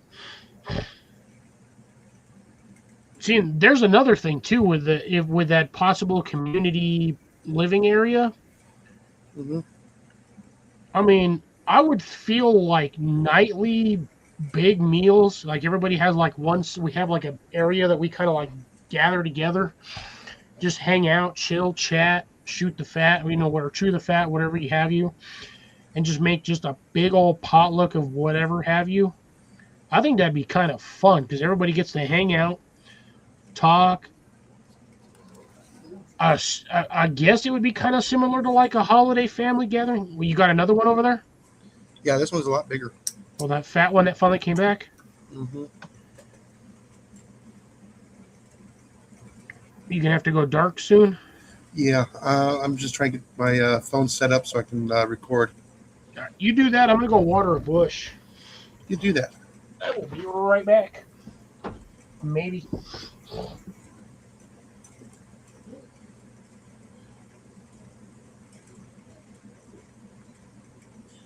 Just be nice to have just a little bit more light.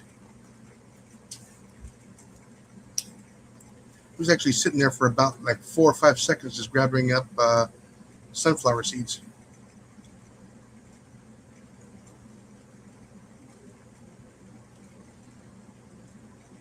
That was a chunky one too. Let's see if he comes back. Now that I got the camera on.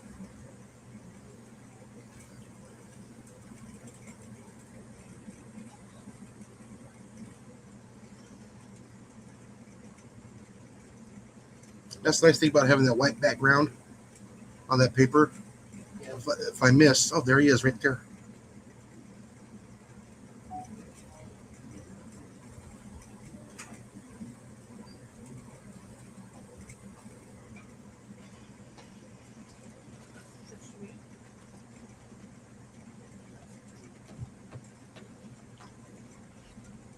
Oh. How many rounds do I have left in here? Oh, almost a full magazine.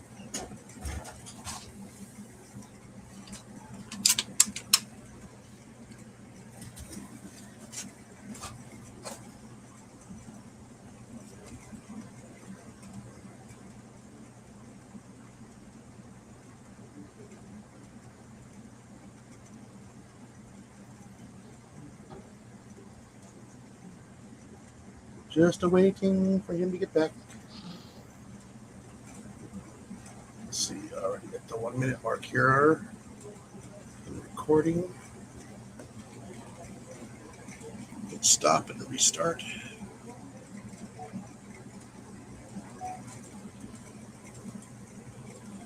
Even though I got like 30 minutes left of memory on the phone.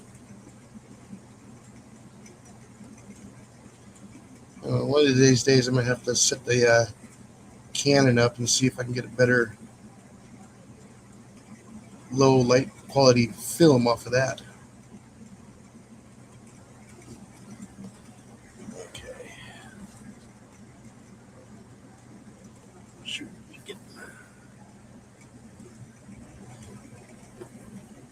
Oh, and he just bolted as I'm trying to get my seat to go down lower.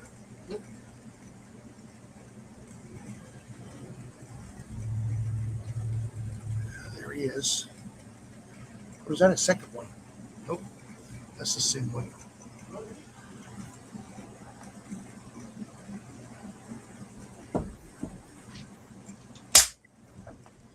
Oh, he's done. I'm back. Sort of.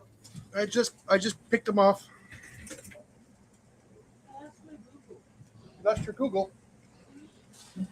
Sounds like another mousetrap went off. Yep. God damn it! I lost my signal again in my greenhouse. Let me go get them all collected. Ooh, got somebody else popped in. Ooh, who popped in? Who popped in? Question. I don't know who is all in here because I know it hasn't been me. Just gonna type in that to see if that changes over here. Nope, don't know who. Debating on whether or not I have a third one.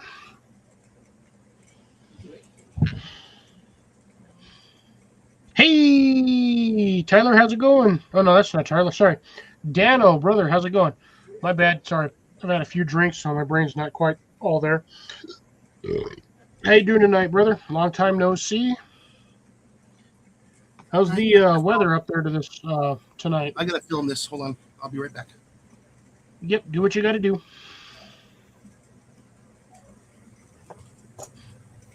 How cold is it up there right now in Colorado? Because we're supposed to get down to 22 tonight, which is, for the desert, pretty darn cold.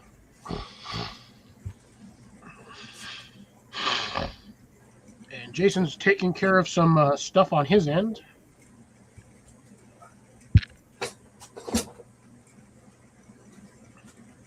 Why the hell did they move private chat way the hell at the bottom? I don't have a banner going tonight.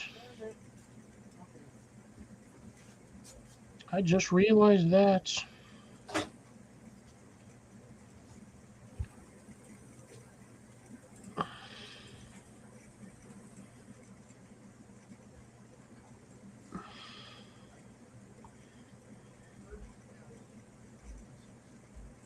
Oh, I can get rid of this one. I ain't doing that shit no more.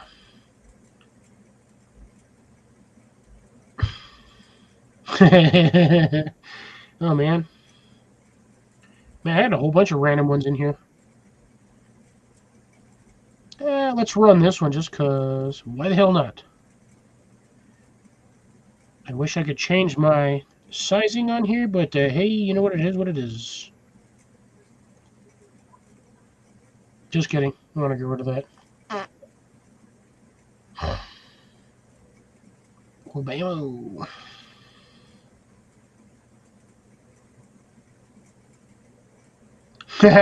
He says this summer.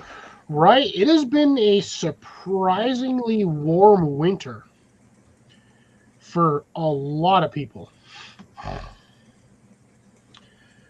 Like, we had a hailstorm like 2 days ago. I still got hail in the back of my truck, surprisingly. What do you mean just about all? Oh, is that from when you injured yourself at work?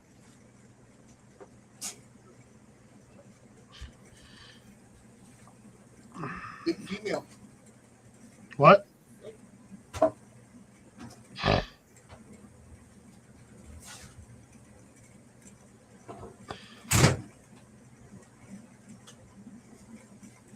All right, so what'd you do this time, Dano? What did you do? An absolute kind of shit live tonight. Nobody's like, it's been sporadic for people here and there.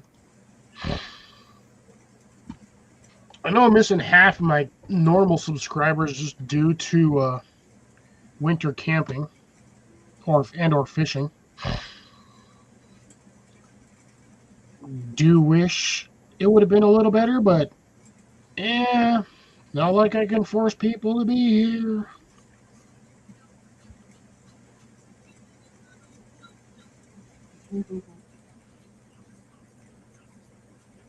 The shovel. Ooh, somebody else is live. Ooh, plywood boat. Well, that's kind of cool. I might look at that one. Garden and drinks. Yeah. Just tell people that you're going to be drinking and they stop showing up. Which is, I guess, fine by me at some point.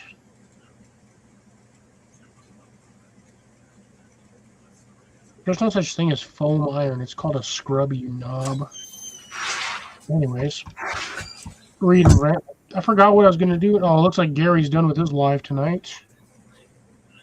Gary can't hang with the big boys, but then again, he was over there on Dez's. Sorry. Yeah, no, he was on his own live. I don't know what I'm talking about. I'm back. Welcome back. Yeah, that's what I want to know, Grace. Healed up from what? Back surgery, blown out knee, butthole surgery, blown testicle, what? Did you almost cut off a finger? What did I miss? I am Besides 100% not sure. Oh, look, according to this, nobody is watching me today. really? Oh, bummer. Currently, right now, that's 0. Well, here. Where's it at? Oh, we got 1 because I made a dead activity on there. You can definitely tell.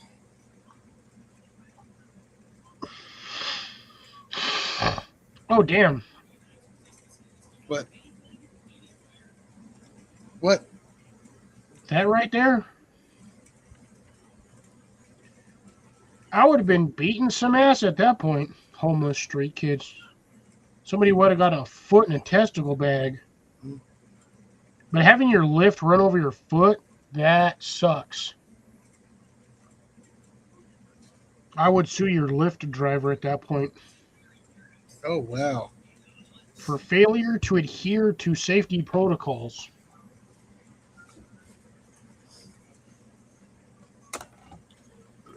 Buzz. Wow, sorry to hear that. There it is. Because, I mean, you said buzz, I was already going for it. Yeah. Told you that was different. Well, we shall see here in a second. Oh, yeah, that one's like damn near 3 times the size of the last one. Yeah. I gotta prep my board for 2026. I haven't done that yet. Yeah, you got it. That's what I'm. You're at 1 right now, right? I am number 1 for the year.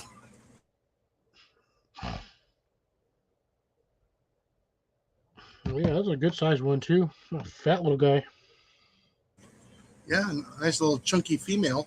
right above the shoulder, the front shoulder, from the looks of it. Oh yeah. Zippered or non? Yeah, it blew out the other side of it.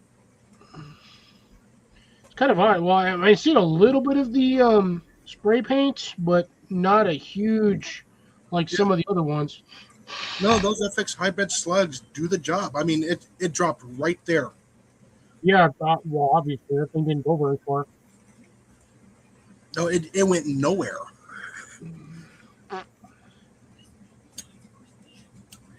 I didn't miss this time. Yeah, if the other one wasn't so little, you wouldn't have missed the first time either. Yeah, if he was a little bit larger, I probably would have, took the scalp off of it. Yeah, I don't think with the with that smaller one, I don't think you're going to see that one for a bit. Yeah. Really debating on whether or not I should have a third one of these.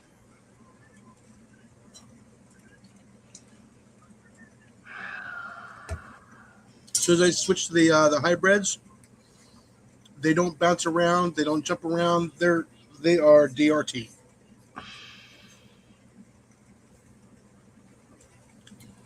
DRT direct. No, dead right there. Oh, DRT. Okay, that makes more sense. Yeah, and like I said, with the pellets, they would hop around, bounce around. With the hybrids, they don't move. Well, it depends on how much of the pellet catches them and throws them, but generally, the big ones they just stay right there.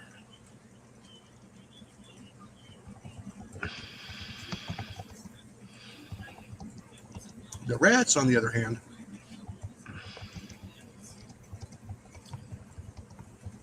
yeah, as long as I do a center mass, I don't have any issues. Now, if I separate the spinal cord from the brain, yeah, then it's all going to fire. All the nerves are going to fire for a few moments.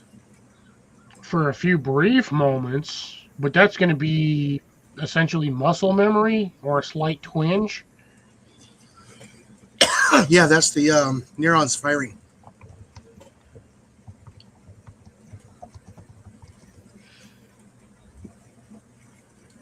I wasn't expecting it to be this busy tonight there. So like I said, after a while, after I watch them, I know if I have more than one.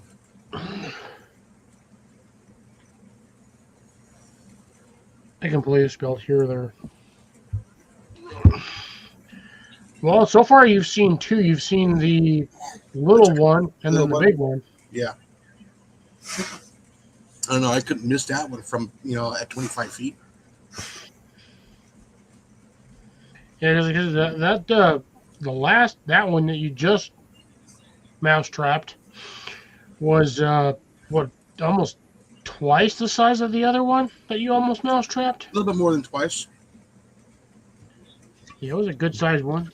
Damn, that container, that thing is cold as hell. I'm screw this. I'm gonna have a third one. I don't give a shit who's in here. If I do a 4-hour live tonight, I don't give a crap. My reset literally reset by next week anyway. So suck on that one. Yeah, there we go. My reset is literally I figured out my reset date is always the 17th of each month. Yeah. And that was only because I did that weird time frame where I actually paid for. Yeah. But that was when it was only like $14 or $15 or whatever.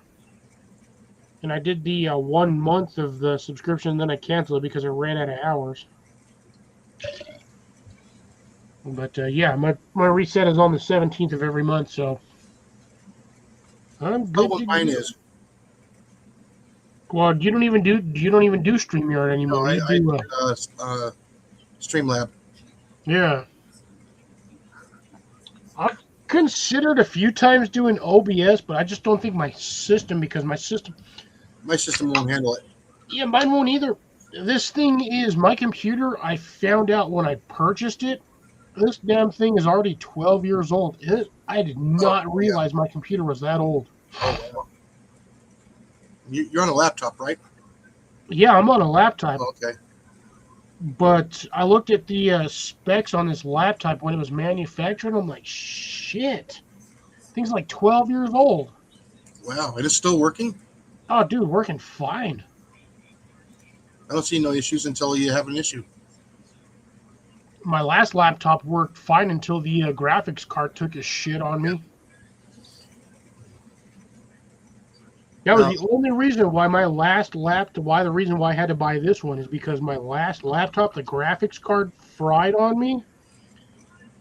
And once the graphics card went, it took everything with it for some stupid reason. Wasn't the motherboard, wasn't anything. It was the graphics card, literally. A few more parts and I can put a tower together for, a larger computer. Well, here I have a desktop PC with a tower. It's sitting in my freaking freaking loft up here. Yeah. But I don't have room for a setup to have a desktop in my area. That's why I have the laptop. And by the way, I said to hell with it, and I went with the third round. There's like 3 people in here watching, maybe 4 at best. I really don't care. 1 on my side. No trolls tonight. Oh, I'm going to stab you in the right eye socket with a dead caper. He says 1. I guess he's got to emulate Colin. You're going to do it in like 6 different languages like he does all the time. Here's an interesting one. Where the hell is CR? I don't know. But yeah, unfortunately, Dan, where you kind of live, that kind of goes with it. What was that? Dano? Oh, yeah, for his? Yeah. Yeah, well, you know what? I hate to say this, Dano, but that sounds like standard Colorado cops or law enforcement in general. You have to constantly pester them in order to get anything done because they are about as useless as horns on a worm.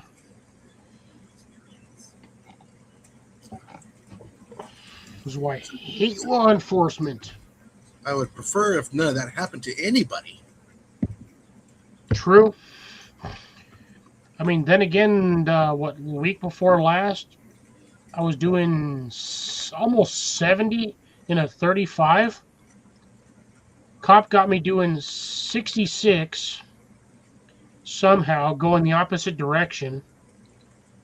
Pulled me over, gave me a warning for doing 40 doing 40 in the 35 or in a 30 zone. So I technically could have at that point had my license pulled because that would have been a full point Yeah. violation. Oh yeah. I was doing like almost 40 over the speed limit. I'm sorry, but he gave me he was kind enough. I was like, I didn't give him any arguments. I gave him what I needed. Took me a second to find the information I needed because I have it in. It was not where I thought I had. Well, it was where I put it. It wasn't on the right side that I put it. But I gave him the information. He was like, and it was on a Saturday too. So he was like, I'm just going to give you a warning saying that you were doing 10 over the speed limit. He's all, don't let me catch you doing it again. I was like, all right, you got it, officer. Have a nice day. Yeah, if you're generally really nice and say, yeah. I parked. I pulled off on a side road, which was like a half a block from where he got me.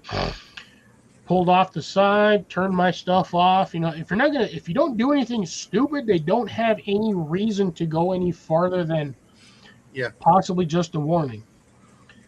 But I love watching these people get pulled over on like YouTube or TikTok videos, and they just completely be irate dumb shits.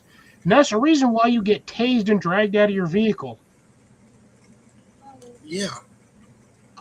Because you're becoming a nuisance. Yeah.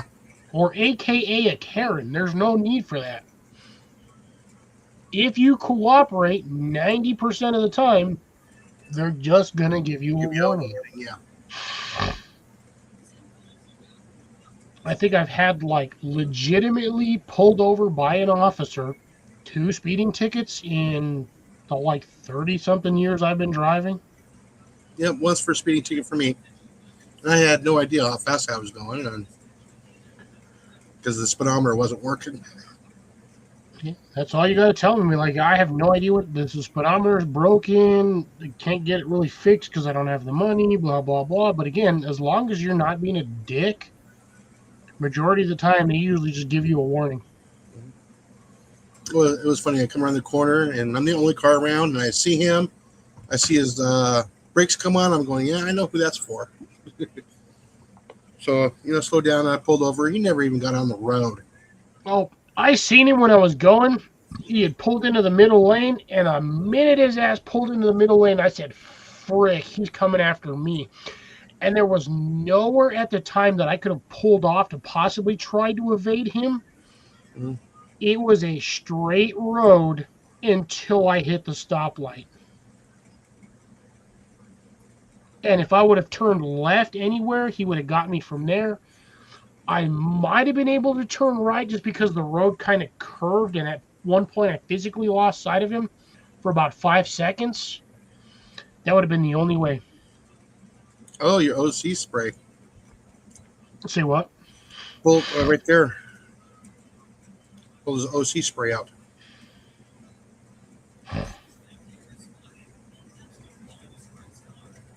Oh, yeah. Haha, suckers. That's why you need one of those non-lethal pepper guns. But where he's at, they'd probably say, oh, no, that's illegal to carry, and all that. Non-lethal defense. Unless you shoot them in the throat or hit them in the eye.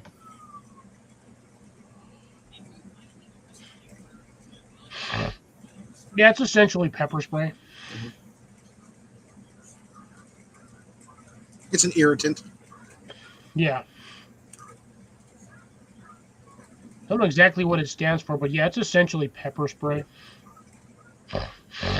I had one of those that I found one time. Some bitch actually still worked. I don't know where I have it at the moment, but it's a little tiny container, little big little sprayer on it. I tested it one day, and I did this. I said, just for a quarter of a second, I was like, oh, yeah, that still works. Yep. Palm brand pepper spray, yep.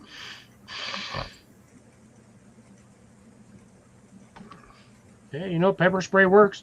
Technically, if you use one of those on an officer that's being an a-hole, it's considered non-lethal defense. Mm-hmm. Or less than lethal. So if you got one of those, this is not legal advice, but if you get one of those guys that decides that the first thing they want to do is either pull the taser out or pull out a baton, you can pepper spray them. It's considered non-lethal defense. Yeah, but you shouldn't get to that point. Exactly. That's the problem with this country. Our law enforcement is shoot first, ask questions later. Oh, wait, I can't ask questions later because he's no longer with us. Yeah. But you look at some of the police interactions from other countries, and they're like, they will talk you down and then take your weapon and then put you in handcuffs.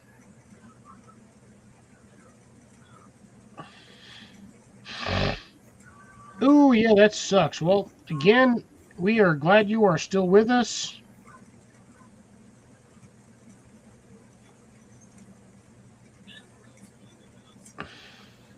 Well, Grace, I would assume obviously not, considering he's on here with us. Yeah. And ended up with one of their phones. Right? I'd have been like, here's one of their phones. When they come to collect it, you can arrest them for it. Yeah, phone found. But I bet you dollars to donuts, they were like, oh yeah, he stole my phone. Yeah, after you tried to beat my ass. I'm gonna kick some kneecaps. I will cheap shot. I will kick you straight square in the nads. Oh. Ooh, yep, gotcha. Yeah. Hard to do that when you're inside an establishment. They usually kind of frown upon full carry.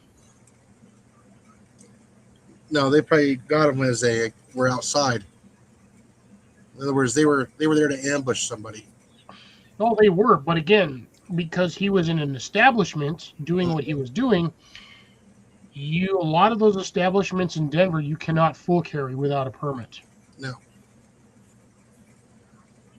Or, sorry, you can't open carry without a permit. Yeah. And even then, in a lot of establishments, they still won't let you do it.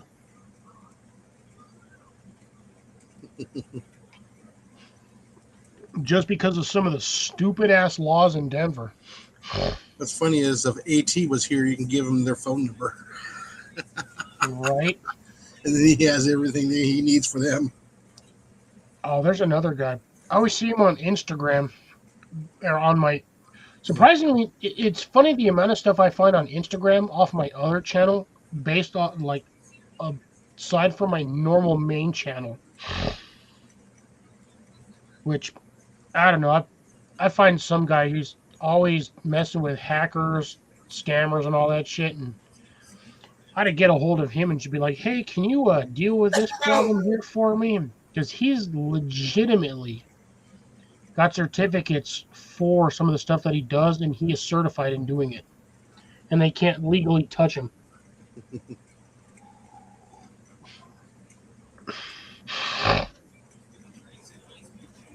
Oh, yeah. They were definitely, as the term says, gang stalking. Yep.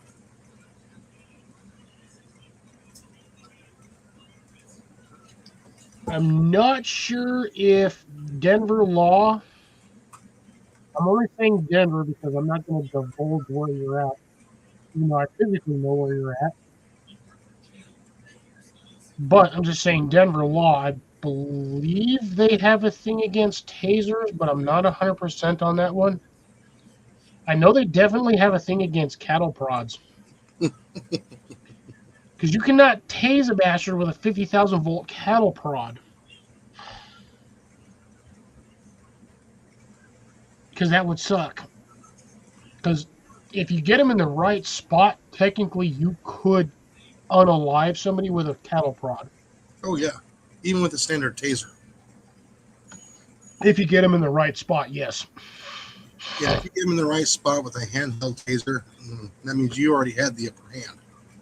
I have a taser, and I believe it's a 50,000 volt taser. Oh, it's still enough to put you on the ground. Get them in the right spot. Oh yeah.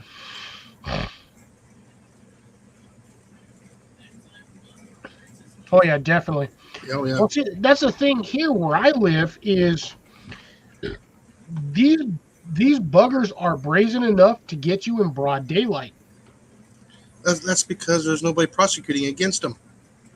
Well, here's the thing. So we have a lot of bike paths along the river. Well, we have bike paths along the river. That's where unscrupulous little shits like to target people sometimes. Is while you're biking by yourself along the river. They'll pop out from bushes, knock you over, and do whatever they want with you.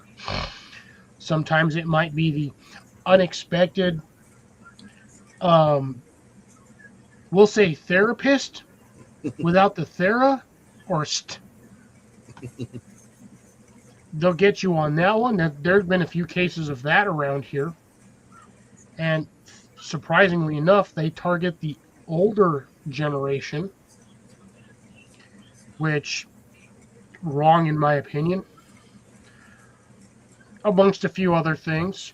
But yeah, me personally, I can't say that I've ever had that issue, but then again, I also bike with knives, so if somebody tries that, they're going to be floating down the river. Mm-hmm. So, again, it depends on your area and what's happening. And yes, along with all of this stuff, I agree. Usually I don't go out at night, but if I do, I'm also a fairly large white guy. Nobody's going to mess with me.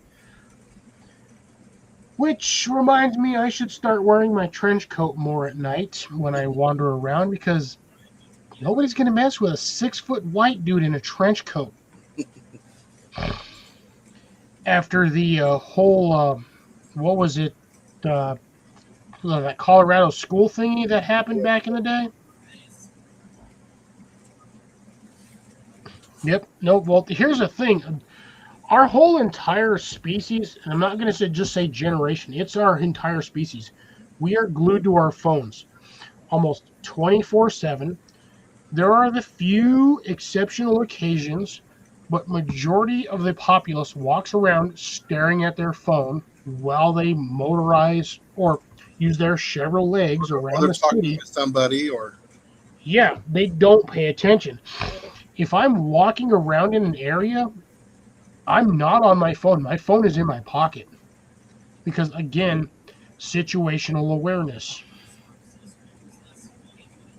well, even when I walk into work and when I walk out of work, I'm watching the entire parking lot. Oh, yeah. No, I do the same thing. The minute I get out of my truck, my phone is in my parking lot because my phone is in my pocket because I do not want to get randomly jumped in a parking lot at Home Depot.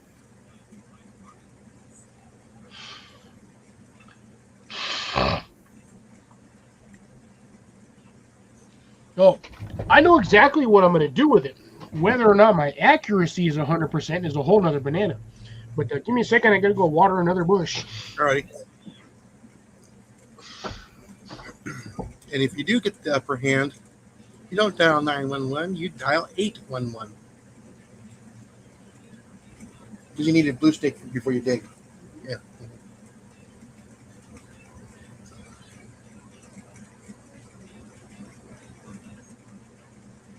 Yeah, like I said, sorry that happened to you, Daniel. Jeez. Like I said, that's not something that should happen to anybody. And then you get these young thugs that just, in certain areas where, they don't do anything. There's no repercussions of their actions. Even if they get caught, they just turn around and released.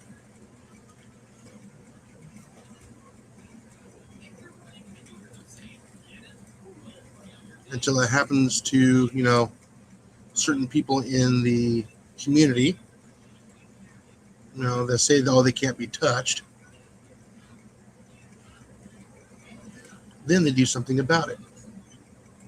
Only because it happened to them, not happening to the average citizen.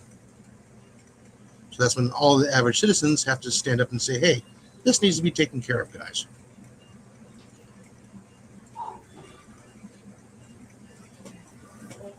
So we need to have the judicial system do their job.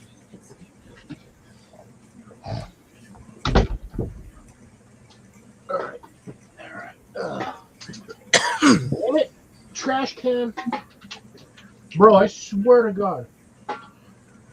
Tried throwing something in my trash can 3 times and it kept bouncing out because it kept hitting an aluminum can.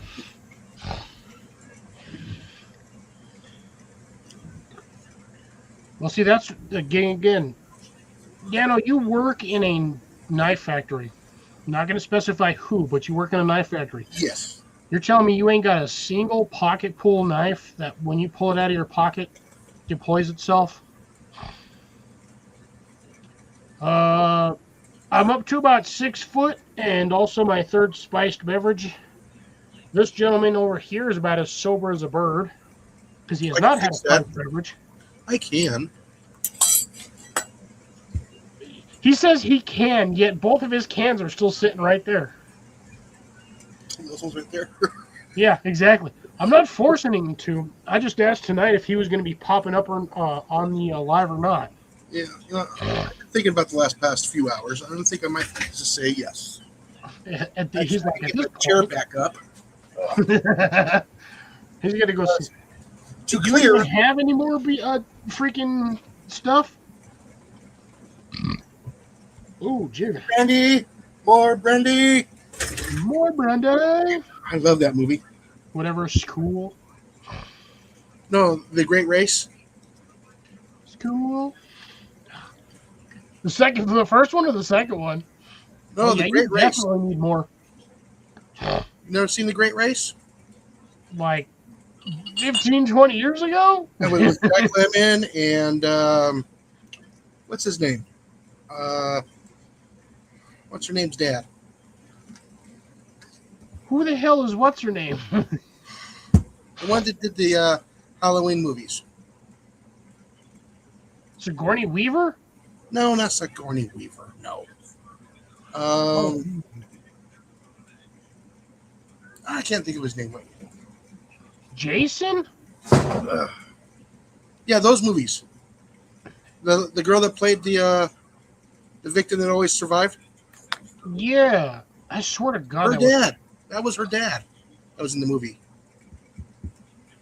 I swear to God that was like Sigourney Weaver, but I don't know. Dude, I'd never really liked the Halloween movies because they were just too. Oh, School of. I thought that was like some chew or something, like some tobacco, mouth tobacco. Why does it still only show that I've got one person watching me, and I know I've got like 4 people in the chat? This is some horse shit tonight. On the plus side, I haven't had any influx of freaking trolls this week. And by the way, Jason, the thing that I mentioned about was it Wednesday? Wednesday or Thursday? About the going 0 dark 30 on the damn trolls when they popped in. Mm-hmm. I mentioned that again at the beginning of this live, and surprisingly, I haven't had any damn trolls. Tony Curtis, Jack Lemmon, and Natalie Wood. Tony Curtis. That's or no, it's Natalie Wood. I think is what her name was. Yeah, she was in there. And Jamie Curtis. Oh, is Jamie Lee Curtis. Jamie Lee Curtis. Her dad is Tony Curtis. Uh, I don't know why I never made that connection. I did that when I was a kid. I just never paid attention because, I mean, I watched a lot of those Not horror a kid, movies. but an older teenager. But yeah, Well, yeah, because you got me by like, what, 15 years, 20 Yeah. years almost? Or no, you only got me by what? You're what, 51? 52? no, I'm going to be 54 this year. Okay, so I underestimated by a few years. So you only got me by a decade then. Yeah, only by a decade. Well, A little bit more.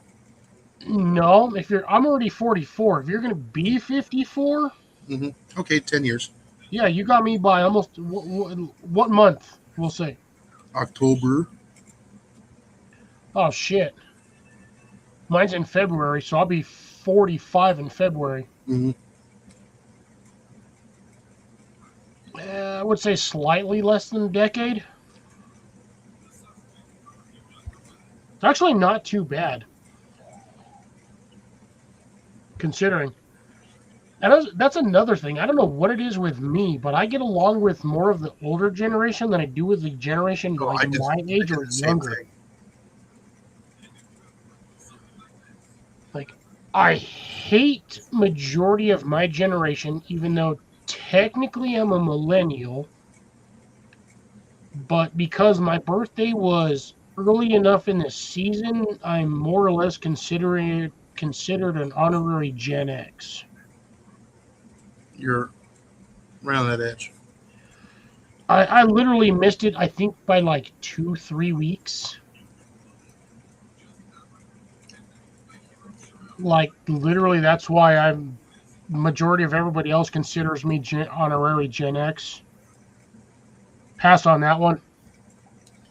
In other words, you missed being a drinking from the garden hose, and No, hell no. That's why I'm considered an honorary Gen X. Yeah. I drank from the garden hose. We were out until the damn streetlights came on. I still grew up around that what stupid ass. streetlights? Well, I if didn't you have had any streetlights. If you had streetlights, that's when the streetlights started popping on. That's when you had to start going home. I was also part of the generation that still had that "It's 10 p.m. Do you know where your kids are?" commercial. Which is again why I'm considered honorary Gen X. See, we had to be home hopefully before dark, because when you're walking home in the dark, you had to watch out for rattlesnakes. I grew up in the open desert. Damn. Yeah. No, I grew up down here in New Mexico until I was about 10 and a half. And then more or less the winter of 91, we moved to Denver. Actually, surprisingly, it was not. It was I think we moved June or July in Denver. In the middle of a damn snowstorm. When it's scheduled, it's scheduled. It's Denver. You never know when the hell a snowstorm's going to happen. We just happened to move up there. I think we had like a month. And then we just like got blasted by a snowstorm. Like for some reason. But yeah. Cheers. Oh, yep. Cheers. Chink. Sorry, clink. Link. Clink. I don't want to get flagged for saying that other word, but I've already said it, so it is out there. Not to be offensive, but that's usually the sound that two glasses make when they hit each other. What, chink? Yes. No, that's the name of an oak tree. Chink pin oaks. Yep. I said so. I've so remember when I was telling you about all the trees that they put down the side of the road after they did the reconstruction? Yeah. I think that's what they threw up there was the chink pin oaks, because when they started leafing out before winter hit, it had the oak tree leaves. Okay. With the big acorns? No, at this point, they did not have enough time to generate the acorns. Mind you, those trees were probably already 10, maybe 15 years old. They were basically nursery trees. So they were about 8 or 10 feet high, give or take. And they grow fast? But, well, I've only been in there about 6, 8 months. Oh, okay. So I won't know yet until next season. Yeah. But I know due to leaf pattern, they were the chink pin oak trees. Yeah, because they're large and round. Well, again, like I said, those trees were probably maybe 10 or 15 years old max, because, again, nursery trees, although they might only be about 5 years old. No, those things are fast-growing trees.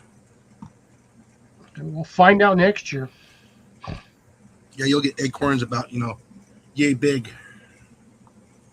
Yeah, now those specific trees Almost I know they have at the pond that I normally go to, because I have gotten some acorns that were like damn near golf ball size off of a tree that's only like 12 feet tall. Yeah, it'll be like the size of a teaspoon. One of those, you put in your drink, your teaspoon. Yeah, That's a pretty good size, and that's I'm without talking the like, top. yeah, you get oaks like acorns Yeah. like this size, like big ass acorns. They grow fast. Yeah, Because we started putting those in back in 2009. So in 10 years, after I left, those things were already 12, 14 feet tall. And we put them in as box trees. And box trees take a few extra years to get established. yeah. Well, it's only because of the freaking pot they stick them in. It takes a little longer to become established. Yeah, and those things were getting pretty big, and they were putting out tons of acorns. I'm not drops. To be honest, I'm not throwing a link in because we're not going to be going that much longer. We're probably going to finish our drinks, and that's going to be the end of it. Yeah, I keep looking for more activity. I mean, we're just chilling tonight. Never mind. After I'm drinking, no, I won't pick it up. That's one of my rules. You don't touch the unalived after you've been drinking. No, even if I've been drinking, I won't touch a Freedom Center. Gotcha. Makes sense. It's one of my rules. And I dare not break it because that's when accidents happen. Accidents also happen when you drink 4 gallons of lemonade before going to sleep. Did you make it? I was going to say that. Did you make it?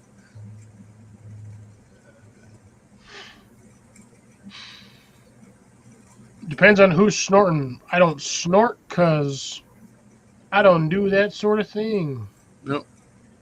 I don't snort, chew, or smoke. Terrible habits. Expensive. Yeah, not worth I it. don't want to hear nobody's argument and be like, oh, well, if you stop spending money on cigarettes, you could own a Lamborghini. And then they go like, do you smoke? No. Where's your Lamborghini? Go sitting in the parking lot. But then also at the same time, it's like, you do realize who's paying for all of your stuff. Not you.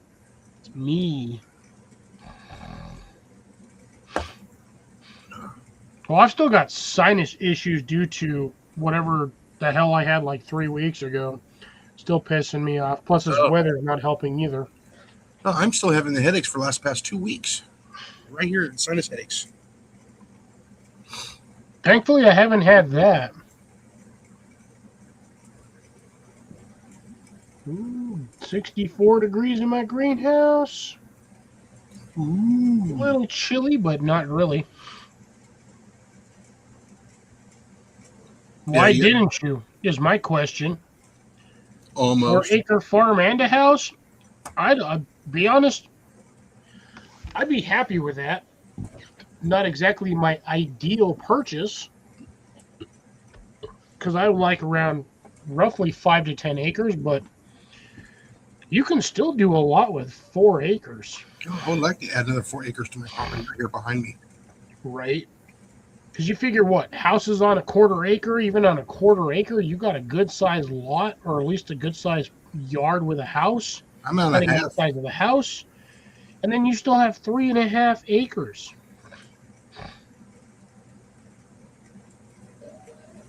How that doesn't even make any sense. How are you going to have a house That's 2 4 separate miles away properties. from the farm? So it's a split property. Though, to be honest, 4 miles is nuts, like a hop, skip, and a jump away. You could walk that far.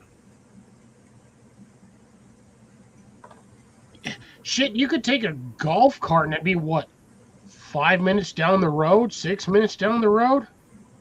No, it'd be 12. Again, that's still like walking distance. I know, I've timed it.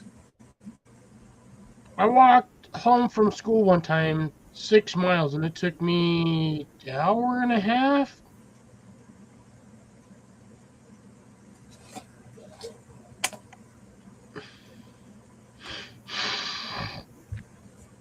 Yeah, that's nice to know, but at the same time, why did you not buy the 4-acre farm and the house?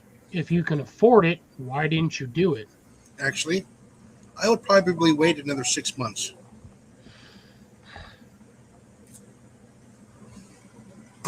Housing market is about to crash. Tax reasons. For somebody who claims they make a crap ton of money all the damn time, you're worried about taxes?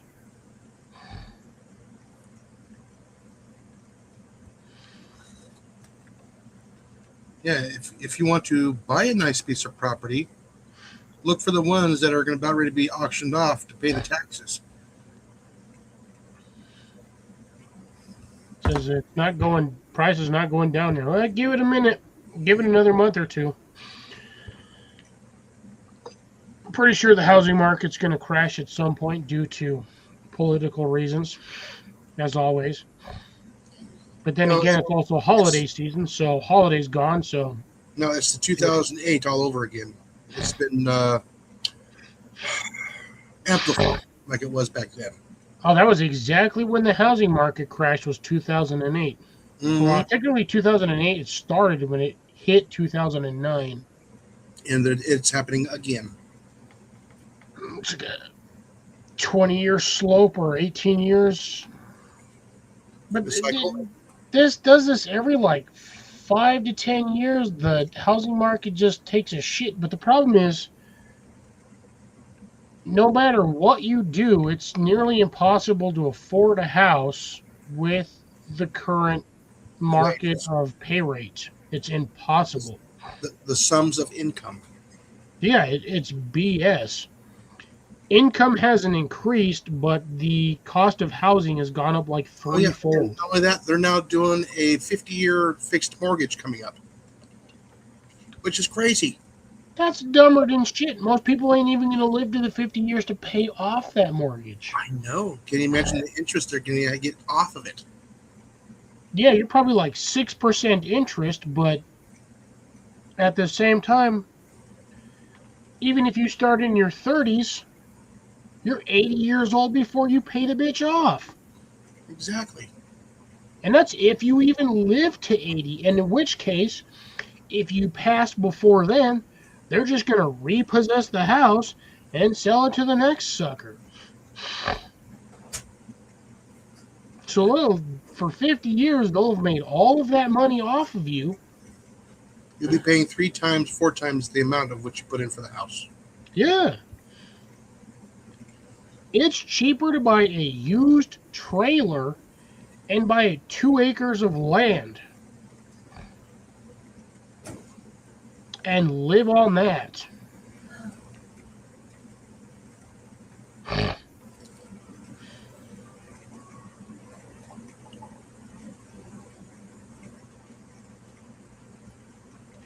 Yeah, well, when you were 28 drops, housing market was not where it's at today. Yeah, market When you were 28, the housing market was at like dirt cheap. Well, so versus where it's at now.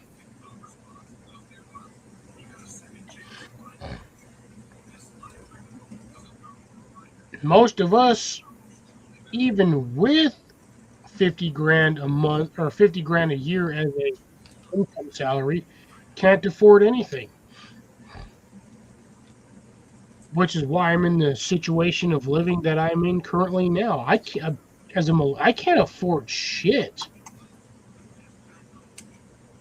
And I feel sorry for Gen Z because shit, the housing market's like 3 to 4 times the value of what they actually make annually as an income. I don't have a sugar daddy either. And I'm making like 35 grand a year and I still can't afford it.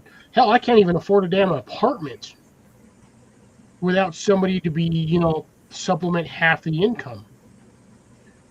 Because it's ridiculous. The housing market now, base price on a house is like 250 grand. You can't afford that on $30,000 a year. There's no damn way. Nope. 3 or 4 roommates, which is physically impossible because most houses are only. Most of them are 2-bedroom. I can't do it. Yeah, see, when we first got here, you can get a house here for $800 a month. That was That's cheap. That's damn near. That's affordable rent. $800 a month. Yeah, now they're asking for like $1,400 to $1,600 a month here now. Yeah, and I'm out in the sticks. I'm right there. Me and my mom were just talking about this the other day. You're paying $160,000 for a 3-bedroom home, and this was like 10, 15 years ago. During that time, the housing market cost has either tripled or quadrupled in the last 5 to 10 years. It's damn near impossible for anybody making less than $100K a year to afford a damn house.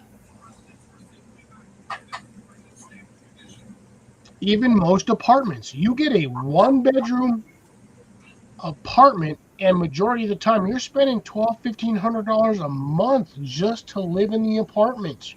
For a studio. Yeah. It depends on if you're in New York, you're looking at $2,500 a month for a studio. And you're looking at like less than 600 square foot. And you're paying $2,500.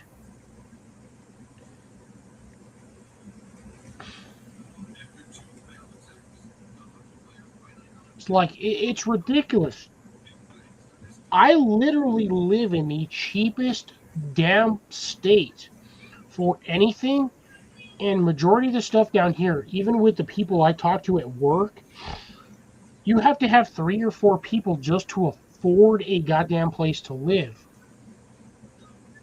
And if you're in a house, you need at least 5 to 6 people because they want $300,000 for a 3-bedroom house.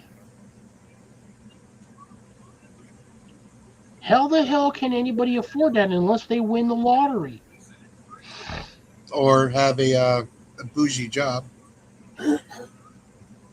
Or unless you're like Drops, trading stocks 24/7 with nothing else better to do. So you're making like $30,000 every couple of months. Well, not only that, you can also lose $30,000 for a few months too.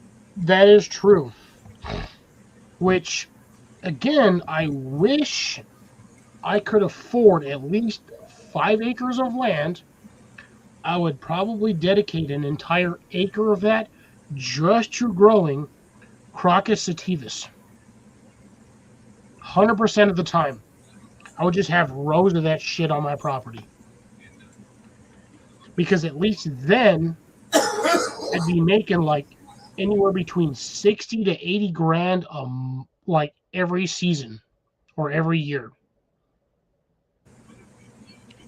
Can't do it because I don't have the property or the spacing for it.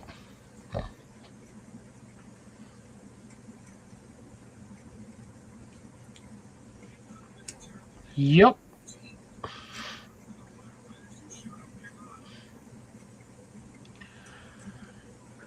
Exactly. Well, but again, Grace, that is New York City, the highest, the like most expensive place to live on this damn planet. In the U.S. You're not gonna beat. You cannot beat New York. That shit is for apartments. Yeah. Oh no, you got places like up there's that little mouse again. Damn, I had a drink.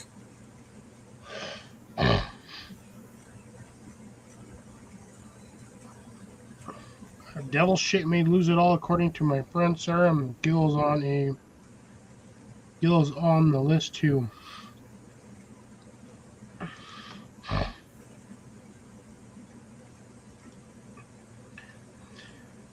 No, Grace, have you like spent?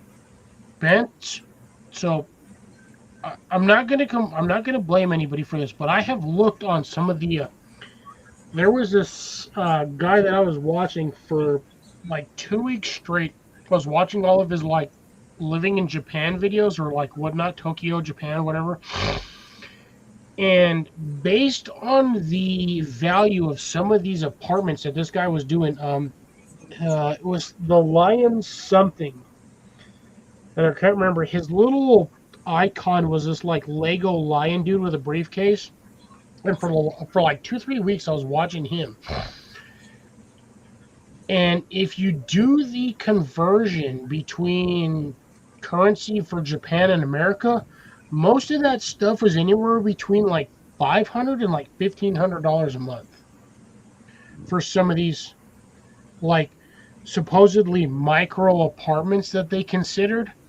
Now, yes, some of them were absolutely trash because a few apartments here and there were next to like transmission towers or like electrical, what we have here in the US, how we have the power line towers, whatever. Some of those places were next to that. The only thing with Japan is the layout of the building, and some of those buildings were laid out like absolute shit. So you basically got like a triangle that maybe has 2 to 3 levels. Garbage as hell, but you're paying like $950 a month for, say, like 950 square feet, 1,000 square feet. If you're by yourself, in all honesty, to me, that's cheap because I've lived in an apartment that was like $850 a month. You miss the due date and it's like $1,200 a month.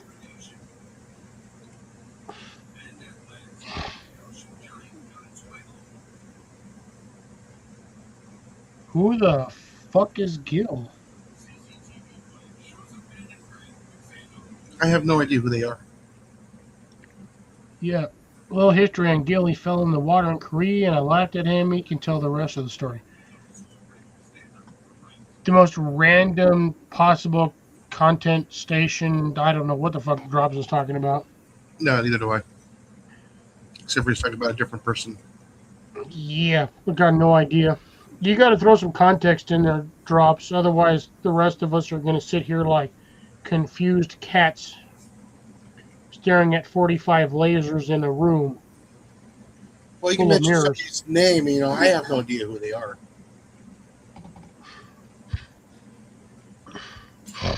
But if I could find a roommate that I trusted, yeah, we might. It might be easier to go, halfers on a house. But here's the problem. Once the house is paid off, who the hell gets it? You mean Gray and his house in Florida? He says Gray Man Prepping. Are you talking about the guy that lives in Florida? On his half-acre property? With his wife and his kids? over there in gator infested Florida on the. So you say Gray Man Prepping? I know like 3 of those people under that exact same name. Majority of the ones that I pay attention to is Gray Man Prepping is in Florida. So fucking idiot in Idaho. Fuck anybody in Idaho. I'll be back. Alrighty. What happens when you have way too many liquid beverages?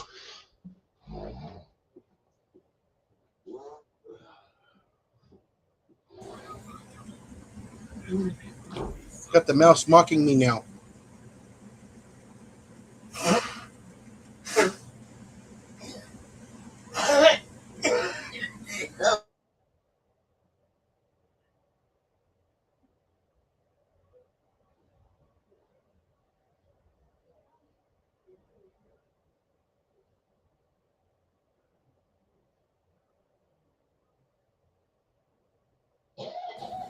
I think I might be back. No, I got a mouse just sitting there watching me every few moments. Looks right at me. Yeah, he's probably giving me the little finger if he can if he can twist his wrist. Be great video.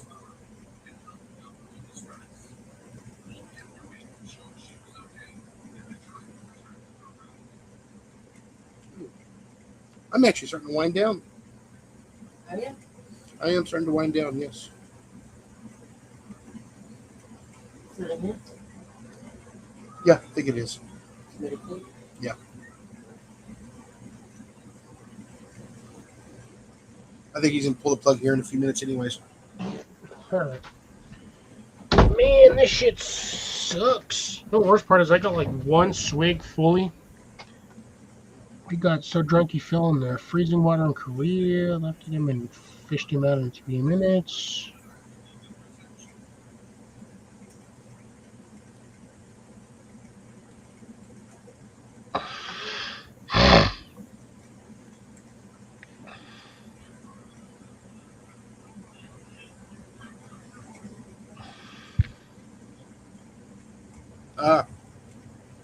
Okay.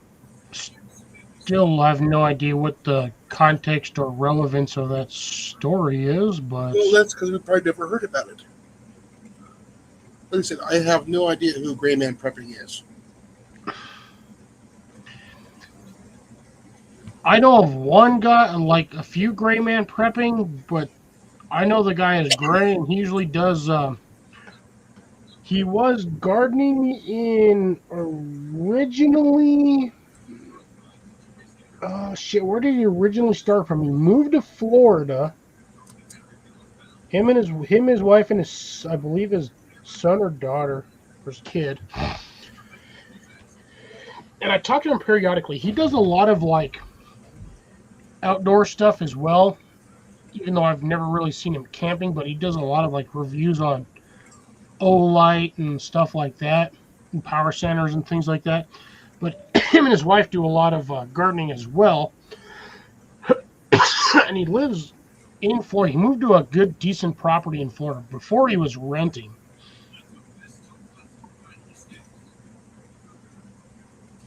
What does Devil Dog have to do with this?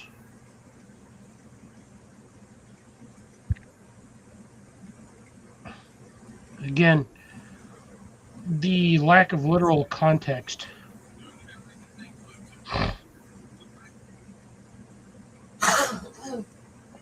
Congratulations.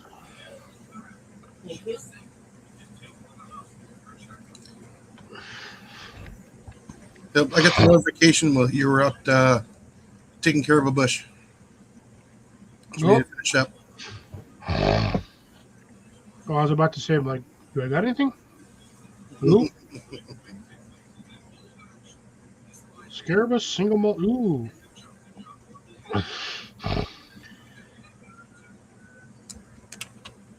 Peach habanero sauce. Yeah, that one's been out here mostly the entire day. Dribs and drams. You got Shawnee, Phil, and Jesse. Apparently did videos today. Yeah, I don't know what's going on anymore.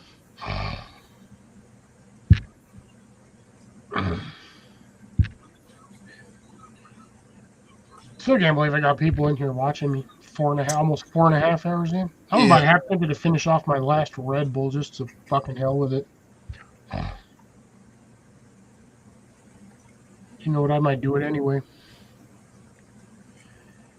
I still got like 12 hours before I got to go to work tomorrow.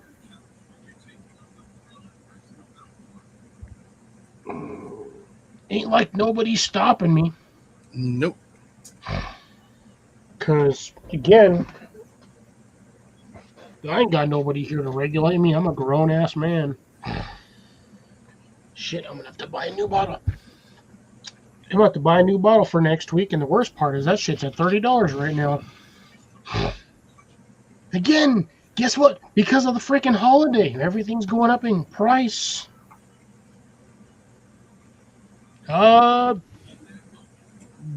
He did it about 30 minutes ago. Apparently, he did his but he's on his drinking channel. So that would be the Dribs and Drams channel. I'm gonna go get my small Red Bull, and that'll probably be the end of it for the night.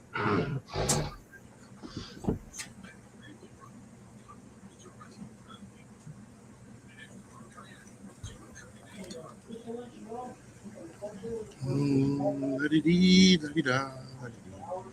What is going on here?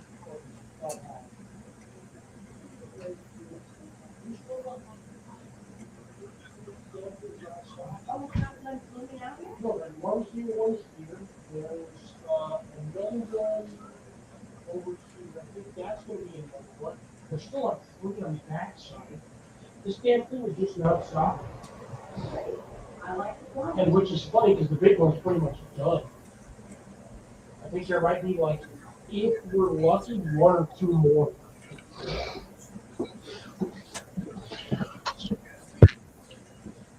This last one's going to be a small one only because I have one 8-ounce can instead of the standard 12-ounce can. That must be strong. Huh? That must be a strong watermelon taste, huh? Yeah. I mean, again, to be honest, with the watermelon Red Bull and the black licorice, I don't know why, but it still tastes like a Cherry Jolly Rancher. And I know the last time I talked about this, Grace was like, "Ooh, that's gross." But it's actually really good. It doesn't have that harsh black licorice taste that you would normally get when you're doing the standard. Fuck, I forgot the name of it. Brain fart. Brain fart? Straight up 100% brain fart.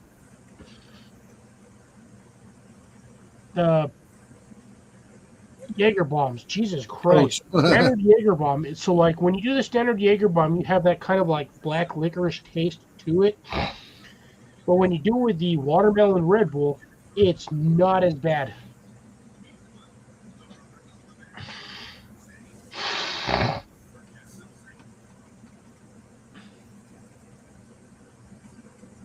What bullshit are you talking about in Idaho? I can understand Texas because there's a lot of random BS that goes on in there, but that's also Texas. Supposedly last year, according to stuff, Texas was technically supposed to secede from America and become its own country. But yeah, that never happened.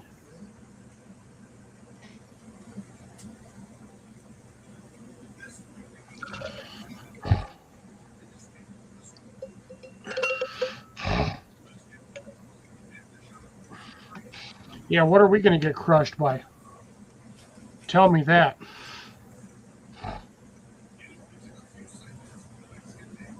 What will we get crushed by? I'm just going to go with that one and throw the whole thing in there.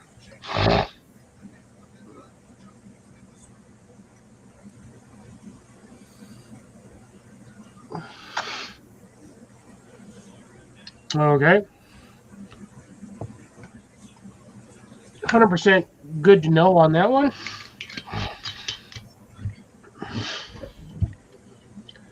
I got, it looks like just enough for next week's, and then I'm gonna have to buy a new bottle. But I'm not spending $30 on a fucking bottle of Jaeger when I used to buy that shit at freaking $12.99 a bottle.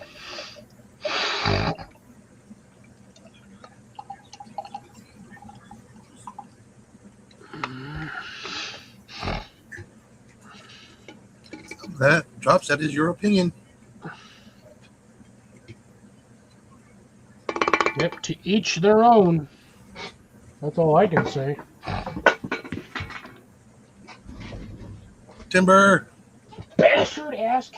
Dude, I don't even know where the hell that fell. What the heck? You missed the trash can? No, I got it in the trash can, but it somehow fell out because of my trash can.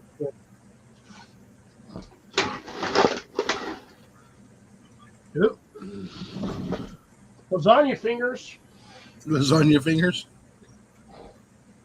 Or I should say lasagna juice fingers. Pushed my trash can down to get more room in it and pushed my fingers into the lasagna container that I was eating. All right. You got a video. I do? Text or Instagram? Chat. Wait, what? It's easier to send it that way with a video. What? I don't got anything. I have nothing via text or Insta. Oh, there we go. Took it a second. Yeah, it took a little while. That it freaking Now it did. needs to load. Ooh, 19 seconds. Did you get that one good? I gotta wait a second for it to go. I'm still looking at that last silhouette of that other one. It's like by a sea hair that thing missed.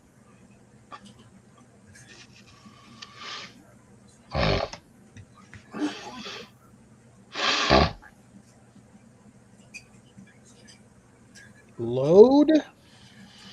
Is it loading? Yeah, it's going. You're going to laugh.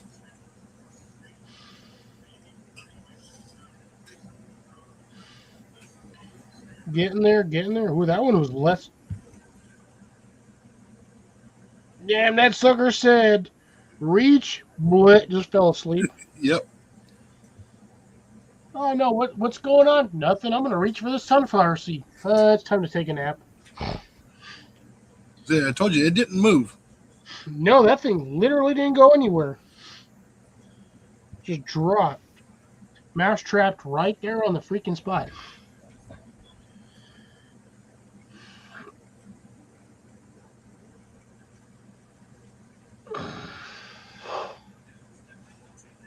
Well, we got 5 minutes to go. Or do you want to just call it here?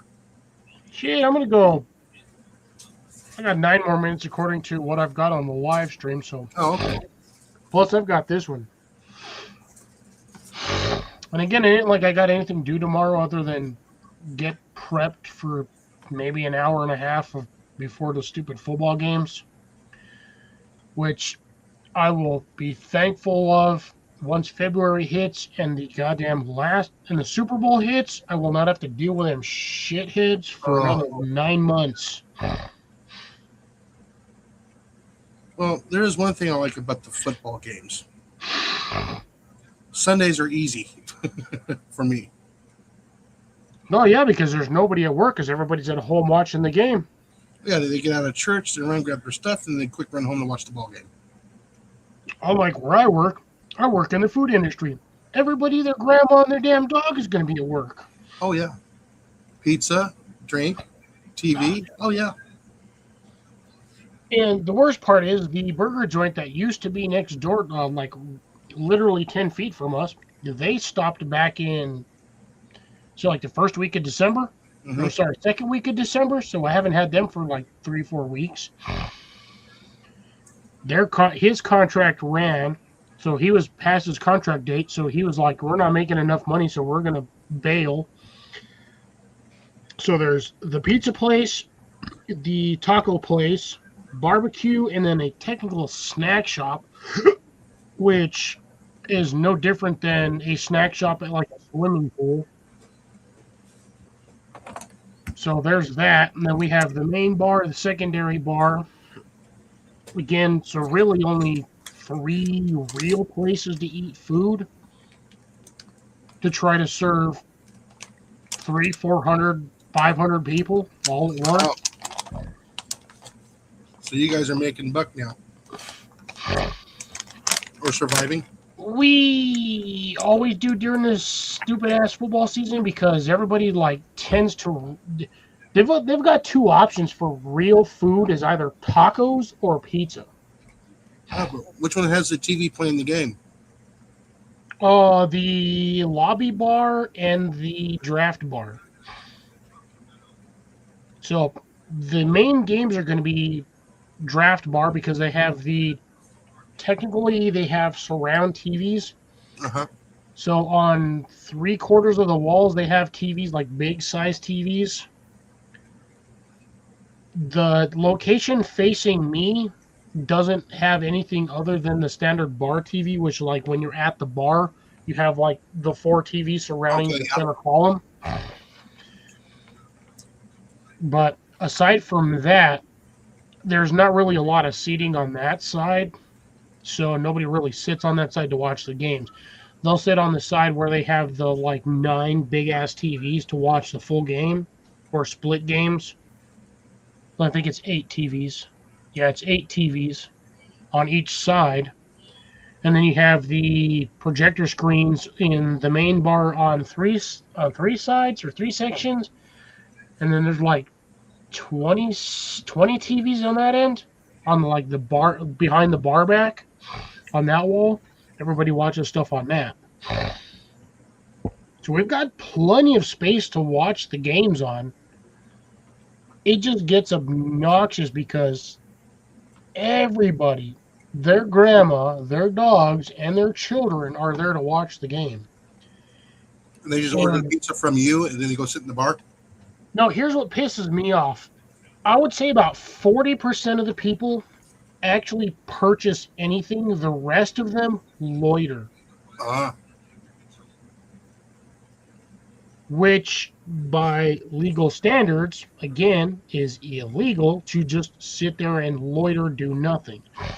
Most of these people don't drink. Most of them don't order food.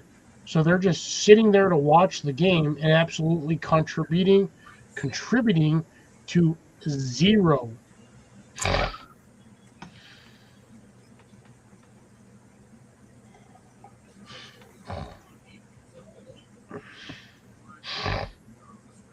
So, again, I forgot to stir this crap. So it's one of the reasons why I hate football season.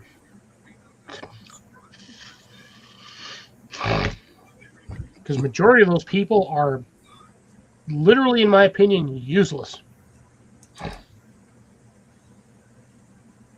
If you're going to buy food, buy something to drink, then it's not bad. But if you're just going to sit there the entire 4 hours of a football game and not buy anything from anybody, you might as well take an unalivement pellet to the face. Because at that point, you're just taking up time, space, and energy.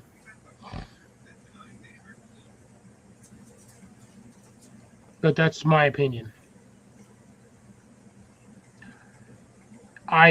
Grace, I understand you like football, but here's the thing. Do you go to an establishment, sit there for 4 hours watching the game and not purchasing a single thing? Like contributing to the facility? Yes.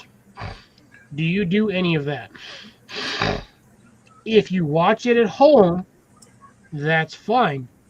But if you say go to like a place like Chili's, Texas Roadhouse, Dave and Buster's, MVP. you go to a place like that, sit there for 4 hours watching the game and not actually contribute to the sales of the building. If that's what you do, you suck. 100% you suck. If that's not what you do, then I have no problems with it.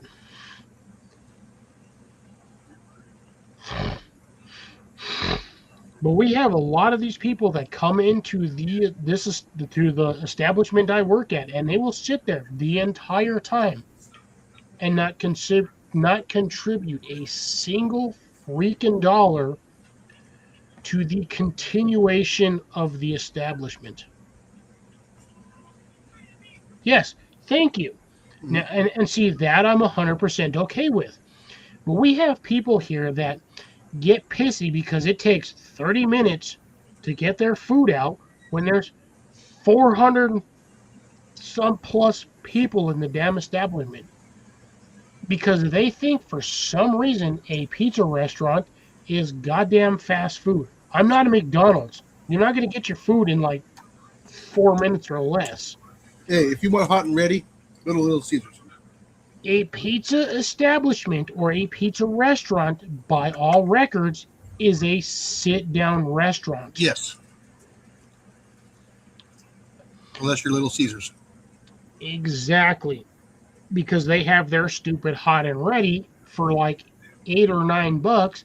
But again, you've got employees sitting there making random pepperoni pizzas, cheese pizzas, or whatnot, heavy sausage pizzas, and they set them in a warmer.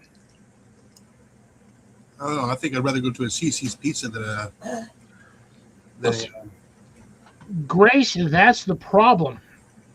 I cannot do that in my establishment because technically we are a renter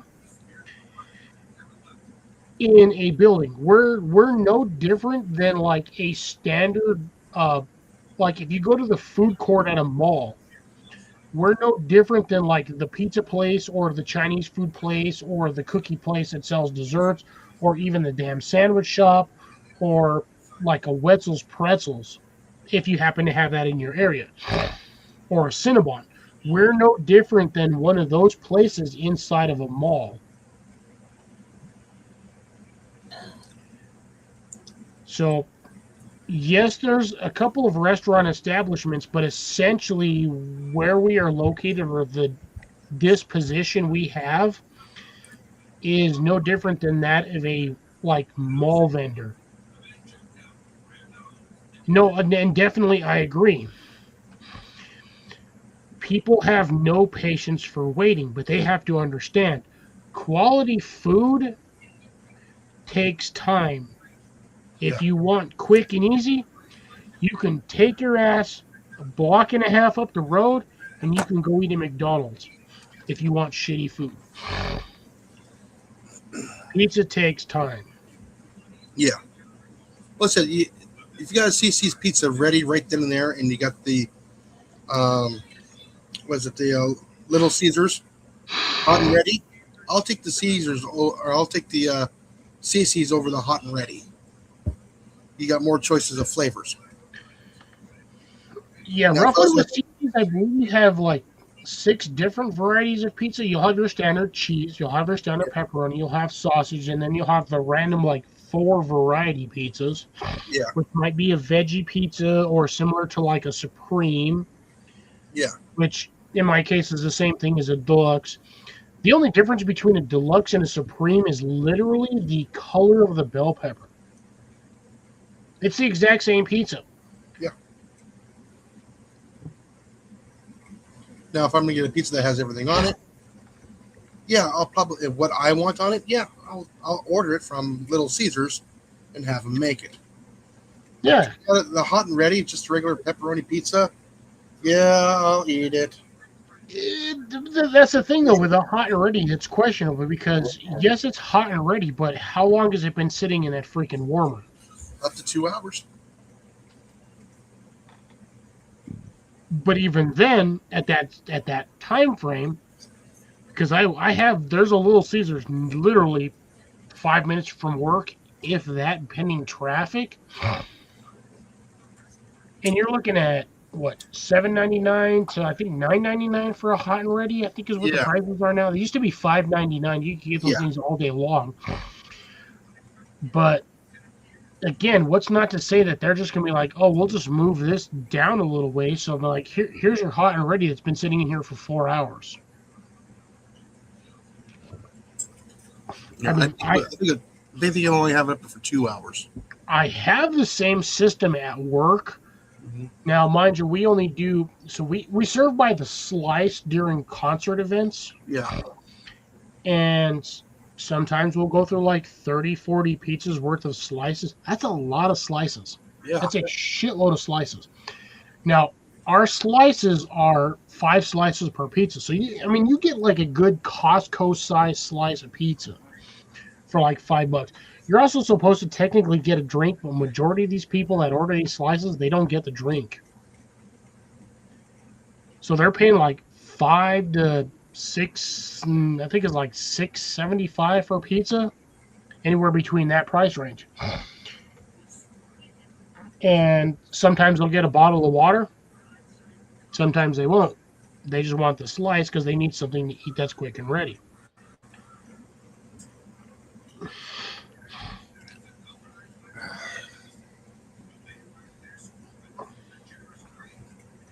We'll see what a devil dog against a seal. English. I'm drinking, and even that makes no damn sense to me.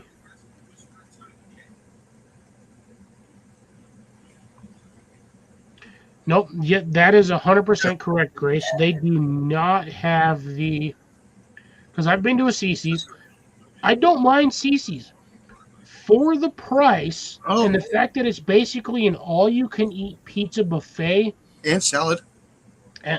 No, actually, the CC's I've ever went to, they never had the salad buffet. Oh, really? The ones in the Phoenix area had salad bars. Mine wasn't. Mine was for, I think it was like for $7.99. You could get all-you-could-eat pizza and basically unlimited drinks. Yeah. Yeah, Ours even had what is it? The pasta too. The hot pastas. I don't think ours had the pasta. To be honest though, Jason, I haven't eaten at a CC's in probably 10 years Yeah, it's, plus. it's the same here. Yeah, see, no salad. Yeah, my CC's didn't have a salad. It's basically all-you-can-eat pizza buffet. I almost feel like Jason's was a cross between CC's and Pizza Hut. Because who doesn't remember the fact that back in the 90s, Pizza Hut actually used to have that little center buffet thingy Oh yeah. where you could get like, you could do salads, and they had like 3 different salads. You could get potatoes, and that had all the fixings, bacon, sour cream, all of that shit, big old tub of butter. Now, mind you, unfortunately, hindsight, that seems a little unsanitary, but then again, it's no more different than going to like an all-you-can-eat buffet at like Country Buffet or whatnot. I don't know what you guys had for like all those buffet styles where you could just go up, grab a plate, grab whatever the hell you want. Oh, and in Phoenix Like they had $15.99. Phoenix area they had everything. Yeah, so you'd get something similar to that.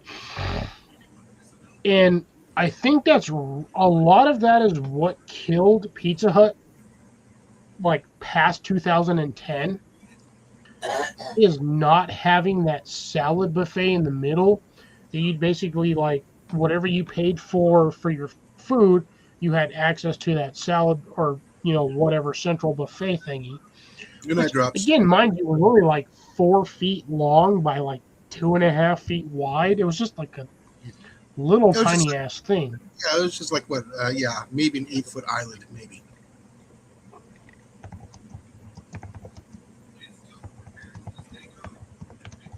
But one of the places I missed going to was the Pacific, there in Chandler, Arizona. Oh man, that was awesome. Didn't have that one here, but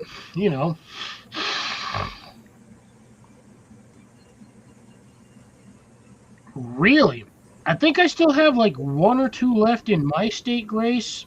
But again, I have not been to a CC's in a while because I think they went up to when I was in Denver. When I used to go with my friends, it was like $5.99. You get all you can eat buffet plus a drink, and I think now they're up to like $10 or $12 for freaking all you can eat buffet.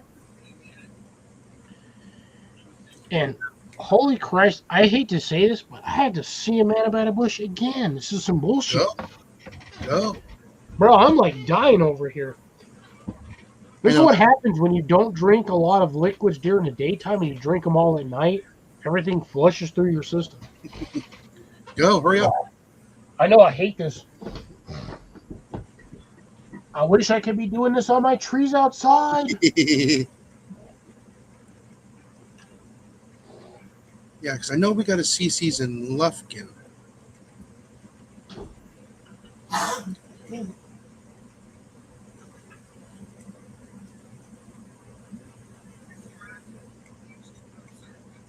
looking for it right now. I know it's around there somewhere.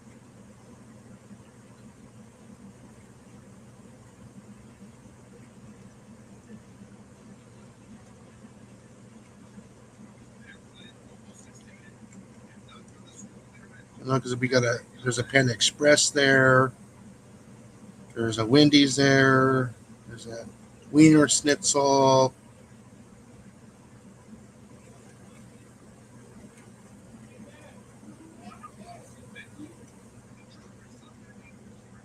That was at least a 4.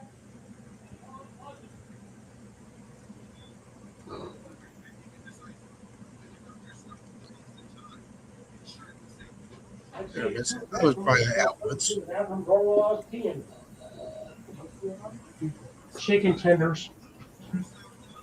The chicken tenders? Yeah, somebody asked me what was going on. I was like, chicken tenders. Playing with chicken testicles again. Chicken tenders, not chicken testicles. Chicken nuts. Drops, I feel you on that one. I have been a little bit loose-lipped tonight, but then again, I'm on my 3rd and 3/4 beverage, so it is what it is. Sometimes late at night, when you get to the weird tangents, shit happens. I really don't care. I'm not monetized, so I ain't got to worry about YouTube sticking a freaking blender up my ass.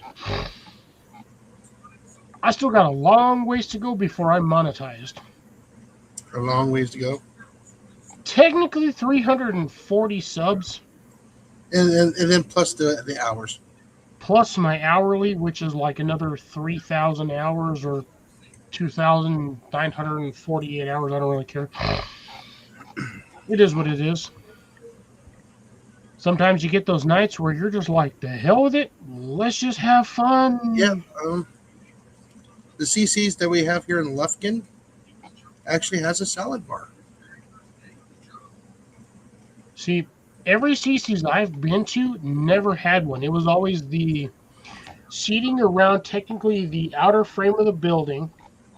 You'd have the entrance where you walked in, the main counter, and then you'd have like basically the 90 degree to the end of the counter and then back 90 degrees that way. Or sorry, you'd have your entryway counter basically 45 or 90 degrees. So you'd have your this. Oh, no, they serve a side salad, not a salad bar. Okay, I yeah. take that back. That makes more sense. Yeah, the one here in Lufkin. But I know the one that was in Mesa that we used to go to actually had a salad bar.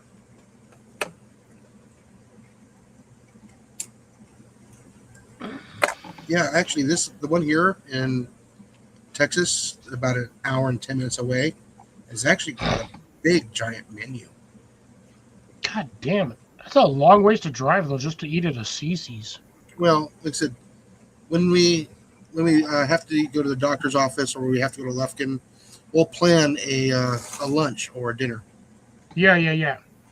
Like you normally do when you go over there. Yeah. I mean, I'm not driving there just to go and eat. That would almost feel like a waste of gas because you're going over there, eating for like, what, 30, 40 minutes max, and then having to drive all the way back? Yeah. Now, 3 I'll hour probably drive drive. to eat for 40 minutes? Yeah, I'll probably drive halfway to go to a certain restaurant that Molly and I kind of come across, and we're going, "Oh, this is a nice place. We like this." Come to find out, they're closed on Mondays and Tuesdays. I got a lot of places that are like that around here, especially Chinese food restaurants. Usually closed on Sundays and Mondays for some strange ass reason. Yes, Grace, they do. Or else chickens wouldn't propagate.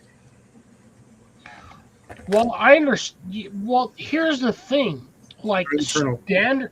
standard male. Actually, no. When it comes to the avian variety, it's not like those damn things just hang there like a bag of grapes. No, they're internal. So I can understand the legitimate question on that one because if you look at standard male species except for reptiles too. I guess reptiles and birds would be the only exception that they do not have external That would be reptile good. spiders. The Shit. reptile dysfunction. God damn. Now that I'm thinking about it, there is a ship, SHIP, of species that don't show genitalia externally.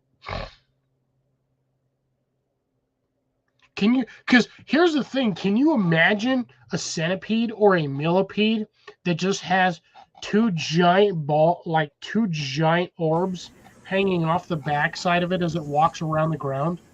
I can make you laugh even harder. So when try to make me laugh harder. What about a sperm whale?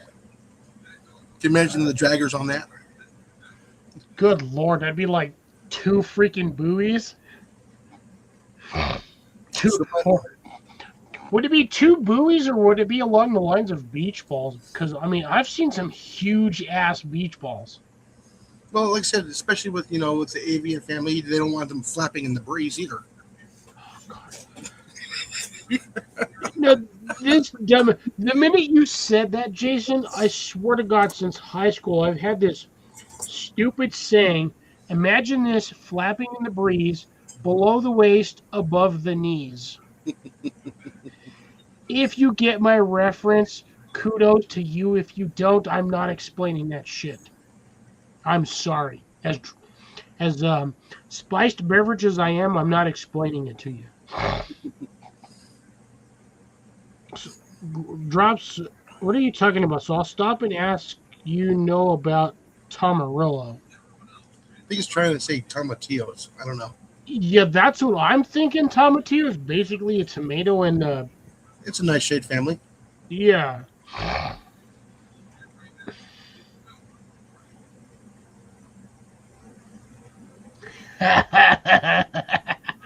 Grace. Oh my God, I love you. You are absolutely hilarious. No, I would assume that chickens are along the same lines of like ducks, Like the Argentina duck. where you have to have a willing mate in order to do that. Otherwise, that would be along the lines of unwanted. Same as humans, but again, Very carefully. right? We got here along the same lines of the problem is he is not, but I maybe possibly could be. Getting chickens. No, drunk. Oh no. But here's the thing. Most of the times, I will remember what the hell I'm talking about. A lot of the times when it comes to things that I've told Cecilia, half the times I forget. Now, mind you, I still owe her a package of stuff, and I will try my absolute best to send it out by the end of the month. I've been thinking about that for the last few weeks, and I need to get that out because I've essentially promised her shit for the last 3 years, and I have not paid on said promise. I've also got a lot of other things that I need to get done, clean my space, get shit sent out. Me, Jason, and Molly have got to work some stuff out for some things. Same with Amanda.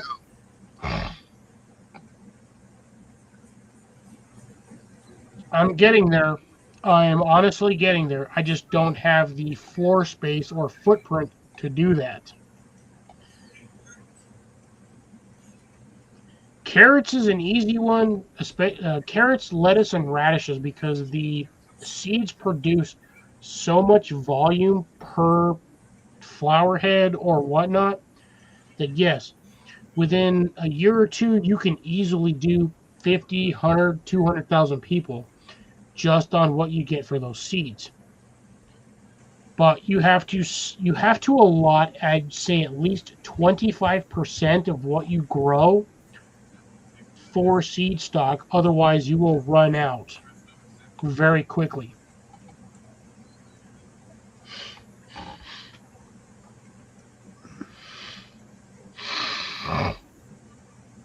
I don't know. No, I think to truly get what you would have for like a broody chicken to get full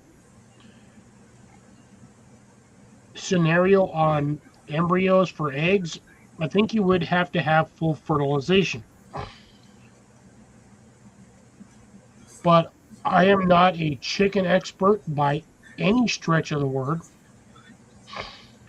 So I don't really know exactly how their reproductive structure works. Well, as far as I know, there's only one species that flies united, and that's eagles. Eagles. And even then, eagles are, when it comes to their offspring, they're just like swans. Mm-hmm.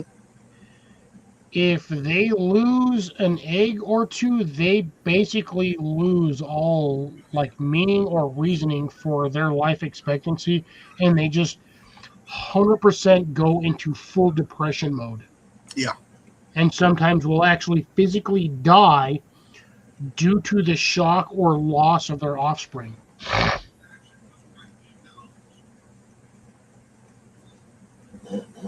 But again,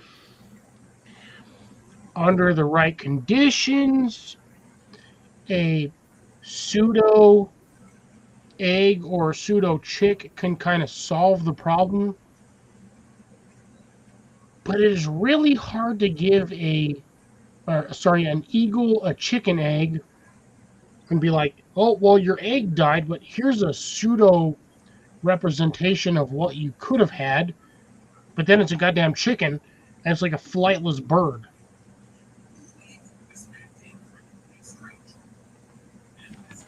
I'd rather give them a goose egg, which sounds absolutely stupid. Yeah, but they're going to try and feed the goose the wrong type of food. True-ish to an extent, I would say. But at least you're giving them a chickling that flies versus, say, if you gave a bald eagle a chicken egg, and the best that thing's going to be able to do is sort of semi-glide / fly from wherever it's at to wherever it's going. So chickens can fly, just not very well. I think they're honestly just too damn fat to fly. I know technically a turkey can fly too. Not very But well. that's no different than a damn fat chicken. It can only fly, a small amount of distance. Yeah, because turkeys can also fly up. That's how they get into the trees. I've never seen a turkey in a fucking tree. Oh, I have. I have never seen a turkey in a tree. I've seen peacocks in trees. No, But here's the weird question. When was the last time you actually saw a peacock in true flight? Like you see ducks, geese, most birds. no, You don't. it's a land bird. Again, short distance of flying. Can you imagine if an ostrich could actually fly? Oh yeah, I'd be freaking terrified. yeah. I don't think there's any amount of umbrella that can save you. That's an 8-foot bird that probably weighs, what, 200 plus pounds to be able to fly? I'd be terrified out of my mind. That's the same with emus. If an emu could fly, I'd be terrified. But here's the thing. 10,000 years ago, I guarantee both of those species flew at one point.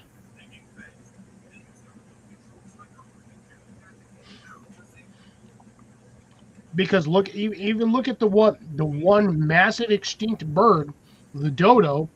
I guarantee at some point during that thing's lifespan, it flew like a normal ass bird. Yep. Who knows? But we physically can't prove that due to the fact that that was like 10,000 years ago. Yeah, so I know turkeys can fly up because we used to go out just before sun up in the morning on the golf course and kick the tree, quick get in the cart and drive away. And you can hear and we're in an electric cart, you can hear the turkeys falling out of the tree because we startled them awake. So it's like Florida in the wintertime when damn iguanas fall out of the damn trees. It's funny. That is funny. I did not know turkeys could get that high. Mm-hmm. That is insane.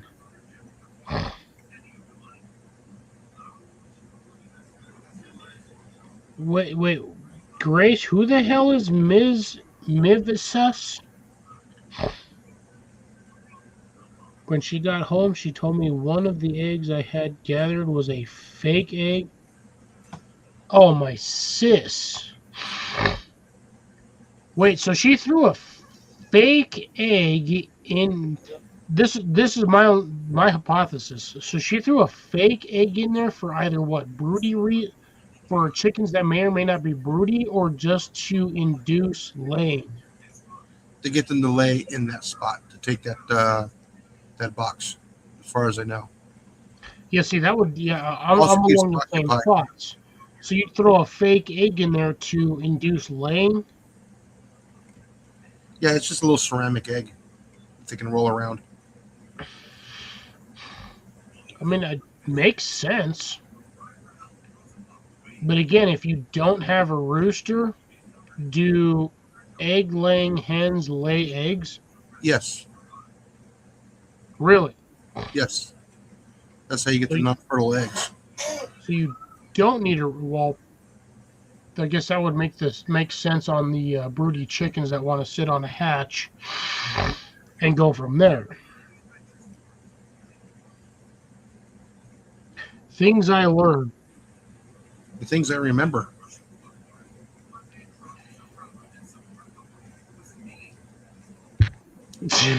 Right. Okay, so that makes sense, and that was probably a ceramic egg, Mm-hmm.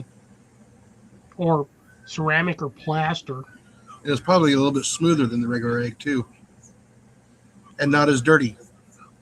Yeah, that would make sense. Try cracking that bastard, and somebody just breaks in half. And you're like, "Where's the yolk?" It got cooked.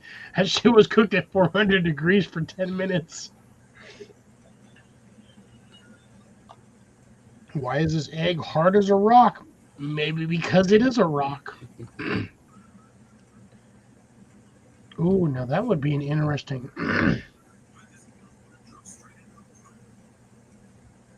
I could see doing that.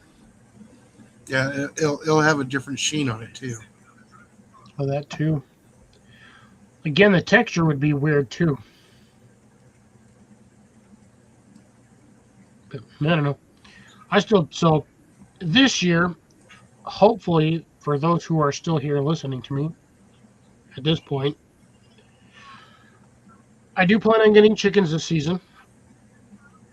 Regardless of the current outcome of how this is going to work. If I have to keep my chickens behind my vehicle, which is literally like 7 feet away from where I'm sitting right now, maybe 8 feet.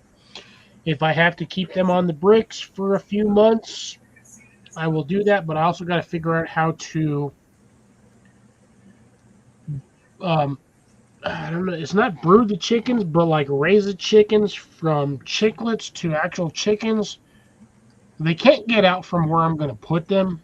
It's physically impossible because I have a brick patio space where the chicken coop's at.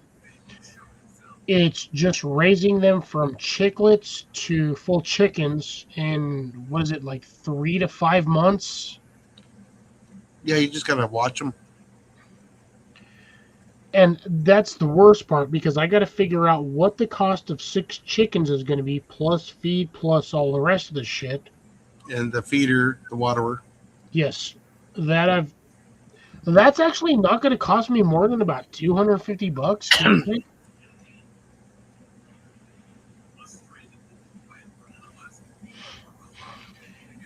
Latch egg. I'm assuming, Grace, that by latch egg you mean that like fake egg that you were just talking about? Something to basically induce the chicken's thought process of laying. And to be dead honest, I'll probably forget all this shit by morning. But it is what it is. I kind of wish I didn't have to go to work tomorrow, but I haven't told half the people at work. I'm like, I'm calling in tomorrow. Fuck this shit. Here's the thing. When you are the opening shift manager, who the hell do you call when you call in? The only one I can call in is the literal owner of the store. And I'm not going to make his ass come in to work at 9 o'clock in the morning, 9:30 in the morning. Oh, I have no idea, Grace. Oh, that is terrible. It's an egg that when you crack it open is a mass of feathers. Oh, no, I've never seen that one. Ooh, fava beans. Now, that's a good one, Drops.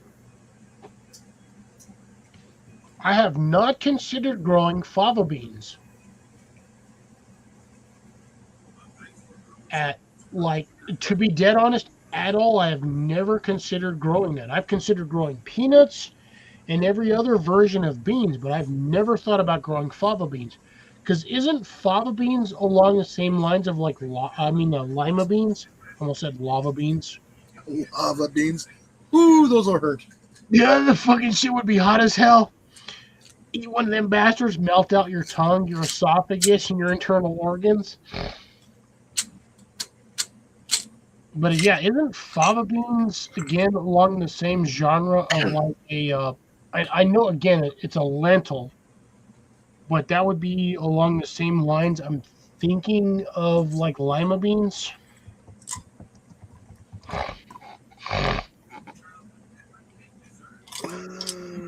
Yeah, it would be like a smaller version of a lima bean. But I've never considered growing those, and I don't know why. Yeah, it's just a smaller version of a lima bean. Wait, what the hell does it mean? Shelled and frozen? The fuck is a fava? When do beans come with shells?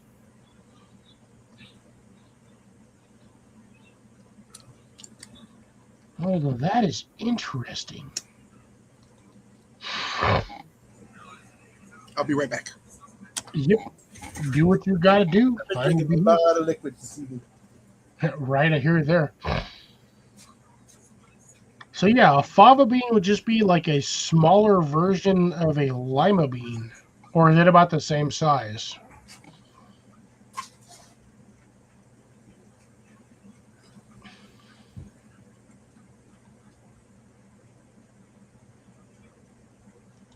Drops, I have no idea what that comment has to do with anything, so you need to stop doing that on my channel. I still take when you're talking about gardening, I still take what you say personally. I take it to heart. I do learn from it.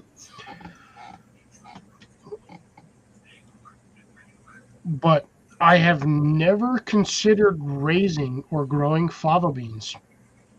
I mean, all the channels I watch, nobody really talks about growing those. Majority of the times it's like your standard lentils, black beans, lima beans, green beans, pinto beans, black beans, stuff like that. Oh, lash eggs, not latch. Okay, you're good, Grace. I just didn't know what you meant by that because again, I've never raised chickens. I was supposed to get them last year, but I never did due to unknown reasons. But this year, I 100% plan on getting chickens. Might be 6, might be 8, might be 10. I'm just going to see what's going to happen. I might have to get 2 or 3 different clutches just to see if I can get enough chickens to do what I need. I do know my neighbor house, like 2 houses over, has chickens. I know one year I got like 15 eggs, 15 something eggs from him. Basically got one of the like large country crock tubs full. And all I had to do was give him like a bag of vegetables. I had a couple bell peppers, some carrots, and some other stuff. And he gave me a whole big old thing of eggs, like a dozen and a half eggs. But as of right now, I haven't really had a chance to talk to him due to reasons. For who? Oh no, my neighbor, like one and a house and a half over, or the guy in the corner lot. I know he's got chickens and ducks. One year, unfortunately, he did lose all of his ducks because the dogs killed all the ducks off. And I swear to God, every time I see one of them dogs, I want to just pop a freedom seed right in the forehead. Same with his cats. He's got like 5 cats. And them little things are pissing me off. They keep shitting everywhere I'm trying to grow food. For some reason, those cats like to shit in my leaf piles, which I have surrounding a lot of my plants. So I have to go through there every couple of days, look at all the stuff that's been disturbed, and pull out the cat shit. And it pisses me off. Because I have to deal with that.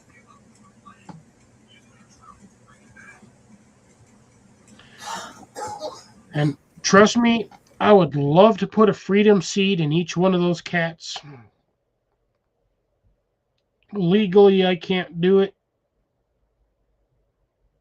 But I would love to. I've also considered numerous times putting out baited solutions, but again, I can't do that. So it is what it is. I just gotta let them go and do what they want to do. Most I can do is, if a cat's in my yard, spray it with a water hose, keeps it out of my yard for about 2 weeks. Chris is showing me what the hell a lash egg is. Give me 1 second, Grace. Oh, here's a funny thing. I never popped. Oh, that is. Why does. Oh, no, that is terrible. What? Lash egg. Go look at the link that Grace put up there for a lash egg on the YouTube side. Click on that one. That looks terrible. That looks like an infected goddamn kidney. That is horrible. Developed embryo. Yeah, that is terrible. That is disturbing. At the utmost level of disturbing. Terrible. That is gross. Both fertilized and it seems like it's both a fertilized and unfertilized egg.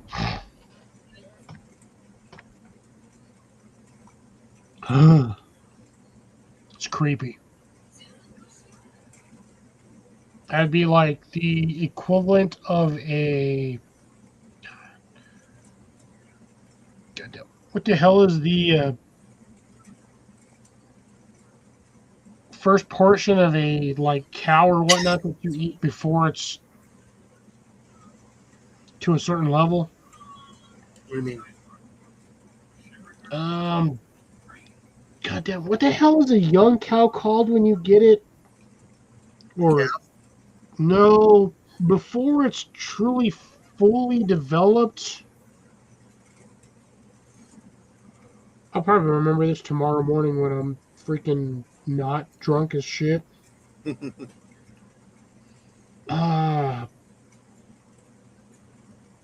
Like what the hell is a young unborn calf called when you have to pull it out because of the reasons? I don't remember. Yeah, my brain. I'm drawing 100% one of a blank right now. It's been so long since I've done anything in the egg type thing.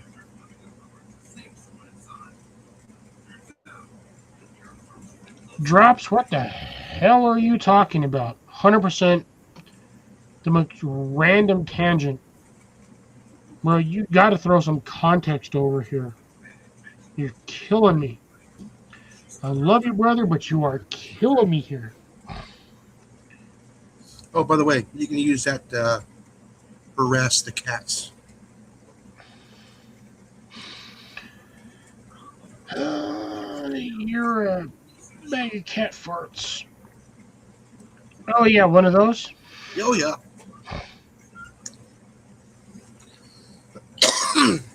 See, the thing is, I have an airsoft. Mine looks like a 9mm. I just don't know where the hell I put it. And it shoots them like little rubber, like they're almost like sticky pellets. Mm. But I don't know where the hell I put that thing.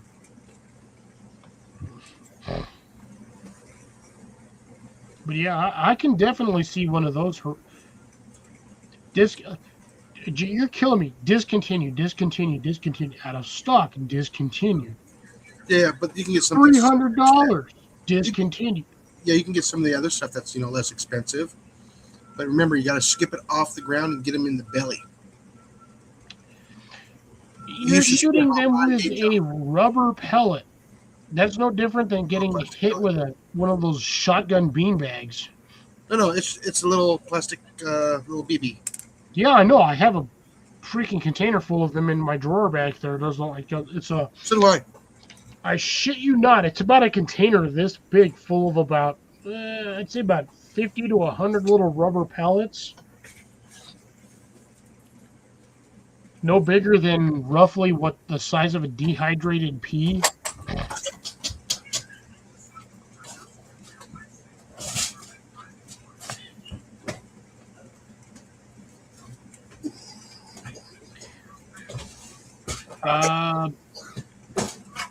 I think the only time I ever got about 20 pounds of cucumbers in 1 week was when I harvested like 4 of them at like 5 pounds.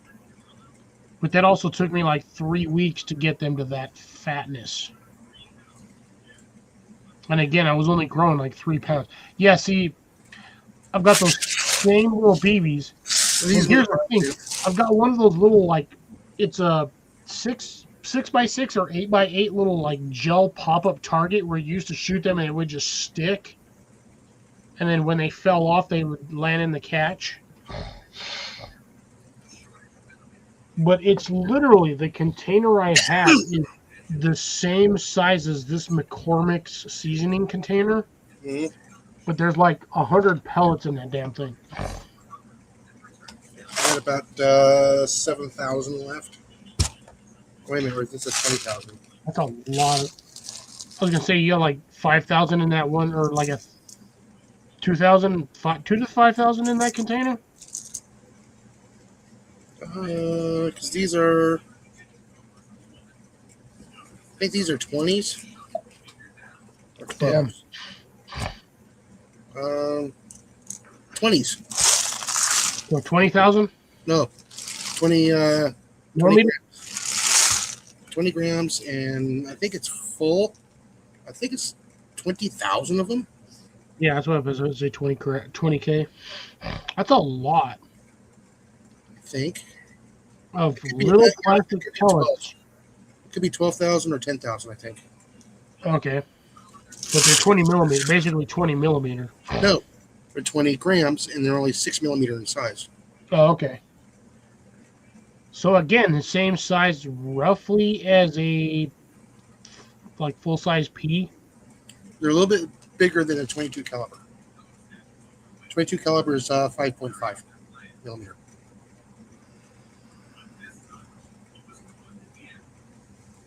Well, those are actually pretty small then. If you're looking at 22s for like a standard 22 pellet, that's actually a small round. Yeah, it's just a little bit bigger than a 22 caliber. A little slightly bigger. 23, maybe 24. Yeah, because the 22 caliber is 5.5 millimeters. These Yeah. are 6 millimeters, yeah. But they weigh almost nothing. I think mine were 9. I know they made Somewhere 8. along the I know lines. they I made don't remember. 8s. And I know they make I know they make them in 4.5 millimeter. Oh, that's way too much. No, that's the size, and diameter. That's still a large round. No, it's not. It's 177. Oh, okay. So they make it. So that's even smaller than the 22. That's because you can shoot them out of a BB gun. Oh, okay. God damn, a container your size, that'd be what, like 5,000 rounds? That is a shit. I could almost imagine that in a, what is it, the Mythbusters the semi-auto freaking BB gun that they made? Mhm. That thing was like, was it 10,000 rounds a minute? Ridiculous. And I 100% agree with you on that one, Grace. 20 pounds of cucumbers in a week is ridiculous. Yeah. Especially if you have 6 plants doing 20 pounds of cucumbers a week. I've had 4 or 5 plants, and majority of the time I'm getting like maybe 10, 15 pounds max every other week. So, like, drops must be feeding them like high grain fertilizer. Because that is ridiculous. I mean, again, over the course of the few years that I've been doing this, I've grown some like 5 or 6 pound cucumbers. Zucchini squash. Not cucumbers. I think the most I've gotten on cucumbers is maybe 5 or 6 pounds every other week. Unlike a handful of plants. Just because, again, I don't have time to sit there all day long doing absolutely nothing, fertilizing all my plants. I still work a blue-collar job, 6 to 8 hours a day, 5 days a week. Same with this gentleman over here. Yep. Yeah, unfortunately, for Needs to me, work. it's set up to sundown right now in the wintertime. Yeah, that's the problem.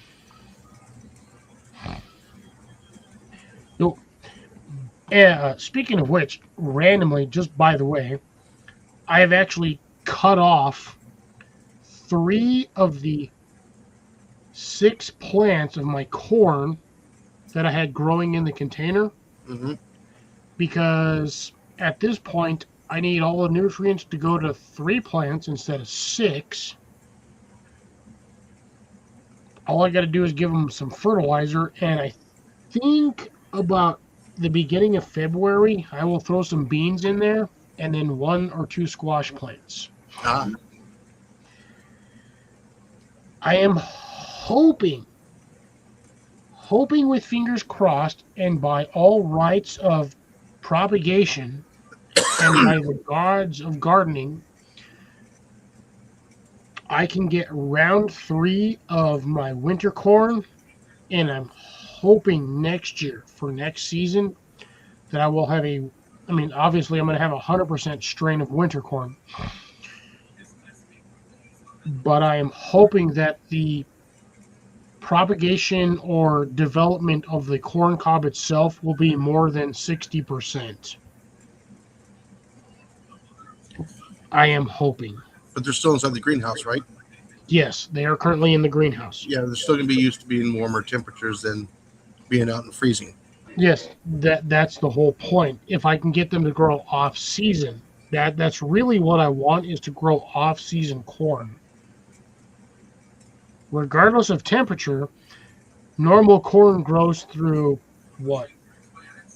April through July, usually, because that's when you get the most amount of corn, is usually during the summer season. Yeah. So I'm trying to get a 4-month head start, 5-month head start on producing corn. And again, I'm pretty sure majority of commercial corn, I would probably say 60, maybe 70% of that is, again, grown in a greenhouse now or out in the field, out in the open. But you're looking at places that grow corn that's what? On a daily basis, even in the wintertime, 75 plus. Which, where you and me are at, Jason, we don't get that majority of the time during the daytime in the wintertime.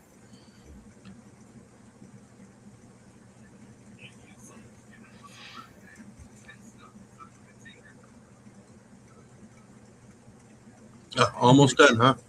Huh? Yeah, I'm getting there. I've got I'm kind of milking this. I mean, I'm already at 5.5 hours. I know. I just don't care. Yeah, remember, it's 1 o'clock in the morning here. Shit, it's almost like 2 o'clock, ain't it? No, it's almost 1 o'clock in the morning here. Because let's see, I'm at 12 o'clock in about 6 minutes, give or take. Yeah, I've been winding down for a while. Is Molly still in there? Yeah, she's still here. Love you, Molly. Love you too. He's Everyone that's still here. I'm actually surprised. I'm honestly surprised. Well, she doesn't have to make a run to Houston tomorrow, so that's a good thing. Why the hell would you have to drive to Houston tomorrow? Well, she was going to ride along with her mom to go pick up her sister at the airport. No, I'm not going. I know you're not going. Isn't that like a 3-hour drive? Back there and back, yeah. Almost 4 hours. A 4-hour round trip. Yeah, I'm about to hit midnight for most of us. Yeah, Or at least for in the me. morning. Well, I'll be 100% honest. I appreciate everybody that stayed here. Drops, I know you said you were going to leave almost an hour ago, but I appreciate you staying and watching and listening to the ramblings of one drunk guy and one I don't even know. Are you even buzzed? Do you even have a good one on that one, Jason, or not? No, I did not. Yeah, see? So, one drunk guy and one sober guy. Well, I got just enough to relax my muscles. Yeah, I'm on the round 3 3/4. So I'm either going to sleep really good tonight or sleep like absolute crap. Well, hopefully you sleep good. And you wake up in time to go to work. The worst part is I'm going to be, I can guarantee I'll be off and on sleep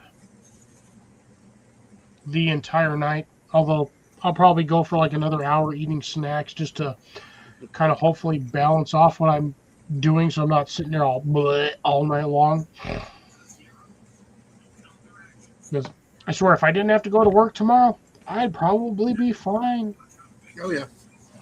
But as an opening manager, who the frick is going to be there to help me not feel like shit in the morning?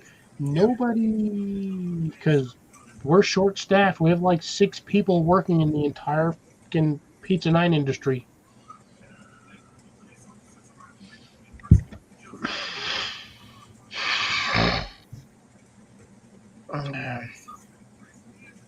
Yeah, I want out of the system, but to be honest, I need minimum of 5 acres to do that. Not to say that I don't actually have the physical capital to buy said 5 acres. I just don't put a lot of my investments or money into the banking system. That's the thing. You still rely on the redneck retirement system? I'm like those. This is going to sound stupid, but I'm running on the drug dealer system where majority of my money is considered under my mattress in like bundles of like $1,000 here, $1,000 there. That's how I'm running on it because I trust and don't trust the banking system at the same time.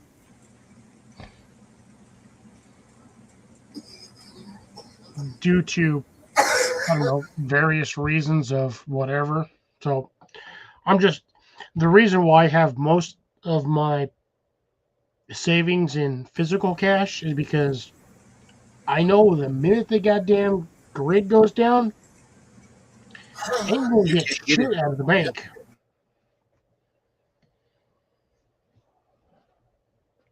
And the survivor, I don't know if anybody has actually seen the supposed stupid ass survivor coin that our current dictator is trying to run. I have no trust in that either because I'm pretty sure that's about 3% of what it actually says it is, and the rest is kind of lead. But it is what. Jesus Christ! You bought 4 acres for 30 grand. I can buy an acre down here for like $1,500. But I also live in a majority of that acreage is dirt cheap, literally dirt cheap, and it has no electric or water.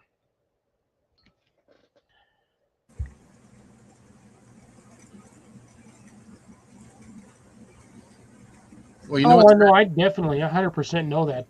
Well, you know what the redneck retirement fund is, right? Still in a backwater shed on 15 acres. No, $1 at a time for a ticket. Lottery. No, actually, in most states that's about $3.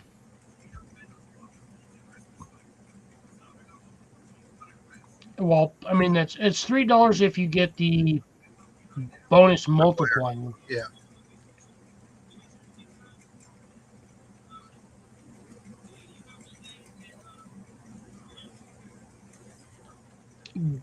Drops define everything. Are you talking water, sewer, electric, garbage, a house? Infrastructure. Yeah, exactly. Infrastructure, roadways, Mailbox. economic connection.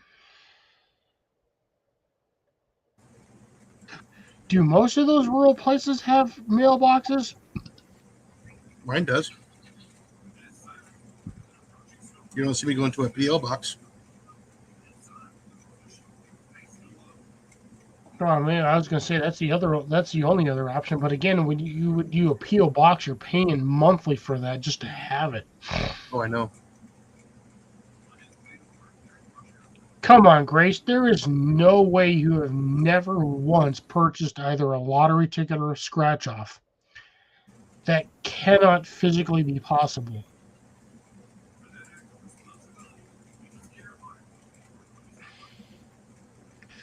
No, Drops, you live in a fucking church. A church is not a house. Technically. House of God, yes, if you're dumb or ignorant enough to actually believe in that.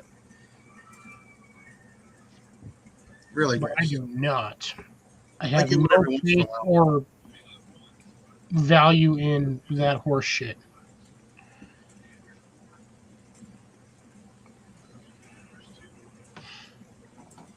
It is now 1:01 in the morning.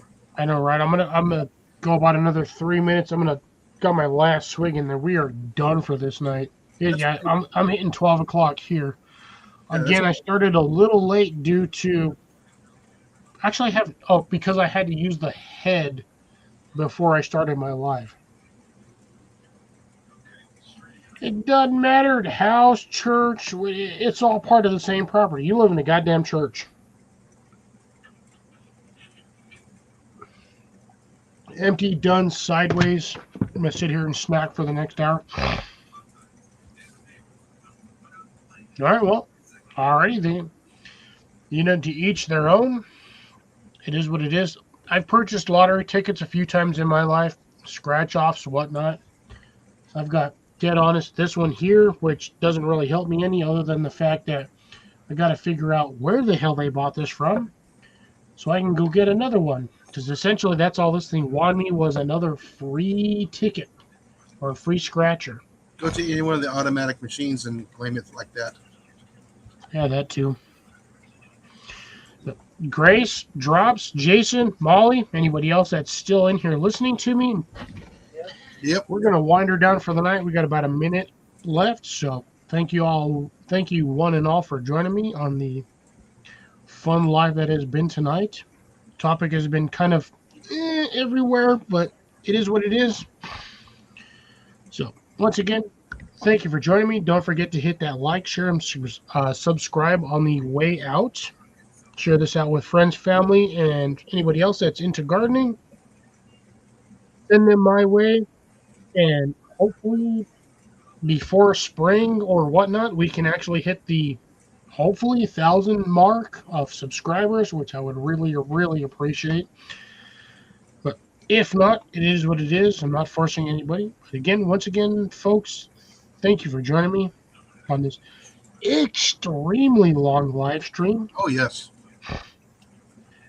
So be well, be safe. Thank you all for joining me. Catch you all in the next one. This is going to be Fox Outdoors signing off, and Jason with Get out there and slap a rat. Take care, folks. Have a good one. See you.